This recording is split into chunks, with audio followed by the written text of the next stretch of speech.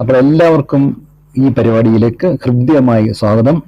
2021 ജൂണിലെ ഇതേപോലെ ഒരു മഴക്കാലത്താണ് ക്ലബ് ഹൗസ് മീഡിയ റൂം ആരംഭിച്ച് അതിനുശേഷം ഒരു ദിവസം പോലും മുടങ്ങാതെ ശനിയാഴ്ചകളിൽ ഇതേ സമയത്ത് നമ്മൾ പരമ്പരകൾ ചെയ്യുന്നു. ഇത് 13ാമത്തെ പരമ്പരയുടെ 19ാം ഭാഗമാണ്. ഡോക്യുമെന്ററി സംവിധായകരുടെ അനുഭവങ്ങളും വീക്ഷണങ്ങളും ഒക്കെ പങ്കുവെക്കുന്ന പരമ്പര. 2 അതിഥികൾ ശ്രീ വിനു വാസുദേവനും രാഖി സാവത്രിയും ഇവിടെ നേരത്തെ തന്നെ എത്തിയിട്ടുണ്ട്. 2 പേരെയും ഞാൻ ഈ പരിപാടിയിലേക്ക് ഹൃദ്യമായി സ്വാഗതം ചെയ്യുന്നു. ആദ്യം സംസാരിക്കുന്ന ശ്രീ വിനു വാസുദേവനാണ്. അദ്ദേഹം പടിഞ്ഞാറ്റുമുറി, മലപ്പുറം ജില്ലയിലെ പടിഞ്ഞാറ്റുമുറി സ്വദേശിയാണ്. അദ്ദേഹം സ്വതന്ത്ര മാധ്യമ പ്രവർത്തകനാണ്, അക്കാഡമിഷ്യനാണ്, ആർട്ട് ക്യൂറേറ്ററാണ്, പിന്നെ ഡോക്യുമെന്ററി സംവിധായകനും. ഹിന്ദുവിന്റെ ഫ്രൈഡേ റിവ്യൂവുമായി അദ്ദേഹം സഹകരിച്ച് പ്രവർത്തിച്ചിട്ടുണ്ട്. ഏഷ്യാനെറ്റ്, മനോരമ വിഷൻ, അമൃത TV തുടങ്ങിയ ടെലിവിഷൻ ചാനലുകളിൽ 1996 മുതൽ 2011 വരെ പ്രോഗ്രാം ഡയറക്ടറായും പ്രവർത്തിച്ചിട്ടുണ്ട്. അദ്ദേഹത്തിന്റെ ഡോക്യുമെന്ററികൾ, ആദ്യത്തെ പ്രധാനപ്പെട്ട ഡോക്യുമെന്ററിയെ കുറിച്ച് പറയാനുള്ള 2021 കേരള കലാമണ്ഡലം പുരസ്കാരം ലഭിച്ച നൃത്ത ഗന്ധർവ എന്ന ഡോക്യുമെന്ററി, ഭരതനാട്യ ആചാര്യൻ CV ചന്ദ്രശേഖരനെ കുറിച്ചുള്ള ഡോക്യുമെന്ററിയാണ് അത്. കലാമണ്ഡലം വാസുദേവ പിഷാരടിയെ കുറിച്ചുള്ള വിജനപദ, കലാമണ്ഡലം ഉണ്ണികൃഷ്ണ കുറുപ്പിനെ കുറിച്ചുള്ള വെങ്കലനാദം, വാര്യങ്കട കുഞ്ചുനായരെ കുറിച്ചുള്ള പ്രിയമാനസം, കോട്ടക്കൽ ഗോപിനാഥൻ നായരെ കുറിച്ചുള്ള ഞാൻ ഗോപി നായർ, ഏറ്റവും അവസാനം കലാമണ്ഡലം ഉണ്ണികൃഷ്ണനെ കുറിച്ചുള്ള മേളപ്രയാണം. കലാമണ്ഡലം ശങ്കരൻ എമ്പ്രാന്തിരിയെ കുറിച്ച് ചെയ്ത വളരെ പ്രസിദ്ധമായൊരു ഡോക്യുമെന്ററി ഉണ്ട്, കളിയരങ്ങിലെ ഭാവഗായകൻ. കഥകളിയുമായി തന്നെ ബന്ധപ്പെട്ട മറ്റൊരു ഹ്രസ്വചിത്രമുണ്ട്, പെട്ടി പറഞ്ഞ കഥ. അങ്ങനെ ധാരാളം ഡോക്യുമെന്ററികൾ അദ്ദേഹത്തിൻ്റെതായിട്ടുണ്ട്. കേരള കലാമണ്ഡലത്തിൽ ബിരുദാനന്തര ബിരുദ കോഴ്സുകളുടെ ഫാക്കൽറ്റി അംഗം കൂടിയാണ് അദ്ദേഹം. സംസാരിച്ചു കഴിഞ്ഞ ശേഷമാണ് രാഖി സാവത്രി സംസാരിക്കുന്നത്. ഡോക്യുമെന്ററി രംഗത്ത് 1.5 ദശാബ്ദക്കാലത്തെ അനുഭവങ്ങളുണ്ട്. എഴുത്തുകാരിയും ഗവേഷകയുമാണ്.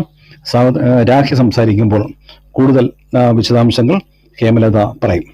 അപ്പൊ ആദ്യം അനുഭവങ്ങൾ പങ്കുവെക്കാൻ ശ്രീ വിനു വാസുദേവനെ ക്ഷണിക്കുന്നു. നമസ്കാരം, സന്തോഷം, വളരെ നന്ദിയുണ്ട്. ഞാൻ പറയുന്നത് കേൾക്കുന്നുണ്ടാവും വിചാരിക്കുന്നു, അല്ലേ? ഓക്കെ ആണല്ലോ? കേൾക്കുന്നു. ഇത്തരത്തിൽ ഒരു എന്താ പറയാ, പരിപാടിയിൽ പങ്കെടുക്കുന്നത്, സംസാരിക്കുന്നത് ആദ്യമായിട്ടാണ്. അപ്പോ അതിന്റെ എന്താ പറയാ, ഇപ്പൊ ഓക്കെയാണ്, ഇപ്പൊ ഞാൻ റെഡി. ഞാൻ ആ അവസ്ഥയുമായിട്ട് പൊരുത്തപ്പെട്ടു, അതുകൊണ്ട് ഇനി എനിക്ക് സംസാരിക്കാം. അപ്പൊ വളരെ സന്തോഷമുണ്ട്. ആദ്യം തന്നെ പറയട്ടെ, ഞാൻ ഒരു ഡോക്യുമെന്ററി സംവിധായകൻ, അല്ലെങ്കിൽ ഈ പറഞ്ഞ ആർട്ട് ക്യൂറേറ്റർ, ആർട്ടുമായിട്ട് റിലേറ്റ് ചെയ്യപ്പെടുന്ന ആൾ എന്നുള്ള രീതിയിൽ എനിക്ക് സന്തോഷമുണ്ട്, അഭിമാനമുണ്ട്. ഞാൻ ജനിച്ചു വളർന്ന നാടും ഞാൻ ചുറ്റും കേട്ട ശബ്ദവും ദൃശ്യങ്ങളും ഒക്കെയാണ് എന്നെ സത്യത്തിൽ ഇങ്ങനൊരു രീതിയിലേക്ക് കൊണ്ടുവന്നിട്ടുള്ളത്.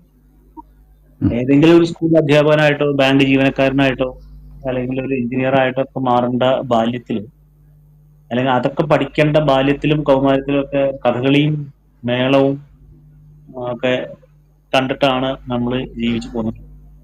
ഒരർത്ഥത്തിൽ പറഞ്ഞാൽ വളരെ കോൺട്രാസ്റ്റുള്ള 2 കാര്യങ്ങളാണ് എനിക്ക് ഏറ്റവും പ്രിയപ്പെട്ടത്, കഥകളിയും ക്രിക്കറ്റ് കളിയും.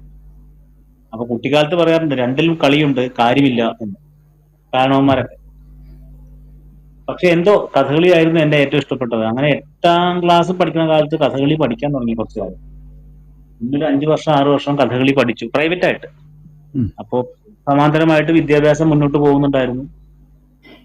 പിന്നെ ഒരു ഡിഗ്രി ഒക്കെ പഠിക്കുന്ന കാലത്താണ് അത് വേണ്ടാന്ന് വെച്ചത്. പഠിത്തം അവിടെ നിർത്താം, കഥകളി പഠിത്തം നിർത്താം, ആസ്വാദകനായിട്ട് തുടരാം. അങ്ങനെ ഡിഗ്രി പഠനമൊക്കെ കഴിഞ്ഞ് ജേർണലിസം പഠിച്ചു. പിന്നെ തൊഴിലുമായിട്ട് ബന്ധപ്പെട്ട് കുറെ കാലം കഥകളി കാണാനോ അല്ലെങ്കിൽ അതിന്റെ പിന്നാലെ നടക്കാനൊന്നും പറ്റിയിട്ടില്ല. കഥകളി മാത്രമല്ല കേട്ടോ, കൂടിയാട്ടം, മേളം എല്ലാം കാണാറുണ്ട്, തിയേറ്റർ. പിന്നെ തിരുവനന്തപുരത്ത് 96 എത്തിയോടുകൂടി ഇതിനൊക്കെയുള്ള കൂടുതൽ അവസരങ്ങൾ ധാരാളം കിട്ടിത്തുടങ്ങി. നമുക്ക് അറിയാലോ, തിരുവനന്തപുരത്തുള്ള ആൾക്കാർക്ക് അറിയാം അതിന്റെ സാഹചര്യങ്ങൾ. ധാരാളം എപ്പോഴും പരിപാടികൾ ഉണ്ടാവും. അപ്പോ അത് കൂടുതൽ എനിക്ക് ഒരു എന്താ പറയാ സന്തോഷം. നാട്ടിലുള്ളതിനേക്കാൾ കൂടുതൽ അവസരങ്ങൾ കഥകളി കാണാനും, ഡാൻസ് കാണാനും, കൂടിയാട്ടം കാണാനും ഒക്കെ. അങ്ങനെയാണ് ഒരു ഡോക്യുമെന്ററിയിലേക്ക് എത്തുന്നത്. സത്യത്തിൽ അങ്ങനെയാണ്. 99-ലാണ് ആദ്യമായിട്ട് ഡോക്യുമെന്ററി ചെയ്യുന്നത്. അത് ഈ പറഞ്ഞ കലാമണ്ഡലം ശങ്കരൻ എമ്പ്രാന്തിരിയെ കുറിച്ച്. അപ്പോ അന്നൊന്നും സത്യത്തിൽ അറിയില്ല ഇതിന്റെ ഒരു ഫണ്ടിനെ കുറിച്ചോ പൈസ ഉണ്ടാക്കുന്നതിനെ കുറിച്ചോ ഒന്നും അറിയില്ല. അപ്പൊ നമ്മളെ സ്വന്തം കയ്യിൽ നിന്ന് സ്ഥലമൊക്കെ വിറ്റ് അങ്ങനെയാണ് അതിനുള്ള ഫണ്ട് കണ്ടെത്തുന്നത്. 99 എനിക്ക് ഡോക്യുമെന്ററി ചെയ്യാൻ ആയ ചെലവ് ഏതായാലും 40,000 രൂപയായിരുന്നു. അത് അന്ന് വലിയ സംഖ്യയായിരുന്നു. പക്ഷെ അതെനിക്ക് ഭയങ്കര സന്തോഷം തന്നു. കാരണം അതിന്റെ സ്ക്രീനിങ് ഫസ്റ്റ് പ്രീമിയർ നടന്നത് തിരുവനന്തപുരത്ത് കാർത്തികനാഥ് തിയേറ്ററിൽ വെച്ചിട്ടാണ്. അടൂർ ഗോപാലകൃഷ്ണനായിരുന്നു അതിന്റെ ഉദ്ഘാടനം നിർവഹിച്ചത്. അപ്പൊ അദ്ദേഹം എന്റെ അടുത്തിരുന്ന് ആ 40 മിനിറ്റുള്ള ഡോക്യുമെന്ററി മുഴുവൻ കണ്ടിരുന്നു എന്നുള്ളത് എനിക്ക് ഇന്നും സന്തോഷമുള്ള കാര്യമാണ്. കാരണം എന്നെ സംബന്ധിച്ച് ഞാൻ ഒരു വളരെ തുടക്കക്കാരൻ. ഏതാണ്ട് അന്ന് എനിക്ക് 25 വയസ്സേ ഉള്ളൂ. അടൂർ സാർ അത് മുഴുവൻ കണ്ടിരുന്നിട്ട് നല്ലത് എന്റെ ഒരു അഭിപ്രായം പറഞ്ഞ് അദ്ദേഹം വേഗം പുറത്തേക്ക് പോയി. അതായിരുന്നു ആദ്യത്തെ ഒരു ഡോക്യുമെന്ററി അനുഭവം.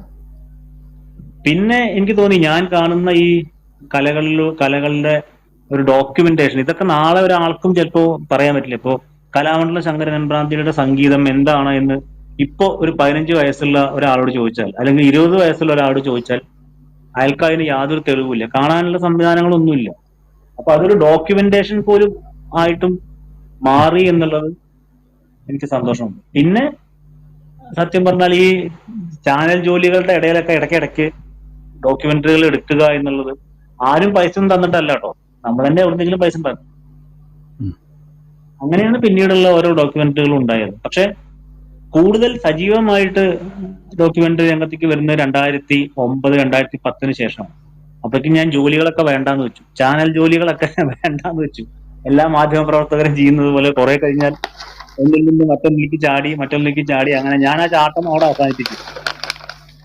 പിന്നെ 2009 ഈ പറഞ്ഞ കേരള കലാമണ്ഡലം നിർമ്മിച്ച പ്രിയമാനസം എന്നുള്ള, അത് സത്യത്തിൽ ഡോക്യുമെന്ററി അല്ല, ഒരു ഡോക്യു ഫിക്ഷനാണ്. കാരണം അന്ന് 25 വർഷം മുമ്പ് മരിച്ചുപോയ വാഴയങ്കട കുഞ്ചുനായർ എന്ന ആളെ കുറിച്ചുള്ള ഡോക്യുമെന്ററിയാണ്. മരിച്ചുപോയ ഒരാളെ കുറിച്ച് നമ്മൾ ഡോക്യുമെന്ററി എടുക്കുമ്പോൾ അതിനകത്ത് എങ്ങനെയാണ് എന്തൊക്കെ ടെക്നിക്സ് ഉപയോഗിക്കണം എന്നുള്ളതൊക്കെ വലിയ ചലഞ്ചായിരുന്നു. അപ്പൊ ഞാൻ മരിച്ചുപോയ ആൾക്ക് പകരം വേറൊരാളെ കൊണ്ട് എനാക്ട് ചെയ്യിപ്പിച്ചു. ഒരു ഡോക്യു ഫിക്ഷന്റെ ഫോർമാറ്റിലാണ് അതൊക്കെ ചെയ്തത്. പിന്നെ അത് കഴിഞ്ഞ് ഇപ്പൊ ഈ പറഞ്ഞ കേരള കലാമണ്ഡലം അവാർഡ് കിട്ടിയ ഡോക്യുമെന്ററി, അതൊരു ഇംഗ്ലീഷ് ഡോക്യുമെന്ററിയാണ്. ഇംഗ്ലീഷിലാണ് അതിന്റെ. അത് സത്യത്തിൽ ഭയങ്കര ഒരു കോൺഫിഡൻസ് തരുന്ന ഡോക്യുമെന്ററി ആയിരുന്നു. കാരണം മദ്രാസിൽ പോകുന്നു, CV ചന്ദ്രശേഖർ എന്ന വലിയ ഡാൻസറെ പരിചയപ്പെടുന്നു. പിന്നെ അദ്ദേഹത്തിന്റെ ഒപ്പം 1.5 വർഷം യാത്ര ചെയ്യുന്നു. അദ്ദേഹം ജോലി ചെയ്ത ബനാറസിൽ പോകുന്നു, ബനാറസ് ഹിന്ദു യൂണിവേഴ്സിറ്റിയിൽ, ബറോഡയിലെ എന്താ പറയാ സൈജ് ഗേക്വാദ് യൂണിവേഴ്സിറ്റിയിൽ പോകുന്നു. അങ്ങനെ ഇന്ത്യയിലെ പ്രശസ്തങ്ങളായിട്ടുള്ള അക്കാഡമിക് സ്ഥലങ്ങളിലൊക്കെ ചന്ദ്രശേഖർ സാറിനെയും കൊണ്ട് ഞങ്ങൾ പോവുകയാണ്. അതിനെനിക്ക് ഫണ്ട് കിട്ടിയിട്ട്, പക്ഷെ ഫണ്ട് തന്നത് ഒരു നൃത്തത്തിനോടൊക്കെ ഭയങ്കര താല്പര്യമുള്ള ചെന്നൈയിലുള്ള ഒരു എന്താ പറയാ ആയുർവേദ ഡോക്ടറുണ്ട്, ഡോക്ടർ മാധവി എന്ന് പറയും. അവരാണ് അതിന് ഫണ്ട് തന്നത്. അത് ചന്ദ്രശേഖർ സാറിനോടുള്ള അവരുടെ ഭയങ്കരമായിട്ടുള്ള ഒരുതരം ബഹുമാനം കൊണ്ട്. അങ്ങനെയാണ് ആ ഡോക്യുമെന്ററി കംപ്ലീറ്റ് ചെയ്തതും. അത് കോവിഡ് കാലത്താണ് അതിന്റെ ഷൂട്ട് തീരുന്നത്. പിന്നെ എഡിറ്റ് ചെയ്യാനോ ഒന്നും പറ്റുന്നില്ല. ഏതാണ്ട് 1 വർഷത്തോളം ഈ ഷൂട്ട് ചെയ്ത റോ വിഷ്വൽസ് മുഴുവൻ അങ്ങനെ പെട്ടിയിലിരുന്നു. അപ്പൊ ഏറ്റവും വലിയ ടെൻഷൻ, ഈ ചന്ദ്രശേഖർ സാറിന് അപ്പൊ 84 വയസ്സാണ്.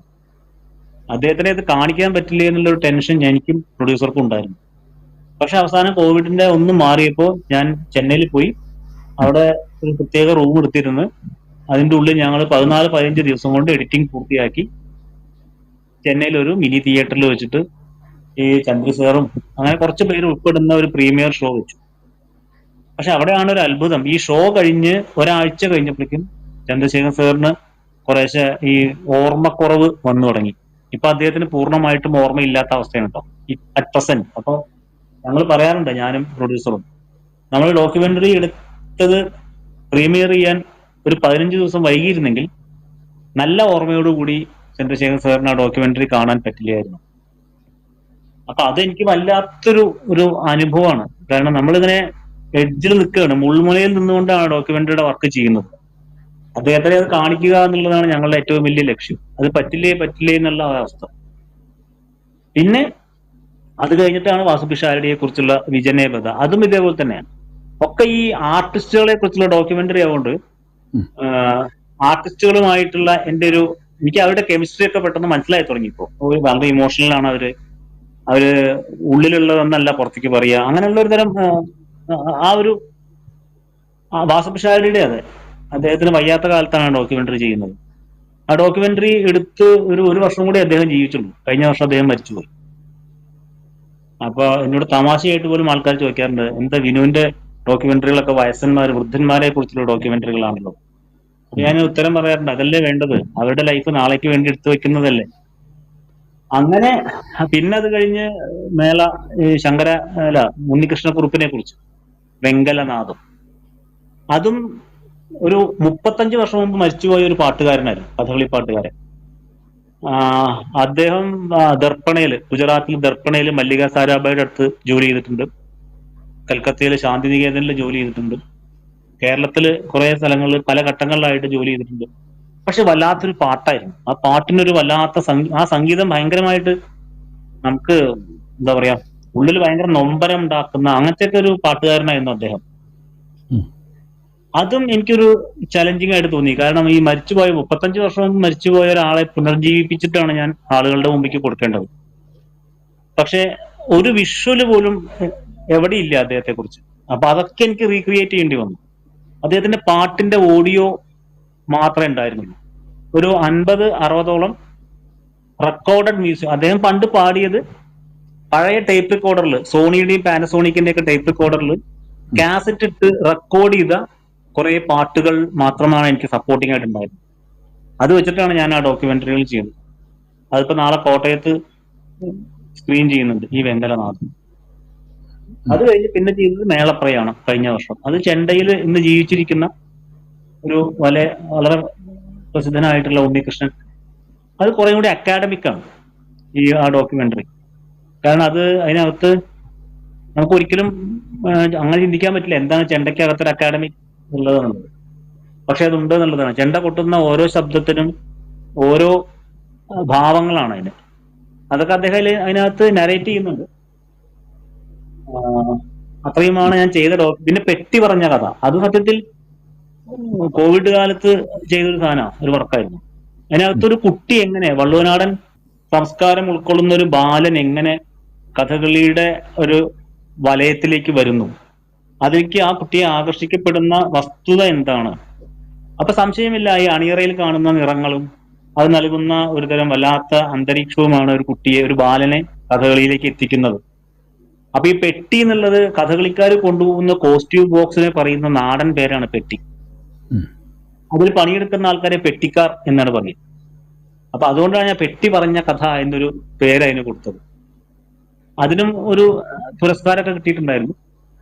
പിന്നെ ഇപ്പോ പ്രസന്റ്ലി ഞാൻ വേറൊരു ഡോക്യുമെന്ററി ഉണ്ട്, ഒരു മോഹിനിയാട്ടം ഡാൻസർ, 72 വയസ്സായ ഒരു മോഹിനിയാട്ടം ഡാൻസറെ കുറിച്ച് ഡോക്യുമെന്ററി ചെയ്തുകൊണ്ടിരിക്കുന്നു. അതിന്റെ പോസ്റ്റ് പ്രൊഡക്ഷൻ നടന്നുകൊണ്ടിരിക്കുന്നു. പിന്നെ എന്റെ നാട് നിങ്ങൾ പറഞ്ഞ പോലെ മലപ്പുറം ജില്ലയിലാണ്. അവിടെ വളരെ ഗ്രാമപ്രദേശമാണ്. അങ്ങനെ അതൊക്കെയാണ് ഉള്ളത്. പക്ഷെ ഇപ്പൊ എറണാകുളത്ത് ജോലി ചെയ്യുന്നു. കേരളത്തിലെ പല ജില്ലകളിലും മാധ്യമ പ്രവർത്തനവുമായിട്ട് ബന്ധപ്പെട്ട് ജോലി ചെയ്തിട്ടുണ്ട്. ഇപ്പൊ അവസാനം ഒരു 10 വർഷമായിട്ട് അധ്യാപകനാണ്, മാധ്യമ പ്രവർത്തനം പഠിപ്പിക്കുന്ന അധ്യാപകനാണ്. ഇവിടെയൊക്കെയാണ് എനിക്ക് ഇവിടെ എറണാകുളത്ത് സഫാരി അക്കാഡമി ഉണ്ട്, സഫാരി ടെലിവിഷന്റെ ഒരു മീഡിയ അക്കാഡമി ഉണ്ട് കാക്കനാട്. അപ്പൊ താങ്കൾ കഥകളി പഠിച്ചിട്ടാണ്, അതിലുണ്ടായ താല്പര്യം കാരണമാണ് പിന്നെ അതേക്കുറിച്ചുള്ള ഡോക്യുമെന്ററികൾ ചെയ്യാൻ വന്നതെന്ന് പറയും. പക്ഷെ വേദികളിൽ അവതരിപ്പിച്ചിട്ടുണ്ടോ? വേദികളിൽ അരങ്ങേറ്റം കഴിഞ്ഞിട്ട് പഠിക്കുന്ന ആ വേഷമൊക്കെ കിട്ടിയിട്ടുണ്ട്. അരങ്ങേറ്റം കഴിഞ്ഞ് ഞാൻ കുറച്ച് വേഷങ്ങളൊക്കെ കിട്ടിയിട്ടുണ്ട്. പിന്നെ കോളേജിലേക്ക് പോകുന്ന സമയത്ത് നമുക്ക് ഈ മീശ മുളച്ചു വരുന്ന ഒരു കാലമായിരുന്നു അന്നത്തെ, degree first year second year ഒക്കെ. എവിടെയാണ് പഠിച്ചത്?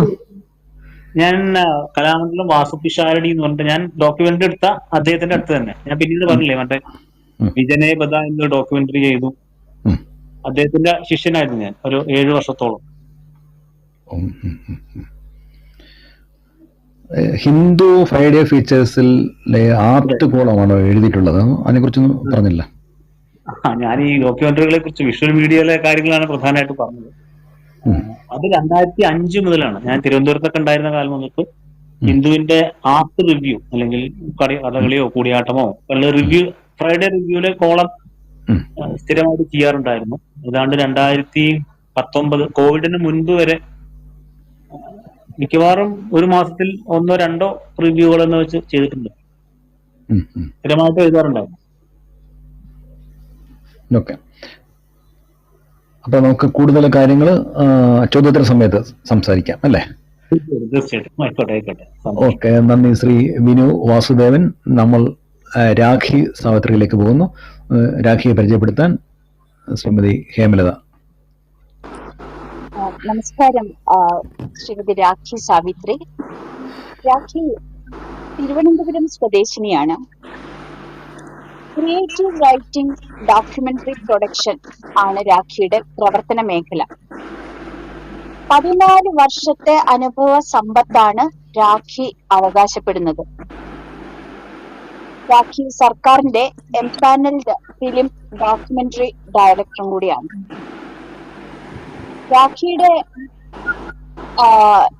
എക്സ്പീരിയൻസ് 14 കൊല്ലം മാത്രമാണ് പ്രൊഫൈലിൽ കാണുന്നത് എങ്കിലും രാഖിയുടെ പ്രവർത്തന മണ്ഡലങ്ങളും ചെയ്തിട്ടുള്ള ഡോക്യുമെന്ററി അതുപോലെ തന്നെ മറ്റ് ഇതര വർക്കുകൾ നോക്കുമ്പോൾ രാഖിക്ക് വെറും 14 വർഷത്തെ അനുഭവ സമ്പത്തേ ഉള്ളൂ എന്ന് ഞാൻ വിശ്വസിക്കുന്നില്ല. നമുക്ക് വിശ്വസിക്കാൻ പറ്റില്ല. അത്രയധികം വർക്കുകളാണ് രാഖി ഈ ഒരു സമയത്ത് ചെയ്തിട്ടുള്ളത്. ഒരുപാട് documentary, ad films, docu fictions, biopics, അങ്ങനെ പലതും ചെയ്തിട്ടുണ്ട്. ഡോക്യുമെന്ററി വിഭാഗത്തില് 2023 ജെൻഡർ പാർക്ക് മ്യൂസിയം പ്രോജക്റ്റിന് വേണ്ടിയിട്ട് അത് ഇന്ത്യയിലെ ആദ്യത്തെ ഒരു ലോക്സഭ അംഗം, ആദ്യത്തെ ലോക്സഭയുടെ മലയാളി അംഗമായിട്ടുള്ള ആനി മസ്ക്രീൻ, അതുപോലെ തന്നെ ആദ്യത്തെ വനിതാ ജഡ്ജ്, എനിക്ക് തോന്നുന്നു ഏഷ്യയിലെ തന്നെ ആദ്യം നിയമ സാക്ഷരത നേടിയ വനിതയായിരിക്കണം അന്ന ചാണ്ടി. ഈ രണ്ടുപേരെ കുറിച്ച് ഡോക്യുമെന്ററി ബയോപിക്സ് ആണ് ചെയ്തിട്ടുള്ളത്. അതുകൂടാതെ ദേശീയ ശുചിത്വ മിഷൻ പദ്ധതിക്ക് വേണ്ടിയിട്ട് 2023 ഗോവർദ്ധൻ പദ്ധതിയെ കുറിച്ച് ഒരു ഡോക്യുമെന്ററി ചെയ്തിട്ടുണ്ട്. രാഖിയുടെ മൈക്ക് കുറച്ചു നേരം ഒന്ന് ഓഫ് ചെയ്താൽ ഒരു ഡിസ്റ്റർബൻസ് വരുന്നുണ്ട്. ഓക്കെ. വനിതാ വികസന കോർപ്പറേഷന് വേണ്ടിയിട്ട് ഷീപാഡ് പ്രോജക്റ്റിന്റെ ഭാഗമായിട്ട് ഒരു ആഡ് ഫിലിം ചെയ്തിട്ടുള്ളതും രാഖിയാണ്. 2022 ആ പ്രോജക്റ്റ് ചെയ്തിട്ടുള്ളത്. പത്തനംതിട്ട ജില്ലാ ഇൻഫർമേഷൻ ഓഫീസിനായിട്ട് മുറിവ് ഉണക്കിയവർ എന്ന ഒരു ഡോക്യുമെന്ററി ചെയ്തിട്ടുണ്ട്. COVID-19 പാൻഡമിക്കിന്റെ ഒരു ആഘാതം അത് തടയാനായിട്ട് ആത്മാർത്ഥമായി പ്രവർത്തിച്ച സർക്കാരിന്റെ വിവിധ വകുപ്പുകളെ കുറിച്ചുള്ള ഒരു ഡോക്യുമെന്ററി ആയിരുന്നു അത്. KSFDCയുടെ കേരള സ്റ്റേറ്റ് ഫിലിം ഡെവലപ്മെന്റ് കോർപ്പറേഷന്റെ പ്രോജക്റ്റിന്റെ ഭാഗമായിട്ട് ചിറ്റൂർ ബ്ലോക്ക് പഞ്ചായത്തിന് വേണ്ടിയും ഒരു ഡോക്യുമെന്ററി ചെയ്തിട്ടുണ്ട്. അതിന്റെ സ്ക്രിപ്റ്റും ഡയറക്ഷനും രാഖി തന്നെയാണ് ചെയ്തിട്ടുള്ളത്. 2021 അത് ചെയ്തത്. 90 മിനിറ്റുള്ള ഒരു ഡോക്യുമെന്ററി ആയിട്ടാണ് അത് വന്നിട്ടുള്ളത്. അതുപോലെ creative story telling, project management, അങ്ങനെ വിവിധ വിഭാഗം ഈ ഇതിന്റെ പ്രൊഡക്ഷനുമായിട്ട് ബന്ധപ്പെട്ട് അതിലെല്ലാം രാഖിയുടെ ഒരു സാന്നിധ്യം രാഖിയെ അറിയിക്കാറുണ്ട്. കാരണം അതിന് എല്ലാം താല്പര്യമുള്ള ഒരു വ്യക്തിയാണ്. ഈ മീഡിയ പ്രൊഡക്ഷനിൽ ഇതിനൊക്കെ വലിയ സ്ഥാനമുണ്ട് എന്ന് നമുക്കറിയാം. അതുകൊണ്ട് രാഖിക്ക് ഇതില് ഒരു സ്പെഷ്യൽ സ്കില്ല് തന്നെ വളർത്തിയെടുക്കാൻ കഴിഞ്ഞിട്ടുള്ളത് വലിയൊരു കാര്യമായിട്ട് പറയേണ്ടതുണ്ട്. കേരളത്തിലെ വനിതകളുടെ ജീവിതം പറയുന്ന ചരിത്രപരമായിട്ടുള്ള documentary Kerala state women development കോർപ്പറേഷന് വേണ്ടിയിട്ട് ഒരു 40 മിനിറ്റുള്ള ഒരു ഡോക്യുമെന്ററി ചെയ്തിട്ടുണ്ട്. അതുകൂടാതെ ഒരു പോലീസ് കസ്റ്റഡിയിൽ മരണമടഞ്ഞ മകനെ അന്വേഷിച്ച് ഒരു അമ്മയുടെ അന്വേഷണം, അതിനെ കുറിച്ച് ചെയ്തിട്ടുള്ള മറ്റൊരു ഡോക്യുമെന്ററി ശ്രദ്ധേയമായിട്ടുണ്ട്. ബേണിംഗ് മദർ എന്നാണ് ആ ഡോക്യുമെന്ററിയുടെ പേര്. അതുപോലെ കേരള ലെജിസ്ലേറ്റീവ് അസംബ്ലി മ്യൂസിയത്തിന് വേണ്ടിയിട്ടും രാഖി പ്രവർത്തിച്ചിട്ടുണ്ട്. ഈ 20ാം മന്ത്രിസഭയിലെ മന്ത്രിമാരെയും വ്യക്തികളെയും അടിസ്ഥാനപ്പെടുത്തി ലെജിസ്ലേറ്റീവ് അസംബ്ലിയുടെ ഡിജിറ്റൈസേഷൻ പ്രോജക്റ്റിന് വേണ്ടിയിട്ട് അവിടുത്തെ മ്യൂസിയത്തിന്റെ ഡിജിറ്റൈസേഷന് വേണ്ടിയിട്ട് ചെയ്തതാണ്. അതിന്റെ സ്ക്രിപ്റ്റ്, ഡയറക്ഷൻ ഇതെല്ലാം രാഖിയാണ് നിർവഹിച്ചത്. പാലിയം ഇന്ത്യ ട്രസ്റ്റിന് വേണ്ടിയിട്ട് ബീന പോൾ, പ്രമുഖ എഡിറ്റർ, നാഷണൽ അവാർഡ് ജേതാവ് ഒക്കെ ആയിട്ടുള്ള ബീന പോളുമായിട്ട് സഹകരിച്ച് എനിക്ക് തോന്നുന്നു അത് KSFDCക്ക് വേണ്ടിയിട്ടായിരിക്കും ഡോക്യുമെന്ററി ചെയ്തിട്ടുണ്ട്. അത് ആ പ്രോജക്റ്റിന്റെ എക്സിക്യൂട്ടീവ് പ്രൊഡ്യൂസറും കൂടി ആയിരുന്നു രാഖി. 2017 1 മിനിറ്റ് ദൈർഘ്യമുള്ള മിത്ര 181, അത് ഒരു വിമൻ ഹെൽപ്പ് ലൈൻ നമ്പറാണ്.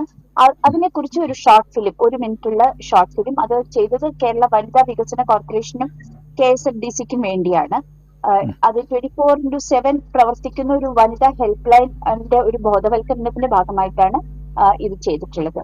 ദ സൗണ്ട് ഓഫ് സൈലൻസ് എന്നുള്ള ഒരു ഡോക്യുമെന്ററി കേരളത്തിലെ സർവകലാശാലകളുടെ കലാശാലകളുടെ ക്യാമ്പസുകളിൽ ഉള്ള ജെൻഡർ ഡിസ്ക്രിമിനേഷനെ പറ്റിയിട്ട്, ജെൻഡർ വിവേചനത്തിനെ പറ്റിയിട്ട് പറയുന്ന ഒരു ഡോക്യുമെന്ററി ആയിരുന്നു. അത് ഡൽഹിയിലെ ഒരു ഏജൻസിക്ക് വേണ്ടിയിട്ടാണ് അത് ചെയ്തിട്ടുള്ളത് എന്ന് പ്രൊഫൈലിൽ കണ്ടു. അതിനെ പറ്റിയിട്ട് കൂടുതൽ വിശദീകരിക്കുമെന്ന് വിചാരിക്കുന്നു. ദേശീയ ദൂരദർശൻ 2 എപ്പിസോഡുകളായിട്ട് ഇത് ടെലികാസ്റ്റ് ചെയ്തിട്ടുണ്ട് ഈ ഒരു ഡോക്യുമെന്ററി. ഇത് കൂടാതെ രാഖിയുടെ വർക്കുകൾ നിരവധിയുണ്ട്. അട്ടപ്പാടിയിലെ ആദിവാസി വിഭാഗങ്ങൾക്ക് വേണ്ടിയിട്ട് അവരുടെ ട്രൈബൽ സോങ്, അത് പട്ടികവർഗ വികസന വകുപ്പിന് വേണ്ടിയിട്ടാണ് ചെയ്തിട്ടുള്ളത്. അവരുടെ ട്രൈബൽ സോങ്സ് 2017 അത് ഡോക്യുമെന്റ് ചെയ്തിട്ടുണ്ട്. അത് കൂടാതെ അച്യുതമേനോൻ സെന്റർ ഫോർ ഹെൽത്ത് സയൻസിന്റെ അതിന്റെ സ്റ്റഡീസിനായിട്ട് ഒരു 4 മിനിറ്റുള്ള 4 മ്യൂസിക് വീഡിയോസ് ചെയ്തിട്ടുണ്ട്. ഇത് കൂടാതെ എലപ്പള്ളി ഗ്രാമപഞ്ചായത്തിനെ പറ്റിയിട്ടുള്ള ഒരു പഠനം നടത്തിയത് പുസ്തകമാക്കിയിട്ടുണ്ട്. അതുപോലെ ഹിസ്റ്ററി കൗൺസിൽ ഫോർ ഹിസ്റ്റോറിക് റിസർച്ചിന് വേണ്ടിയിട്ടാണ് അത് പുസ്തകം ആക്കി ചെയ്തത്. ഓസ്ട്രേലിയയിലെ മെൽബൺ യൂണിവേഴ്സിറ്റിക്ക് വേണ്ടിയിട്ട് ശ്രീ ചിത്രത്തിങ്ങൾ ട്രസ്റ്റുമായി ചേർന്ന് സഹകരിച്ച് ഡയബറ്റീസിനെ പറ്റിയിട്ടുള്ള ഡയബറ്റീസ് പ്രിവെൻഷൻ ഒരു പ്രോജക്റ്റ് ആയിട്ട് ചെയ്തിട്ടുണ്ട്. ഇങ്ങനെ നിരവധി ഒരു എനിക്ക് തോന്നുന്നു 14 വർഷമൊന്നും പോരെ ഇത്ര അധികം പ്രോജക്റ്റുകൾ ചെയ്യാൻ. മോസറിക്സ് ഹെറിറ്റേജ് പ്രോജക്റ്റിന് വേണ്ടിയിട്ട് ചെയ്തിട്ടുണ്ട്. അതുപോലെ ടുബാക്കോ ഇന്ത്യ പ്രോജക്റ്റ് 2011 തൊട്ട് 13 വരെ ക്വിറ്റ് ടുബാക്കോ എന്നുള്ള ഒരു പ്രോജക്റ്റ് ആയിട്ട് ഇന്റർനാഷണൽ ഒരു ടീമോ US ടീമുമായിട്ട് സഹകരിച്ച് ഇന്ത്യയിലെ വിദേശത്തെ പ്രമുഖ വ്യക്തികൾ പുകവലിക്കെതിരെ പിന്നെ പ്രത്യക്ഷപ്പെടുന്ന 31 ഷോർട്ട് ഡോക്യുമെന്ററീസ് ആണ് അതിന് വേണ്ടിയിട്ട് ചെയ്തത്. 31 ഷോർട്ട് ഡോക്യുമെന്ററി ഫിലിംസും ഒരു ഡോക്യുമെന്ററിയുമാണ് അതിനു വേണ്ടി ചെയ്തത്. ഇത് കൂടാതെ സ്കൂൾ തലത്തിലും കോളേജ് തലത്തിലും ഒക്കെ സർക്കാർ നടപ്പിലാക്കി വന്നിട്ടുള്ള അസാപ്പ് പദ്ധതി, അഡീഷണൽ സ്കിൽ അക്വിസിഷൻ പ്രോഗ്രാം ആണ്. അതിനു വേണ്ടിയിട്ടും SCERTക്ക് വേണ്ടിയിട്ടും ഒക്കെ നിരവധി ഡോക്യുമെന്ററികൾ വിദ്യാഭ്യാസ സംബന്ധമായ വിഷയങ്ങൾക്ക് വേണ്ടിയിട്ട് ചെയ്തിട്ടുണ്ട്. ഇങ്ങനെ രാഖി ഇത് ഈ കാര്യങ്ങൾ എങ്ങനെയൊക്കെയാണ് ഇത് ചെയ്യാൻ കഴിഞ്ഞത്, അതിനു വേണ്ടിയിട്ട് രാഖിയുടെ കോൺട്രിബ്യൂഷൻസ് ഏകദേശം നമുക്ക് മനസ്സിലായിട്ടുണ്ട്.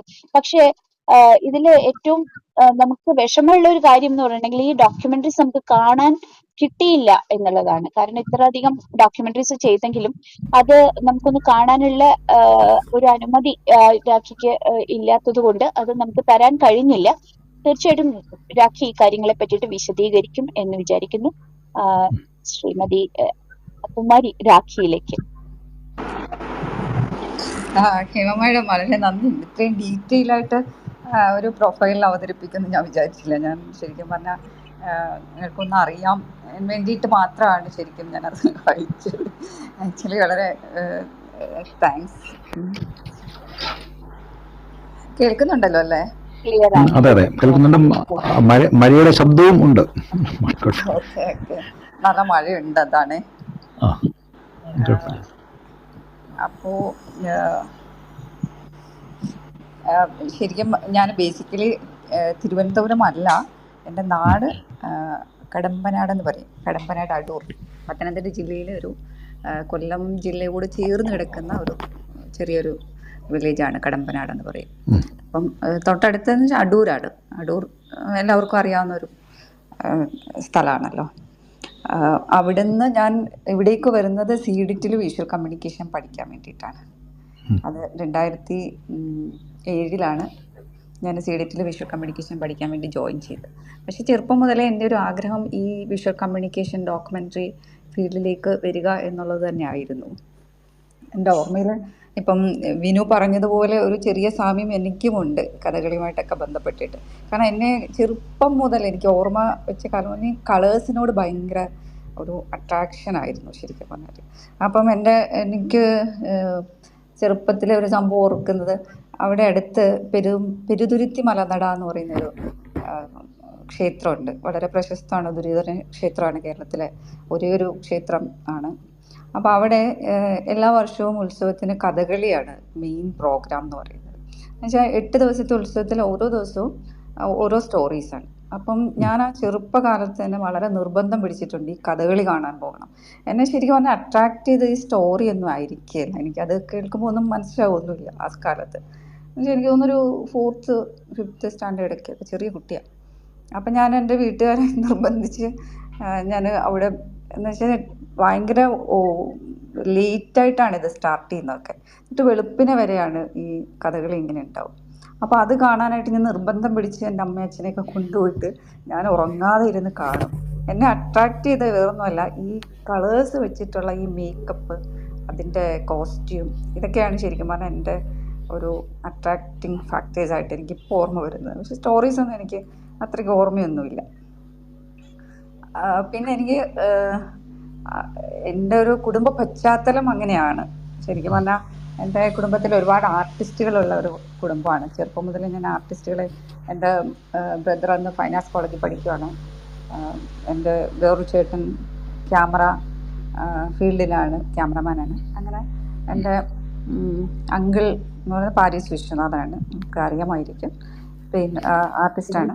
അപ്പോൾ അദ്ദേഹത്തെയൊക്കെ കണ്ടിട്ടാണ് ചെറുപ്പം മുതൽ ഞാനിങ്ങനെ വളർന്നു വരിക. അവരുടെ ടോക്കും ഈ ഫൈൻ ആർട്സ് കോളേജിലെ ചേട്ടൻ്റെ ഫ്രണ്ട്സൊക്കെ വന്നിട്ട് അവരുമായിട്ടുള്ള ഒരു സഹകരണം, അങ്ങനെയൊക്കെയാണ് ഞാൻ എൻ്റെ കുട്ടിക്കാലം വളർന്നു വന്നത്. അപ്പോൾ ആ ഒരു താല്പര്യമാണ് ശരിക്കും പറഞ്ഞാൽ എനിക്ക് ഈ ഡോക്യുമെൻ്ററി ഫീൽഡിലേക്ക് വരുന്നതിന് മുമ്പ് തന്നെ ഞാനൊരു പെയിൻറ്റിങ് അങ്ങനെ ഉള്ളൊരു കുട്ടിയായിരുന്നു. പെയിൻറ്റിങ് ആയിരുന്നു എൻ്റെ ഒരു ഫീൽഡ്. സ്കൂൾ ടൈമിലൊക്കെ എന്നെ വരയ്ക്കുന്ന കുട്ടി എന്നായിരുന്നു അറിയപ്പെടുന്നത്. ഞാൻ ശരിക്കും പറഞ്ഞൊരു പെയിൻറ്റർ ആവും എന്ന് ഞാൻ വിചാരിച്ചു, എനിക്ക് ആഗ്രഹവും അതായിരുന്നു. പക്ഷേ വീട്ടുകാരുടെ ഒരു താല്പര്യക്കുറവും, അന്ന് മുതലേ ഒരു എന്താ പറയുക, പെൺകുട്ടി ആയതുകൊണ്ടായിരിക്കാം വീട്ടുകാർ അത്ര പ്രൊമോട്ട് ചെയ്തില്ല, പ്രോത്സാഹിപ്പിച്ചില്ല എന്നെ വേറെ ആ ഒരു ഫീൽഡിലോട്ട് കൊണ്ടുപോകാനായിട്ട് താല്പര്യപ്പെട്ടില്ല. അപ്പോൾ അത് കഴിഞ്ഞ് വരുന്നൊരാഗ്രഹമാണ് ജേർണലിസം. അപ്പോൾ അതിനും ശരിക്കും പറഞ്ഞാൽ വലിയൊരു പ്രോത്സാഹനം എന്ന് വെച്ചാൽ എന്നെ ഡോക്ടറാക്കാനോ അങ്ങനെ ഒരു ഫീൽഡിലോട്ട് വിടാനായിരുന്നു എൻ്റെ വീട്ടുകാർക്കൊക്കെ താല്പര്യം. അപ്പോൾ അതിനപ്പുറമാണ് ഞാൻ ശരിക്കും പറഞ്ഞാൽ എനിക്കൊരു സ്വാതന്ത്ര്യം ഫീൽ ചെയ്ത സമയത്താണ് ശരിക്കും ഞാൻ വിഷ്വൽ കമ്മ്യൂണിക്കേഷൻ പഠിക്കാനായിട്ട് CDTൽ ജോയിൻ ചെയ്യുന്നത്. അപ്പോൾ അങ്ങനെയാണ് എൻ്റെ ഒരു ആ ഒരു മേഖലയിട്ട്. അതിനു മുമ്പ് ഞാൻ ഈ പെയിൻറ്റിങ് ആയിരുന്നു എൻ്റെ ഒരു ഫീൽഡ്. ഞാൻ തനി പടം വരയ്ക്കും, അത് ചില സ്ഥലങ്ങളിലൊക്കെ എക്സിബിറ്റ് ചെയ്യും, കടമ്പനാട് തന്നെ, അല്ലെങ്കിൽ ഫ്രണ്ട്സിനെ കാണിക്കും, അങ്ങനെയൊക്കെയുള്ളൊരു ഇതിൽ നിൽക്കുന്ന ഒരാളായിരുന്നു. അപ്പോൾ അത് കഴിഞ്ഞിട്ടാണ് ഈ CDTൽ വന്ന് ജോയിൻ ചെയ്തതിന് ശേഷമാണ് ശരിക്കും പറഞ്ഞാൽ ഒരു ഡോക്യുമെൻ്ററി ഫിലിം മേക്കിങ്ങിലേക്ക് ഞാൻ തിരിയുന്നു. അതിനു മുമ്പ് തന്നെ താല്പര്യം ഉണ്ടായിരുന്നു. നമ്മൾക്ക് സ്വന്തമായിട്ട് അവിടെ ഒരു നാട്ടിൽ സ്റ്റുഡിയോ ഉണ്ടായിരുന്നു. അപ്പോൾ അവിടെ ക്യാമറ എൻ്റെ മാമൻ പാരീസ് വിശ്വനാഥൻ വന്നിട്ട് എനിക്ക് ഒരു ക്യാമറയൊക്കെ ചെറുപ്പത്തിൽ വീട്ടിൽ തന്നിട്ടുണ്ട്. അപ്പോൾ ആ ക്യാമറയൊക്കെ എടുത്ത് വെച്ച് വെറുതെ നോക്കി അങ്ങനെ ക്യാമറ പഠിച്ചു. എൻ്റെ വീട്ടിലെ സഹോദരങ്ങളൊക്കെ ക്യാമറ ആയിട്ട് ഒരുപാട് പ്രൊഫഷണൽ ബന്ധമൊക്കെ ഉള്ള ആളുകളാണ്, പ്രൊഫഷണലി ക്യാമറാമാനാണ്. അങ്ങനെയൊക്കെയുള്ള ആളുകൾ എൻ്റെ കൂടെ ഉള്ളത് കൊണ്ട് വളരെ പെട്ടെന്ന് അത് പഠിക്കാൻ പറ്റി. പ്രത്യേകിച്ച് ട്രെയിനിങ് ഒന്നും വേണ്ടി വന്നില്ല. അങ്ങനെയും ആ രീതിയിലും ഞാൻ ഡെവലപ്പ് ചെയ്തു. അങ്ങനെ CDTൽ വന്നിട്ട് പിന്നീട് കോഴ്സ് ചെയ്തു. അവിടെ നിന്നാണ് ശരിക്കും എന്നെ എൻ്റെ കോഴ്സ് ഡയറക്ടറായിരുന്നു രാജഗോപാൽ സാറാണ് കോഴ്സ് കഴിയുമ്പോൾ. അതിനിടയ്ക്ക് ഞാൻ വിഷ്വൽ ഇവിടെ ചാനലിൽ വർക്ക് ചെയ്തിരുന്നു, വിക്ടേഴ്സ് ചാനലിൽ 1.5 വർഷം വർക്ക് ചെയ്തിരുന്നു. അതിന് ശേഷമാണ് CDTൽ തന്നെ ഗ്രീൻ കേരള എക്സ്പ്രസ് എന്ന് പറഞ്ഞിട്ടൊരു റിയാലിറ്റി ഷോ അന്ന് ഒരു വലിയൊരു പ്രോജക്റ്റായിരുന്നു. അതായത് കേരളത്തിലെ പഞ്ചായത്തുകൾ, വെച്ചാൽ ബെസ്റ്റ് പഞ്ചായത്തിനെ സെലക്ട് ചെയ്യുന്ന ഒരു പ്രോഗ്രാമായിരുന്നു. അത് ദൂരദർശനിലായിരുന്നു ടെലികാസ്റ്റ്. ദൂരദർശനിലെ വിക്ടേഴ്സ് ചാനലിലും ഉണ്ടായിരുന്നു, CDTൻ്റെ ഒക്കെ സഹകരണത്തോടെ തന്നെയായിരുന്നു. അപ്പോൾ ഞാൻ വിക്ടേഴ്സിൽ വർക്ക് ചെയ്യുമ്പോൾ രാജഗോപാൽ സാറാണ് ശരിക്കും പറഞ്ഞാൽ ഈ ഒരു പ്രോജക്റ്റിലേക്ക് എന്നെ ഇൻവൈറ്റ് ചെയ്യുന്നത്. മോഹൻകുമാർ സാർ ഈ ദൃശ്യസാക്ഷ്യത്തിൽ ഒരിക്കൽ പങ്കെടുത്തു. മോഹൻകുമാർ സാറ്. മോഹൻകുമാർ സാർ ഒന്ന് ഡെപ്യൂട്ടി ഡയറക്ടർ, സാറിനെ പോയി ഞാൻ കണ്ടു. സാറാണ് ശരിക്കും. രാജഗോപാൽ സാർ എന്നെ അങ്ങോട്ടേക്ക് വിട്ടു. മോഹൻകുമാർ സാർ എന്നെ അന്ന് എനിക്കൊരു എക്സ്പീരിയൻസോ ഒന്നും ഉണ്ടായിരുന്നില്ല ആ കാലത്ത്. സാറ് വളരെ സീനിയേഴ്സ് ആയിട്ടുള്ള ആളുകളൊക്കെ ആയിരുന്നു ആ ടീമിലൊക്കെ ഉണ്ടായിരുന്നു. പക്ഷെ എന്നാൽ പോലും എന്നെ ഏതോ ഒരു ട്രസ്റ്റ് ചെയ്ത് എന്നെ എടുത്തു. അപ്പം മുൻകാലങ്ങളിൽ ഒരു വലിയ എക്സ്പീരിയൻസ് ഒന്നും ഉണ്ടായിരുന്നില്ല. ഇപ്പം വലിയ വിശ്വാസത്തോടെ ഒന്നും ആയിരുന്നില്ല ഞാൻ പോയത്. പക്ഷെ എങ്ങനെയോ അതിൽ ഒരു ടീം ലീഡർ ആവാൻ എനിക്ക് പറ്റി. ആദ്യം തന്നെ ടീം ലീഡർ അസിസ്റ്റ് ചെയ്യാനൊന്നും അല്ല, ഒരു ടീമിൻ്റെ ലീഡറായിട്ട് തന്നെയാണ് പോയത്. അപ്പം അന്ന് ഗ്രീൻ കേരള എക്സ്പ്രസ് വലിയ ഒരു ചർച്ച ചെയ്യപ്പെട്ട ഒരു പ്രോജക്റ്റ് തന്നെയാണ്. ഓൾ ഇന്ത്യ ലെവലിൽ തന്നെ ഒരു ഫസ്റ്റ് റിയാലിറ്റി ഷോ ആണ്. ബെസ്റ്റ് പഞ്ചായത്തിനെ സെലക്ട് ചെയ്യുക എന്ന് പറയുന്നൊരു അങ്ങനൊരു ഓൾ ഇന്ത്യ ലെവലിൽ ശ്രദ്ധ കിട്ടിയിട്ടുള്ളൊരു പ്രോഗ്രാമായിരുന്നു. നാഷണൽ അവാർഡും കിട്ടിയിട്ടുണ്ട് ആ പ്രോഗ്രാമിന്. അപ്പം അതിൽ ഞാൻ നന്നായിട്ട് പെർഫോം ചെയ്തിരുന്നു. അന്ന് ആ റിയാലിറ്റി ഷോയിൽ വിൻ ചെയ്ത പഞ്ചായത്ത് എലപ്പുള്ളിയാണ്. എലപ്പുള്ളിയുടെ ഈ വീഡിയോസ് ചെയ്തത്, അതായത് ഫസ്റ്റ് 3 സ്ഥാനം വന്നിട്ടുള്ള പഞ്ചായത്തുകളിലെ വീഡിയോസ് ഞാനാണ് ചെയ്തത്. അപ്പോൾ അതിനുശേഷം എനിക്ക് CDTയിൽ പ്രോജക്റ്റ് ഇങ്ങനെ ഞാൻ പറഞ്ഞില്ലേ കുറേ ഇങ്ങനെ വർക്ക് ചെയ്യും. അപ്പോൾ എനിക്ക് പിന്നെ അവിടെ നിന്ന് ഒട്ടും തിരിഞ്ഞു നോക്കേണ്ടി വന്നിട്ടേ ഇല്ല ആക്ച്വലി.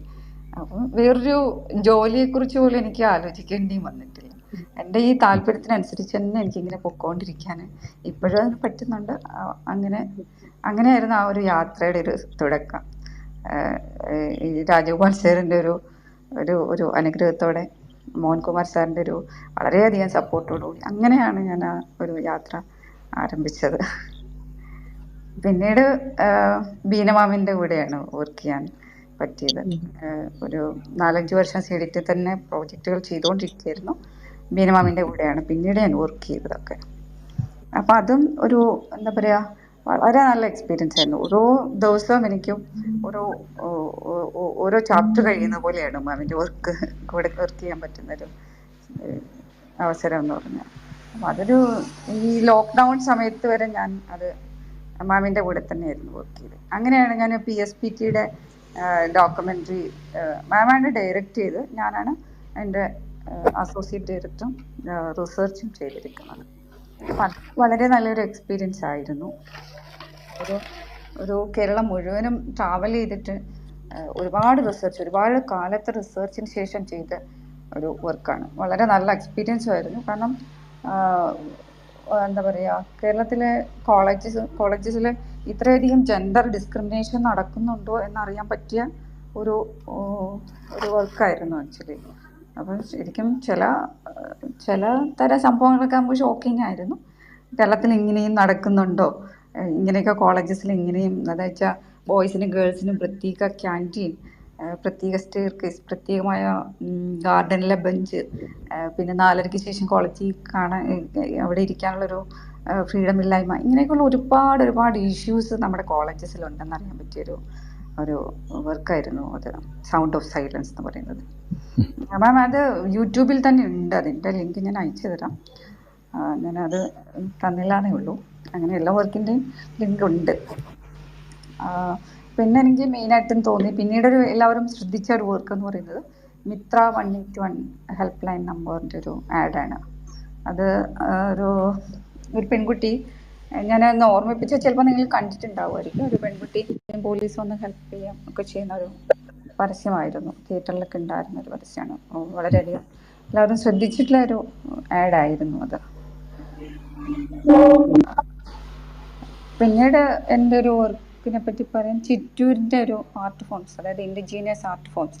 ചിറ്റൂർ നമുക്കറിയാം പാലക്കാട് ജില്ലയിലെ ഒരു തമിഴ്നാടിനോട് ചേർന്ന് കിടക്കുന്ന ഒരു മിക്സഡ് കൾച്ചറുള്ള ഒരു സ്ഥലമാണ് ചിറ്റൂർ. അപ്പം അതിൻ്റെ ഒരു ലാംഗ്വേജ് ഒക്കെ വളരെ ഡിഫറെൻ്റ് ആയിട്ട് വളരെ ഇൻട്രസ്റ്റിംഗ് ആയിട്ടുള്ളൊരു വർക്കും കൂടിയായിരുന്നു അത്. കാരണം നമ്മൾക്ക് ഇവിടെ നിന്നും കാണാൻ പറ്റാത്ത ചില ആർട്ട് ഫോംസ് ഉണ്ടായിരുന്നു അവിടെ. അതായത് ആര്യമാലക്കളി പോലെയും തോൽപ്പാവക്കൂത്ത്, കൊങ്ങൻ പട എന്നൊക്കെ പറയുന്ന ഒരു സംഭവം ഉണ്ട്. അതൊരു റിച്വൽ ആർട്ടാണ് ആക്ച്വലി. ചിറ്റൂർ ഭഗവതി ടെമ്പിൾ ആയിട്ട് റിലേറ്റ് ചെയ്തിട്ടുള്ള ഒരു ഇതാണ്. അതേക്കുറിച്ചായിരുന്നു അത് ഡിസ്കസ് ചെയ്തത്. ഒരു 90 മിനിറ്റ്സ് അത് ഒരുപാട് ആളുകൾ കണ്ടത് അപ്രീഷിയേറ്റ് ചെയ്തിട്ടുള്ളൊരു വർക്കായിരുന്നു. പിന്നെ എടുത്ത് പറയാനായിട്ട് വിമോചനത്തിൻ്റെ പാട്ടുകാർ, അത് ഞാനും വിധു വിൻസെൻറ്റും കൂടിയാണ് അതിൻ്റെ ഒരു സ്ക്രിപ്റ്റ് ചെയ്തിരിക്കുന്നത്. പിന്നെ ഞാനത് അസോസിയേറ്റ് ചെയ്തിട്ട് മാത്രമാണുള്ളത്. വിധു ആണത് ഡയറക്റ്റ് ചെയ്തത്. അതും ഇതേപോലെ വളരെയധികം പബ്ലിക് അപ്രീഷിയേറ്റ് ചെയ്തിട്ടുള്ള ഒരു വർക്കാണ്. അത് 2020 അത് ടാഗോർ തിയേറ്ററിൽ പബ്ലിക്കിന് വേണ്ടിയിട്ടൊരു പ്രിവ്യൂ ഒക്കെ ഉണ്ടായിരുന്നു. അതിൻ്റെ ഒരു ഉള്ളടക്കം എന്ന് പറഞ്ഞു കഴിഞ്ഞാൽ 19-ാം നൂറ്റാണ്ടിൻ്റെ അവസാനം മുതൽ 20-ാം നൂറ്റാണ്ടിൻ്റെ തുടക്കം വരെ ഉണ്ടായിരുന്നുള്ള ഇവിടെ സാമൂഹ്യ രംഗത്ത് വിമോചന പ്രസ്ഥാനത്തിൽ നവോത്ഥാനത്തിലേക്ക് സ്ത്രീകളുടെ ഒരു കോൺട്രിബ്യൂഷൻ, അവരുടെ സ്ട്രഗിൾ, പലതരം വേർതിരിവുകൾക്കെതിരെയുള്ള, അതായത് തൊഴിലിടങ്ങളിലുള്ള അസമത്വങ്ങൾ, ജാതീയമായിട്ടുള്ള ഉച്ചനീചത്വങ്ങൾ, പിന്നെ മാറുമറയ്ക്കൽ സമരം, അങ്ങനെ വളരെ വിവിധ തരത്തിലുള്ള സംഭവങ്ങൾ അതിൽ ഉൾക്കൊള്ളിച്ചുകൊണ്ട് ഒരു 40 മിനിറ്റ് ഉണ്ടായിരുന്ന ഒരു ഡോക്യു ഫിക്ഷൻ ആയിരുന്നു അത്. അപ്പം അത് കഴിഞ്ഞിട്ട് ഇപ്പം ഞാൻ വർക്ക് ചെയ്യുന്നത് KSFDCക്ക് വേണ്ടിയിട്ടാണ്. അപ്പം അത് തുടങ്ങാനിരിക്കുന്നതേ ഉള്ളൊരു ഡോക്യുമെൻ്ററി. ഇത്രയൊക്കെയാണ് ഇതുവരെയുള്ളൊരു. അതിനിടയ്ക്ക് ചെറിയ ഒരുപാട് പ്രോഗ്രാംസ് ചെയ്തിട്ടുണ്ട് നിയമസഭയ്ക്ക് വേണ്ടി. PSPTക്ക് വേണ്ടിയിട്ടാണ്. പ്രസാർ ഭാരതി. അതെ. അത് പിന്നെ ഏത് വർഷം കാണിച്ചു? നാഷണൽ ചാനലിൽ കാണിച്ചു അല്ലേ? അതെ, കാണിച്ചിരുന്നു. 2 പാർട്ടായിട്ട് കാണിച്ചിരുന്നു. അത് 2017-18 എൻ്റെ ഒരു ഓർമ്മ. അത് നേരത്തെ അത് ആര് പറഞ്ഞിരുന്നെങ്കിൽ സെർച്ച് ചെയ്ത് കഴിഞ്ഞാൽ കിട്ടിയായിരുന്നു. പകരം രാഖിയുടെ ഒരു ഡോക്യുമെന്ററിയും കാണാൻ പറ്റിയില്ല. ഞാൻ അങ്ങനെ ടൈറ്റിൽസ് മാത്രം അയക്കാൻ പറഞ്ഞുകൊണ്ടാണ് ശരിക്കും പറഞ്ഞത്.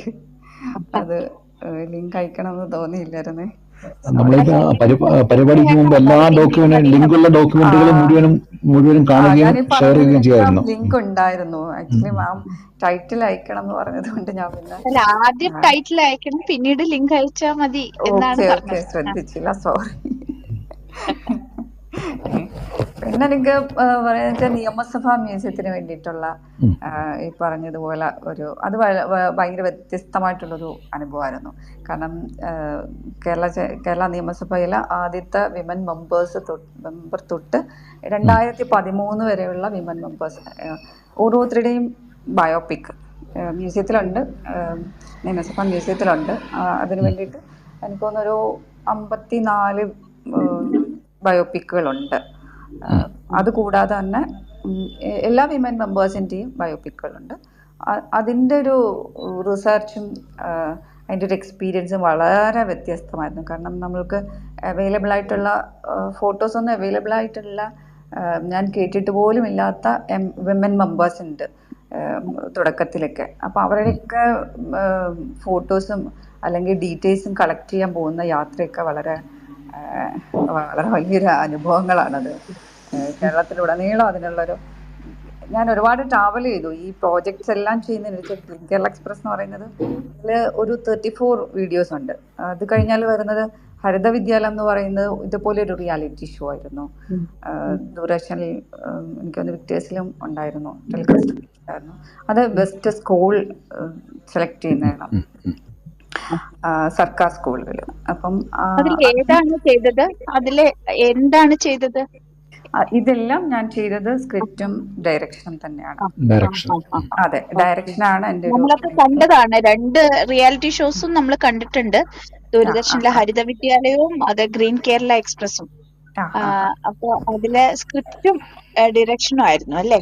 അതെ, ഗ്രീൻ കേരള എക്സ്പ്രസിനും അതേപോലെ തന്നെയായിരുന്നു. ഗ്രീൻ കേരള മാത്രമല്ല ഇനി വരുന്ന എപ്പിസോഡില് ജി സാജൻ പങ്കെടുക്കുന്നുണ്ട്. സാറായിരുന്നു ഗ്രീൻ കേരള എക്സ്പ്രസിന്റെ മോൻ സാജൻ സാറായിരുന്നല്ലോ. അപ്പം ഞാൻ പറഞ്ഞല്ലോ, ഞാൻ ചെയ്ത വീഡിയോസാണ് 1ും 2ും 3ും വിൻ ചെയ്തത്. നിലമ്പുള്ളി, കണ്ണാടി അകത്തിത്തറ, ഇത് 3ഉം. അങ്ങനെയാണ് ശരിക്കും പറഞ്ഞാൽ CDTയിൽ കണ്ടിന്യൂ ചെയ്യാനുള്ളൊരു അവസരം എനിക്ക് കിട്ടിയത്. അപ്പോൾ അത് മോഹൻകുമാർ സാറിനോട് വളരെയധികം നന്ദിയുണ്ട് എനിക്ക്. അതുപോലെ തന്നെ രാജഗോപാൽ സാറും എന്നെ ഒരുപാട് രാജഗോപാൽ ഇത് കേൾക്കുന്നുണ്ട്, താഴെയുണ്ട് രാജഗോപാൽ. ഞാൻ കണ്ടു. ഇവിടെയുണ്ട് സർ. ഈ അടുത്ത് നമ്മൾ കണ്ടിട്ടുണ്ടായിരുന്നു ഡോക്കു ഷോട്ട്, ഒരു അസോസിയേഷൻ ഉണ്ട് ഡോക്യുമെന്ററി ഫിലിം മേക്കേഴ്സിന്റെ അവിടെ വെച്ച്. ശ്രീ മോഹൻകുമാർ ആ കാലത്തെ കുറിച്ച് വളരെ വിശദമായി സംസാരിച്ചിട്ടുണ്ടായിരുന്നു ഇതിന് തൊട്ട് മുമ്പുള്ള ഒരു 2-3 മാസം മുന്നേ ഉള്ള എപ്പിസോഡിൽ. അതെ അതെ അതെ അതെ. അപ്പൊ ഈ ഡോക്യുമെന്ററി രംഗത്തേക്ക് വന്നതിന് ശേഷം പിന്നെ തിരിഞ്ഞു നോക്കേണ്ടി വന്നിട്ടേ ഇല്ല. പക്ഷെ ഇടയ്ക്ക് ബയോഡേറ്റയിൽ ഈ പറഞ്ഞ ഗവേഷണത്തെ കുറിച്ച് പറയുന്നുണ്ട്, അതെന്താ അതിനെ കുറിച്ച് പറഞ്ഞില്ലല്ലോ? ആക്ച്വലി ഞാൻ അങ്ങനെ ഒരു റിസർച്ചർ അങ്ങനെയുള്ള ആളല്ല. ആക്ച്വലി അക്കാഡമിക് അല്ല. ഇല്ല ഇല്ല ഇല്ല. ഞാൻ റിസർച്ച് ചെയ്തിട്ടുള്ള എൻ്റെ പ്രോജക്റ്റിന് വേണ്ടിയിട്ട് ഞാൻ ചെയ്തിട്ടുണ്ട്. അത് കൂടാതെ ഞാൻ തന്നെയാണ് എൻ്റെ ഡോക്യുമെന്ററീസ് എല്ലാം ഞാൻ തന്നെയാണ് സ്ക്രിപ്റ്റും റിസർച്ചും ചെയ്യാറ്. യൂഷ്വലി അങ്ങനെയാണ് ചെയ്യുന്നത്. എനിക്ക് വേറൊരാളെ അത് സ്ക്രിപ്റ്റ് ചെയ്യൽ ഏൽപ്പിക്കുക എന്ന് പറയുന്നത് എനിക്ക് അതിനകത്ത് അത്ര സാറ്റിസ്ഫൈഡ് അല്ല ഞാൻ. അതുകൊണ്ട് തന്നെ ഞാൻ എൻ്റെ വർക്കിനെല്ലാം ഞാൻ തന്നെ പഠിച്ച് അത് ഡെവലപ്പ് ചെയ്യുകയാണ് ചെയ്യുന്നത്. അത് കൂടാതെ ഒരു വർക്ക് ചെയ്തിട്ടുണ്ട് എലപ്പുള്ളി ഗ്രാമപഞ്ചായത്തിൻ്റെ. അത് പഞ്ചായത്ത് മുഴുവനും ട്രാവൽ ചെയ്തിട്ട് അത് വളരെ നല്ലൊരു വർക്കാണ്. അതിൻ്റെ ഒരു അത് ആ പുസ്തകമായിട്ട് പബ്ലിഷ് ചെയ്തിട്ടുണ്ട്. പേരെന്താണ് ഡോക്യുമെന്ററിയുടെയും പുസ്തകത്തിന്റെയും പേര്? അല്ല, പുസ്തകം മാത്രമാണ്. ഡോക്യുമെന്ററി ആക്കിയില്ല. ഡോക്യുമെന്ററി ആക്കണം എന്നുള്ളതും കൂടി ഉണ്ടായിരുന്നു, പക്ഷെ ആ പ്രോജക്റ്റ് നടന്നില്ലായിരുന്നു. അപ്പം പുസ്തകത്തിന്റെ പേര് അങ്ങനെ ആയിട്ടില്ല. എലപ്പുള്ളി ഗ്രാമപഞ്ചായത്തിന്റെ ചരിത്രം എന്ന് തന്നെയാണ് അത് ചെയ്തിരിക്കുന്നത്. അങ്ങനെ ഒരു അക്കാഡമി എലപ്പുള്ളിയിലെ ഗ്രീൻ കേരള എക്സ്പ്രസിന് ശേഷം എലപ്പുള്ളിയില് എത്ര കൊല്ലം കഴിഞ്ഞിട്ടാണ് ഈ പുസ്തകത്തിന് വേണ്ടിയിട്ട് പോകുന്നത്? അതൊരു 2 വർഷം കഴിഞ്ഞിട്ടുണ്ടാവും. ആദ്യം നമ്മൾ പറഞ്ഞ അതേ രീതിയിലുള്ള ഒരു ഗ്രാമം തന്നെയാണോ അതിപ്പോ? അല്ല, വളരെ വ്യത്യാസമുണ്ട്. ഞാൻ ഈ ചിറ്റൂർ ബ്ലോക്ക് പഞ്ചായത്തിൽ വരുന്ന ഒരു സ്ഥലം തന്നെയാണ് ഈ എലപ്പുള്ളി ഗ്രാമപഞ്ചായത്ത്. അപ്പൊ ഞാൻ ഈ അടുത്ത സ്ഥലമാണല്ലോ. അതെ അതെ അതെ അതെ അതെ. അപ്പോൾ ഞാൻ പോയിരുന്നു. പൊളിറ്റിക്കൽ രാഷ്ട്രീയ രംഗത്തൊക്കെ ഒരുപാട് വ്യത്യാസമുണ്ട്. അതിന്റെ പേരിൽ തന്നെ പഞ്ചായത്തിന്റെ രീതികളിലും ഒരുപാട് വ്യത്യാസമുണ്ട്. പിന്നെ ഭരണത്തിൽ വന്നിട്ടുള്ള വ്യത്യാസങ്ങൾ. അതുകൊണ്ട് തന്നെ ഈ ഗ്രീൻ കേരളയിൽ നമ്മൾ കാണിച്ചിട്ടുള്ള വളരെ എന്താ പറയുക, അവരുടേതായിട്ടുള്ള തനതായിട്ടുള്ള ഒരുപാട് പ്രോജക്ട്സ് ഉണ്ട്. അപ്പൊ അതൊന്നും നമുക്കിപ്പോൾ അത് കാണാൻ കഴിയില്ല. അത്രമേൽ മേന്മ അവകാശപ്പെടാനായിട്ട് ഇപ്പം ശരിക്കും പറഞ്ഞാൽ സംശയമാണ്. എൻ്റെ ഒരു ഒബ്സർവേഷനിൽ എനിക്ക് തോന്നിയ കാര്യമാണ്. അപ്പൊ രാഷ്ട്രീയ കാരണങ്ങൾ കൊണ്ടാണ് അത് മാറിയത്, അതോ വേറെ ജനങ്ങള് വേറെ തൊഴിലുകളിലേക്ക് മാറുമ്പം ശരിക്കും പറഞ്ഞാൽ സ്വാഭാവികമായിട്ടുള്ള മാറ്റങ്ങൾ ഉണ്ടാവുമല്ലോ. അപ്പം എത്രത്തോളം ഇപ്പൊ അന്ന് നമ്മള് ഗ്രീൻ കേരളയിൽ കാണിക്കുന്ന അവരുടേതായിട്ടുള്ള തനതായിട്ടുള്ള പ്രോജക്ട്സ് ഉണ്ട്. അതായത് എന്താ, ക്ഷീരവികസനമായിരുന്നു അവരുടെ ഒരു മെയിൻ ആയിട്ടുള്ള ഒരു പ്രോജക്റ്റ്. അപ്പൊ അതിനെ ബേസ് ചെയ്തിട്ടാണ് ശരിക്കും പറഞ്ഞാൽ ഈ ഗ്രീൻ കേരള എക്സ്പ്രസ്സിലുള്ള വീഡിയോസ് ചെയ്തിട്ടുള്ളത്. അപ്പൊ അതിന്റെ ഒരു റിച്ച്നെസ് ഒക്കെ ഉണ്ട് ശരിക്കും. മിൽമയില് കൊടുക്കുന്നതിന്റെ 35% പാലും ശരിക്കും പറഞ്ഞാൽ അവിടുന്ന് മാത്രമായിട്ടുള്ളതാണ്. അന്ന് എന്താ അവസ്ഥ എനിക്കറിയില്ല. അപ്പൊ അങ്ങനെയുള്ള ഒരു എല്ലാത്തിലും ഒരു റിച്ച്നെസ് ഉണ്ടായിരുന്നു. അപ്പം ഇപ്പം കഴിഞ്ഞ കുറച്ച് നാളായി, ഒരു 1.5 വർഷമായി. അപ്പൊ ആ ഒരു ഇതെനിക്ക് ഫീൽ ചെയ്യാൻ പറ്റിയിട്ടില്ല. അതിൻ്റെ ഒരു റിയാലിറ്റി വളരെ ഇതായിട്ടുള്ള ഒരു റിയാലിറ്റി ആണോ പറയുന്നത് എനിക്കറിയില്ല. പക്ഷെ എൻ്റെ ഒരു ഒബ്സർവേഷൻ, കുറച്ച് ദിവസങ്ങളിലുള്ള ഒരു ഒബ്സർവേഷൻ ഉണ്ടല്ലോ, അപ്പൊ അതില് മനസ്സിലായിട്ടുള്ളത് ഇങ്ങനെയൊക്കെയാണ്. അതിനകത്ത് യഥാർത്ഥത്തില് പിന്നെ ആ ഷോ വളരെ ഇഫക്റ്റീവ് ആയിരുന്നു. എങ്ങനെ പ്രവർത്തിക്കണം എന്നുള്ളത് മറ്റ് പഞ്ചായത്തുകൾക്ക് ഒരു എന്താ പറയാ മാതൃകയായിട്ടാണ് ഏലപ്പള്ളി ഉയർന്നു വന്നത്. പക്ഷെ ഇപ്പൊ അങ്ങനത്തെ റിയാലിറ്റി ഷോസ് ഒന്നും ഇല്ലാത്തത് കൊണ്ടാണോ അത്തരം ഡെവലപ്മെന്റ്സ് ഒന്നും വരാത്തത്? എന്തുകൊണ്ടാണ് ഇത്തരം മാധ്യമങ്ങളിലെ അത്തരം റിയാലിറ്റി ഷോസ് ഒന്നും വരാത്തത്? അല്ലെങ്കിൽ വികസനാത്മകമായിട്ടുള്ള ഡോക്യുമെന്ററികളോ അത്തരം പരിപാടികളോ ഒന്നും വരാതിരിക്കുന്നത് എന്തുകൊണ്ടാണ്? അത് വരേണ്ടതല്ലേ? ശരിക്കും നമ്മൾ ബേസിക്കായിട്ട് ഈ റിയാലിറ്റി ഷോയും ചാനലിൻ്റെ പ്രവർത്തനങ്ങളും ഒക്കെ പരിശോധിച്ചാൽ എപ്പോഴും മാർക്കറ്റിങ്ങിനാണല്ലോ അവരെല്ലാം ഇമ്പോർട്ടൻസ് കൊടുക്കുന്നത്. ഇപ്പം നമ്മളിപ്പം ഗ്രീൻ കേരള എക്സ്പ്രസ് അന്നും ഇപ്പം ഇനിയിപ്പോൾ ചെയ്യാൻ പോകുന്നുണ്ടെങ്കിലും എനിക്ക് തോന്നുന്നത് അത് ദൂരദർശൻ മാത്രമായിരിക്കും, അല്ലെങ്കിൽ വിക്ടേഴ്സ് ചാനലിലൂടെയൊക്കെ മാത്രമായിരിക്കും. അതല്ലെങ്കിൽ സർക്കാരിൻ്റെ സി സ്പേസ് പോലെയുള്ള OTT പ്ലാറ്റ്ഫോം അങ്ങനെയൊക്കെ ഉള്ള സ്പേസിൽ മാത്രമേ ഇതിനൊരു ഒരു എന്താ ടെലികാസ്റ്റ് അങ്ങനത്തെ ഒരു ഫെസിലിറ്റി കിട്ടുമെന്ന് എനിക്ക് തോന്നുന്നു. അത് വേറെ ചാനലുകൾ അത് ഏറ്റെടുക്കുമോ എന്നുള്ള കാര്യത്തിൽ എനിക്ക് സംശയമുണ്ട്. കാരണം അറിയാമല്ലോ, ഒരു വളരെയധികം കോമ്പറ്റീഷനുള്ളൊരു ഒരു ചാനലുകൾ തമ്മിലുള്ള കോമ്പറ്റീഷൻ. അപ്പോൾ അവർക്ക് മാർക്കറ്റ് ചെയ്യാൻ പറ്റുന്ന സംഗതികളല്ലേ അവർ ചെയ്യുള്ളൂ. അപ്പോൾ അതിൻ്റെ അതൊരു പ്രോബ്ലം ആണല്ലോ. അപ്പോൾ എത്രത്തോളം ഇത്തരം ഗ്രീൻ കേരള എക്സ്പ്രസ് പോലെയുള്ള ഷോകൾ കാണിക്കാൻ പറ്റുന്ന ഒരു ഇതുണ്ടോ എന്ന് എനിക്ക് സംശയമുണ്ട്. സി സ്പേസ് സർക്കാരിന്റെ ഒരു OTT പ്ലാറ്റ്ഫോം ആണല്ലോ, അത് ഫ്രീ ആണോ? ആണോ സബ്സ്ക്രിപ്ഷൻ ഫ്രീ ആണോ? അല്ല, നമ്മള് കാണാൻ വേണ്ടിയുള്ള ഇപ്പം ഒരു സിനിമയ്ക്ക് ഇത്ര ഫീസ് ഉണ്ടെന്നാണ് എൻ്റെ ഒരു തോന്നൽ. അത് ഹേമലത അതായത് സബ്സ്ക്രിപ്ഷൻ എടുക്കേണ്ട ആവശ്യമില്ല. ഇല്ല. അപ്പൊ ഈ പ്ലാറ്റ്ഫോമിൽ പ്രേംചന്ദിന്റെ പിന്നെ ജോണിനെ കുറിച്ചുള്ള സിനിമ ഉണ്ട്. അദ്ദേഹത്തിന്റെ മെസ്സേജ് വന്നിട്ടുണ്ട്, നമ്മളെല്ലാവരും കാണണം. അദ്ദേഹത്തിന്റെ ഈ പരമ്പരയില് വേറൊരു പരമ്പരയിൽ പ്രേംചന്ദ് വന്നിട്ടുണ്ട്, ചരിത്ര സാക്ഷി. അപ്പൊ അന്ന് ഈ സിനിമ റിലീസ് ചെയ്യുന്നതിന് തൊട്ട് മുമ്പായിരുന്നു. റിലീസ് ചെയ്തു, നമുക്കൊന്നും കാണാൻ പറ്റില്ല. ഈ പ്ലാറ്റ്ഫോമിൽ അത് എത്തിയിട്ടുണ്ട്. അതെ, ചോദിക്കാൻ കാരണം ഈ പിന്നെ OTT പ്ലാറ്റ്ഫോം ഫ്രീ ആണെങ്കിൽ ഇത് നമുക്ക് കുട്ടികൾക്ക്, അതായത് വിദ്യാർത്ഥികൾക്ക് ഫ്രീ ആയിട്ടൊക്കെ കാണാനുള്ള ഒരു അവസരം കിട്ടുമല്ലോ എന്നുള്ളത് കൊണ്ടാണ്. അത് കിട്ടുകയാണെങ്കിൽ കുറച്ച് റീച്ച് കിട്ടുമല്ലോ അതിന്. അതെ, തീർച്ചയായിട്ടും അങ്ങനെ സർക്കാർ ആലോചിക്കുന്നുണ്ടോന്ന് അറിയില്ല. ഇപ്പം നിലവിൽ ഇങ്ങനെയാണ് എന്നാണ് എൻ്റെ ഒരു വിശ്വാസം. നമുക്ക് ചോദ്യങ്ങളിലേക്ക് പോകാം അല്ലേ? നമ്മൾ ഇടയ്ക്ക് ചോദ്യങ്ങൾ ചോദിച്ചു. ചോദ്യങ്ങൾ ആർക്കെങ്കിലും ചോദിക്കുകയാണെങ്കിൽ സംസാരിക്കാം. ശ്രീ സുരേഷ് നെല്ലിക്കോടുണ്ട്. നമുക്ക് ഒരു ചോദ്യം ഞാൻ ചോദ്യം ചോദിക്കാം അല്ലേ? ചോദിച്ചിട്ട് ആരംഭിക്കാം അല്ലേ? അത് ശ്രീ ബിനു വാസുദേവനാണ് ചോദിക്കുന്നത്. അദ്ദേഹത്തിന്റെ 3 ഡോക്യുമെന്ററികൾ നമ്മൾ ലിങ്ക് അയച്ച് 3 ഡോക്യുമെന്ററികളും കണ്ടു. 3 നന്നായിട്ടുണ്ട്. ഈ കലാമണ്ഡലം ശങ്കരൻ എംബ്രാന്തിരിയെ കുറിച്ചുള്ള ഡോക്യുമെന്ററി ആദ്യം ചെയ്ത ഡോക്യുമെന്ററി പെട്ടാണ് എന്ന് അദ്ദേഹം പറയുന്നത് അല്ലേ? അത് ചെയ്ത ഡോക്യുമെന്ററി ആണോ? അദ്ദേഹത്തെ മരണത്തിന് തൊട്ട് മുമ്പാണോ അത് ചെയ്തത്? 2006-7 അദ്ദേഹം മരിക്കുന്നത്. അതെ. അതുപോലെ ഞാൻ ചോദിക്കുന്ന വെച്ചാൽ അതിന്റെ ആരംഭത്തിൽ തന്നെ അദ്ദേഹത്തിന്റെ ഒരു പിന്നെ രോഗാവസ്ഥയിൽ ഒരു 2-3 ഷോട്ട് കാണിക്കുന്നുണ്ടല്ലോ. കാല് മുറിക്കപ്പെട്ട ഒരു അങ്ങനത്തെ അവസ്ഥയിലായിരുന്നു അദ്ദേഹം. പ്രമേഹം കാരണം ആരോഗ്യം, പക്ഷെ കാണാനോ സംസാരിക്കാനോ ഒന്നും ഒരു ബുദ്ധിമുട്ടും ഉണ്ടായില്ല. മൂവിങ് മാത്രമായിരുന്നു പ്രശ്നം.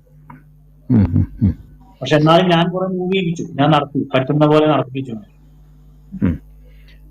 അപ്പൊ ഈ ആലാപനങ്ങൾ ഇത് മാത്രമല്ല, നേരത്തെയും ഉള്ള ഈ കഥകളെ കുറിച്ച് ചെയ്തിട്ടുള്ള, ഗായകരെ കുറിച്ച് ചെയ്തിട്ടുള്ള ആലാപനങ്ങളിൽ ഈ റെക്കോർഡിങ്ങിനെ കുറിച്ച് നമ്മൾ പറയുന്നുണ്ട്. ഈ ആകാശവാണി ആർക്കൈവ്സിൽ ഉള്ള റെക്കോർഡിംഗ് ഉപയോഗിച്ചിട്ടുണ്ടോ ഇതിന് ഏതെങ്കിലും ഡോക്യുമെന്ററിയിൽ? കാരണം അത് അന്ന് ഉപയോഗിക്കുന്നതിനെ കുറിച്ച് നിയമപരമായ എന്തൊക്കെയോ ആവശ്യങ്ങളും ഫോർമാലിറ്റീസ് ഉണ്ടായിരുന്നു. അപ്പോ അന്ന് ഞാനായിട്ട് തന്നെ ഇതിനു വേണ്ടി റെക്കോർഡ് ചെയ്യിക്കുക തന്നെയായിരുന്നു. പാട്ടൊക്കെ നമ്മൾ തന്നെ പാടിച്ച് റെക്കോർഡ് ചെയ്ത് ഉപയോഗിക്കുന്നതായിരുന്നു. മറ്റ് മാധ്യമങ്ങളെ ഒന്നും ഇതിനകത്തേക്ക് അങ്ങനെയല്ല. അത്തരം സാഹചര്യം ഉപയോഗിക്കാൻ ആരും അന്ന് പറഞ്ഞു തന്നിട്ടുണ്ടായിരുന്നില്ല. ഒന്ന് പ്രധാനം അതായിരുന്നു. പിന്നെ ഞാൻ അന്വേഷിച്ചു പോയ സാധനങ്ങളൊന്നും അവൈലബിൾ ആയിരുന്നില്ല. അപ്പൊ പിന്നെ അതിന്റെ ഒന്നും ഒരു സഹായം ഉണ്ടായിരുന്നില്ല. അതുപോലെ CV ചന്ദ്രശേഖരനെ കുറിച്ചുള്ള ഡോക്യുമെന്ററിൽ അദ്ദേഹം സംവിധാനം ചെയ്ത ഒട്ടേറെ ആർട്ട് ഫോംസ് അത് കാണിക്കുന്നുണ്ടല്ലോ. അതും ഇതിനു വേണ്ടി ചെയ്തതാണോ അതോ അതിന്റെ റെക്കോർഡിംഗ് ആണോ? അത് നേരത്തെ ഉള്ള അദ്ദേഹത്തിന്റെ വീഡിയോ ആർക്കൈവിംഗ് ആയിരുന്നു. അദ്ദേഹം വീഡിയോ ചെയ്തെടുത്ത് വെച്ചതിൽ നിന്ന് ഞാൻ എടുത്തു കാണിക്കുകയായിരുന്നു. അത് പലതും പഴയ VHS കാസറ്റുകളൊക്കെ ആയിരുന്നു. അതിൽ നിന്ന് ഞാൻ കൺവേർട്ട് ചെയ്തിട്ടാണ് ഞാൻ ഈ രീതിയിലേക്ക് ആക്കിയത്. രാഖിയോടാണ് ചോദിക്കാനുള്ളത്. രാഖി, പ്രൊഫൈലിൽ പറയുന്നുണ്ടല്ലോ എംപാനൽഡ് ഡയറക്ടർ ആണ്. അപ്പൊ ഇത് അങ്ങനെ വരുമ്പോ എല്ലാ വിവിധ വകുപ്പുകൾക്ക് വേണ്ടിയിട്ട് നമുക്ക് ഒരു ഇത് കിട്ടുകയാണോ? എങ്ങനെയാണ് അതിന്റെ അനുമതി?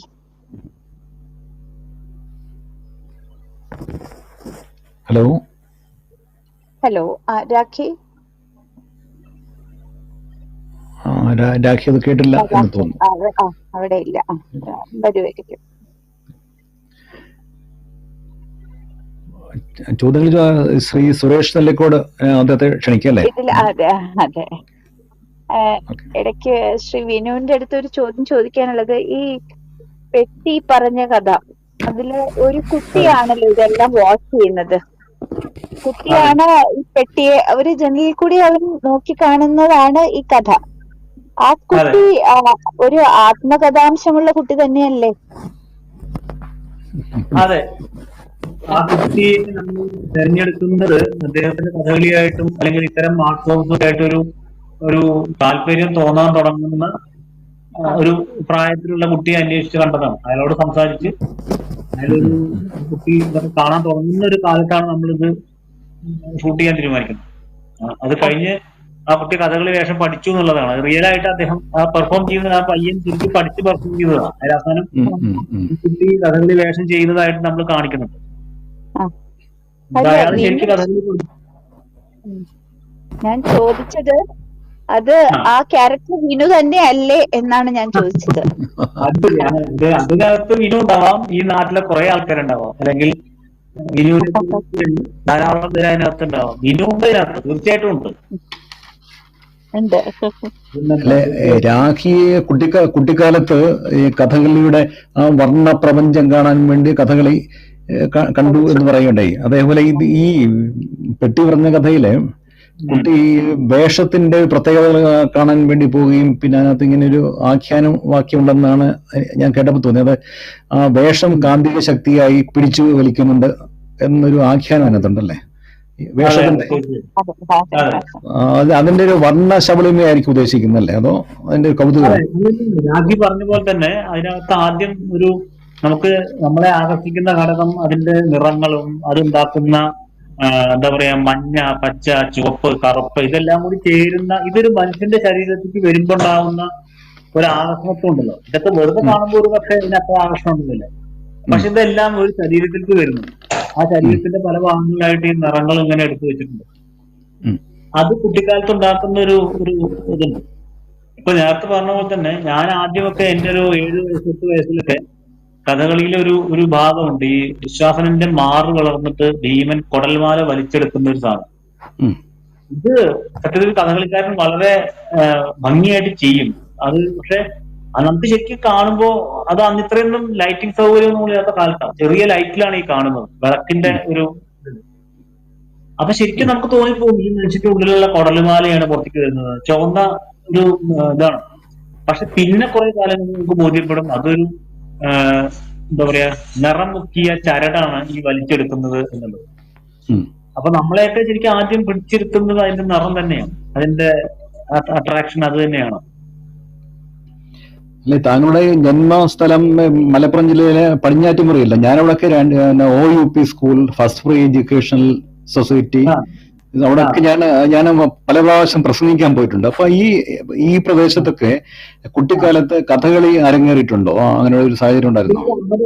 കഥകളി മഞ്ചേരി, അതുപോലെ ചെർപ്പളശ്ശേരി, കാറൽമണ്ണ ആ ഭാഗങ്ങളിലായിരുന്നു കഥകളി. അപ്പൊ നമ്മൾ ഇതിനായിട്ട് പോവുകയാണ്. ഒരു 7ാം ക്ലാസ്സിലോ 6ാം ക്ലാസ്സിലോ പഠിക്കുമ്പോ എന്റെ വീടിന്റെ തൊട്ടടുത്തൊന്നും ഉണ്ടായിരുന്നില്ല. പക്ഷെ ഇതിനോടൊരു താല്പര്യം കാരണം നമ്മൾ 2-3 കുട്ടികൾ ഒന്നിച്ച് ഒരു 50 പൈസയോ 1 രൂപയൊക്കെ അച്ഛന്റെ കയ്യിൽ നിന്ന് വാങ്ങി വൈകുന്നേരം നേരത്തെ ഒരു 7 മണിയാകുമ്പോൾ വീട്ടിൽ നിന്ന് ഊണും കഴിച്ചിട്ട് പോവാണ്. പോയി പിന്നെ അത് കഴിഞ്ഞിട്ട് രാവിലെ തിരിച്ചു വരും. ഒരു അരമണിക്കൂറോളം യാത്ര ചെയ്യുന്നു ബസ്സില്. അതൊക്കെ ഇതിന്റെ ഭാഗമാണ്. ഈ ബസ്സിൽ യാത്ര ചെയ്യാൻ പറ്റുന്നു, ഒറ്റയ്ക്ക് പൈസ കൈകാര്യം ചെയ്ത് യാത്ര, അതൊക്കെ ഈ ഉത്സാഹത്തിനെ മോട്ടിവേറ്റ് ചെയ്യുന്ന കാര്യങ്ങളായിരുന്നു. അപ്പൊ ഇതിനകത്ത് എല്ലാം ഒരു ആത്മാംശം ഉണ്ട് അല്ലെ നമ്മളിപ്പം പറഞ്ഞത്? അവിടെയൊക്കെ ഉണ്ട്, തീർച്ചയായും എവിടെയൊക്കെയോ ഉണ്ട്. അപ്പൊ നമുക്ക് അടുത്ത ചോദ്യത്തിലേക്ക് കടക്കാം. അടുത്ത ചോദ്യം അത് രണ്ടാമത്തെ ചോദ്യം ഇതാണ്. എന്ന് വെച്ചാല് ഈ ആദ്യത്തെ ചന്ദ്രശേഖരൻ അദ്ദേഹത്തിന് ഡാൻസർ ആണല്ലോ. അപ്പൊ ഈ ഭരതനാട്യം എന്നുള്ള ഒരു കലാരൂപത്തിനെ പറ്റി നമുക്ക് അത്രയും ഒരു അവഗാഹമുള്ളത് കൊണ്ട് തന്നെയാണോ അദ്ദേഹത്തിനെ തന്നെ ചിത്രീകരിക്കാൻ ശ്രമിച്ചത്? അല്ലെങ്കിൽ അതിന് വേണ്ടിയിട്ട് പ്രത്യേകം പഠിച്ചെടുത്തോ? എന്ത് തയ്യാറെടുപ്പാണ് നടത്തിയത്? അല്ല, സത്യത്തിൽ അടിസ്ഥാനപരമായിട്ട് എനിക്ക് ഈ കലകളോടുള്ള ഒരു അറിവ് കുറേശ്ശെ ഉണ്ടായിരുന്നു. കാരണം കണ്ടിട്ടും അങ്ങനെയുള്ള ആൾക്കാരോട് ഇടപഴകിയിട്ടും സംസാരിച്ചിട്ടും ഒക്കെ. അപ്പോ ചന്ദ്രശേഖർ സാറുമായിട്ടുള്ള ഒരു ബന്ധം ശരിക്കും എനിക്ക് 2006, 2005 മുതൽക്കുണ്ടാകും. അദ്ദേഹം കേരളത്തിൽ വന്നിട്ട് ഒരുപാട് സംഗീതനാട അക്കാദമി വർക്ക്ഷോപ്പുകളിലൊക്കെ പങ്കെടുക്കുകയും അപ്പൊ അദ്ദേഹത്തിന്റെ പെർഫോമൻസും ക്ലാസും ലെക്ചറും എല്ലാം ഞാൻ കേട്ടിട്ടുണ്ട്. അങ്ങനെ ഒരു ആർട്ടിസ്റ്റ് എന്നുള്ളതിലപ്പുറം ഒരു ഒരു എന്താ എങ്ങനെയായിരിക്കണം ഒരു ഹ്യൂമൻ ബീയിങ് എന്ന് പോലും അദ്ദേഹം പലപ്പോഴും പഠിപ്പിച്ചു തന്നിട്ടില്ല. പക്ഷെ ഞാൻ വിചാരിച്ചു ഇതൊക്കെ ഞങ്ങൾ കാലം മുന്നോട്ട് പോകുമ്പോൾ ഞാൻ അദ്ദേഹത്തെ കുറിച്ച് ആരെങ്കിലും ഒക്കെ ഡോക്യുമെന്ററികൾ എടുത്തിട്ടുണ്ടാവും എന്നാണ് വിചാരിക്കുന്നത്. പക്ഷേ 2017, 2018 ഞാൻ ചെന്നൈയിൽ പോയി അദ്ദേഹത്തിന്റെ അദ്ദേഹത്തോട് സംസാരിക്കുമ്പോൾ അന്ന് മാതൃഭൂമിക്ക് വീക്കിലിക്ക് വേണ്ടിയിട്ട് അദ്ദേഹത്തെ ഇന്റർവ്യൂ ചെയ്യാൻ വേണ്ടി പോയപ്പോഴാണ് ആ ഇന്റർവ്യൂവിലാണ് സംസാരിക്കുന്നത്. അപ്പൊ ഞാൻ ചോദിക്കും എന്തെങ്കിലും ഡോക്യുമെന്ററി ഉണ്ടെങ്കിൽ അതൊന്ന് കണ്ടാൽ കുറച്ചുകൂടി ഇൻഫർമേഷൻ കിട്ടുമായിരുന്നു എന്ന് പറഞ്ഞപ്പോൾ അദ്ദേഹം പറഞ്ഞു ആരും എന്നെ കുറിച്ച് ഡോക്യുമെന്ററി എടുത്തിട്ടില്ല. അപ്പോഴാണ് ഞാൻ ശരിക്കും ഒന്ന് ഞെട്ടിപ്പോയത്. കാരണം ഇത്രയും വലിയ പ്രഗത്ഭനായിട്ടുള്ള അല്ലെങ്കിൽ ലോകം പത്മഭൂഷൺ നൽകിയ ആദരിച്ചിട്ടുള്ള അപ്പൊ ഞാൻ ചോദിച്ചു, എന്നാൽ ഞാൻ ചോദിക്കുന്നത് മണ്ടത്തരമായിരിക്കാം, ഞാനൊരു ഡോക്യുമെന്ററി എടുത്താലോ ചോദിച്ചു. അദ്ദേഹം വളരെ സന്തോഷപൂർവ്വം അത് അക്സെപ്റ്റ് ചെയ്തു. അങ്ങനെയായിരുന്നു അത് ഭരതനാട്യം ഈ ഇതിക്ക്. പിന്നെ ഭരതനാട്യം പഠിച്ചോ അല്ലെങ്കിൽ അതിന്റെ ഉള്ളിലുള്ള കാര്യങ്ങളെ കുറിച്ച് അറിയുന്നത് ഈ ഡോക്യുമെന്ററിയുടെ ആവശ്യത്തിനെ കുറിച്ചായിരുന്നു. ഡോക്യുമെന്ററി എടുക്കേണ്ട ആവശ്യം വന്നപ്പോൾ അതുമായി ബന്ധപ്പെട്ട് പലതും പഠിച്ചു, വായിച്ചു, മറ്റു പലരോടും സംസാരിച്ചു. തീർച്ചയായിട്ടും അവിടെ കുറെ കൂടിയും ആഴത്തിലുള്ള ഒരു പഠനം ഈ കലാരൂപവുമായി ബന്ധപ്പെട്ടുണ്ടായിട്ടുണ്ട്.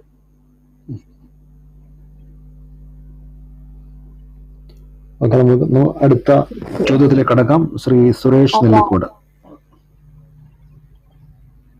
നമസ്കാരം. ഈ ചിത്രങ്ങൾ കാണാൻ കിട്ടാത്തത് കൊണ്ടാണ് ചോദ്യങ്ങൾ ചോദിക്കാനായിട്ട് മടിച്ചു നിൽക്കുന്നത്. ഈ സർക്കാർ നിർമ്മിക്കുന്ന ഡോക്യുമെന്ററികളാണ് നമുക്ക് തീരെ കാണാൻ കിട്ടാത്തത്. ഇതിങ്ങനെ ആർക്കൈവ് ചെയ്ത് വെക്കുന്നതുകൊണ്ട് ആർക്കെങ്കിലും പ്രയോജനം കിട്ടുന്നുണ്ടോ? എന്താണ് ഇക്കാര്യത്തിൽ ആരും താല്പര്യം എടുക്കാത്തത്? അതാണ് എന്റെ ചോദ്യം. ഈ കുറഞ്ഞപക്ഷം ഈ അക്കാഡമിക് താല്പര്യങ്ങളുള്ളവർക്കെങ്കിലും ഈ ചിത്രങ്ങൾ ലഭ്യമാണോ? ഒരു റെഫറൻസിന് വേണ്ടിയെങ്കിലും. രണ്ടുപേർക്കും അവരവരുടെ അഭിപ്രായങ്ങൾ പറയാം. Thank you. ഞാനാണോ ആദ്യം പറയട്ടെ?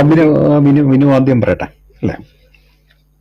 എനിക്ക് തോന്നുന്നത് ഇത് പ്രത്യേകിച്ച് ഗുണമൊന്നും ഇല്ല അങ്ങനെ അവിടെ എടുത്ത് വെച്ചിട്ടെന്നാണ് എനിക്ക് തോന്നുന്നത്. കാരണം ഇത് ആളുകൾ കാണാൻ വേണ്ടിയാണ് നമ്മൾ ഉണ്ടാക്കുന്നത്.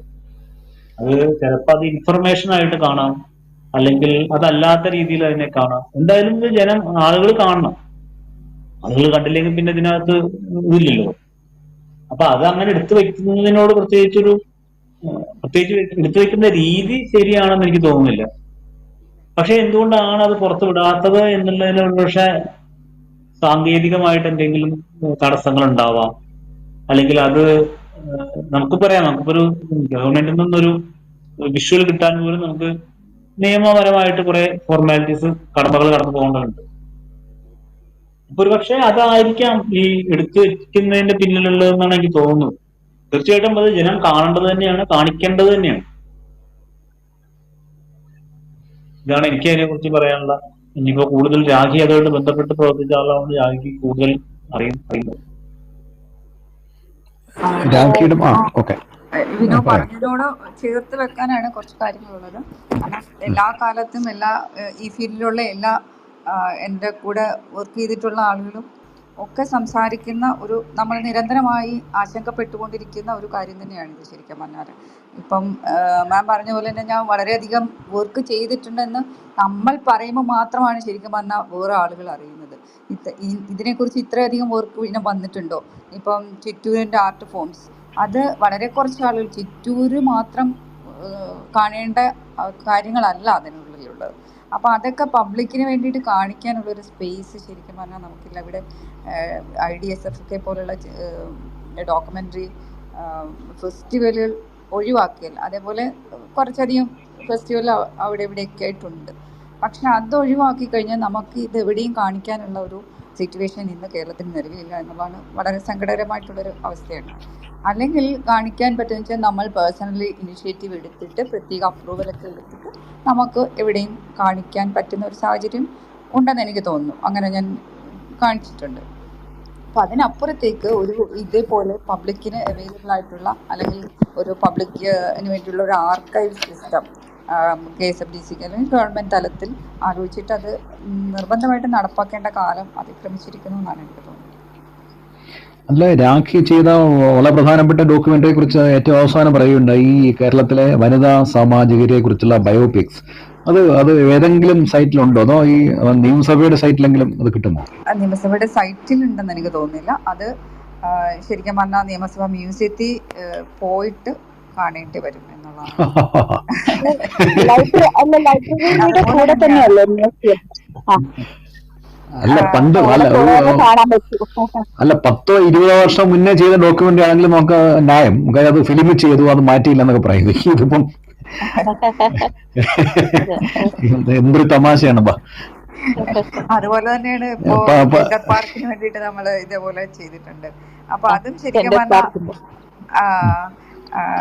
അന്നചാണ്ടിയെ കുറിച്ച്, ആനി മസ്തുവിനെ കുറിച്ചൊക്കെ ചെയ്തിട്ടുണ്ട്. അത് കൂടാതെ എൻ്റെ കൂടെ സഹപ്രവർത്തകരായിട്ടുള്ള വേറെയും ആളുകൾ ഇതേ ടീമിൽ ചെയ്തിട്ടുണ്ട്. എനിക്ക് തോന്നുന്നു 10 ഡോക്യുമെന്ററീസ്, അന്ന് 10 ബയോപിക് ആണെന്ന് തോന്നുന്നു ടോട്ടലി ചെയ്തിരുന്നത്. ഇത് മുഴുവൻ ഒരു ബയോപിക് ആണോ, ഓരോരുത്തരെ കുറിച്ചും സെപ്പറേറ്റ് ആയിട്ടുള്ള ബയോപിക് ആണോ? സെപ്പറേറ്റ് ആയിട്ടുള്ള. സത്യം പറഞ്ഞാൽ അത് വലിയ ചരിത്ര രേഖയാണ്. അതായത് നമുക്ക് പോലും നമുക്കെന്ന് വെച്ച് കഴിഞ്ഞാൽ ഒത്തിരി ഈ അടുത്ത കാലത്തും ഒക്കെ ഇതിനെക്കുറിച്ച് വായിച്ചിട്ടുള്ളവർക്ക് പോലും പലരും അറിയില്ല, അതിന്റെ ഓർമ്മയൊന്നും മാഞ്ഞു പോയിട്ടുണ്ട്. എനിക്ക് തോന്നിയിട്ടുള്ള ഒരു കാര്യം, ഈ നമ്മുടെ കേരളത്തെ സംബന്ധിച്ച് ഈ ആർക്കൈവൽ സിസ്റ്റം വളരെ പുവറായിട്ടുള്ളൊരു സ്റ്റേറ്റ് ആണ് ആക്ച്വലി. അതുകൊണ്ട് തന്നെ എനിക്ക് തോന്നുന്നു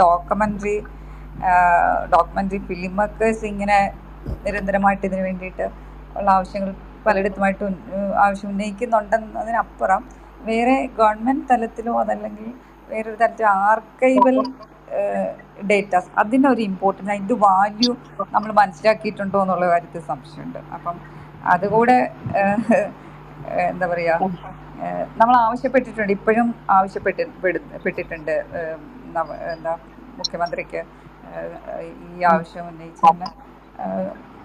ഇതിൻ്റെ കൂടെ പല കാര്യങ്ങളും ഇതേപോലെ നമ്മൾ കൊടുത്തിട്ടുണ്ട്, റിക്വസ്റ്റ് കൊടുത്തിട്ടുണ്ട്. അപ്പം നമ്മൾ നിരന്തരമായിട്ട് ഇത് ആവശ്യപ്പെടുന്ന ഒരു സംഗതി തന്നെയാണ്. നമ്മൾക്കും ആഗ്രഹമുണ്ട് ആളുകൾ ഇത് കാണണം. പല രീതിയിലുള്ള ഒരുപാട് ആളുകൾ ഇതുപോലെ ചെയ്യുന്നുണ്ടല്ലോ. അപ്പം ഇതൊക്കെ എവിടെ പോകുന്നു, എങ്ങനെ പോകുന്നു?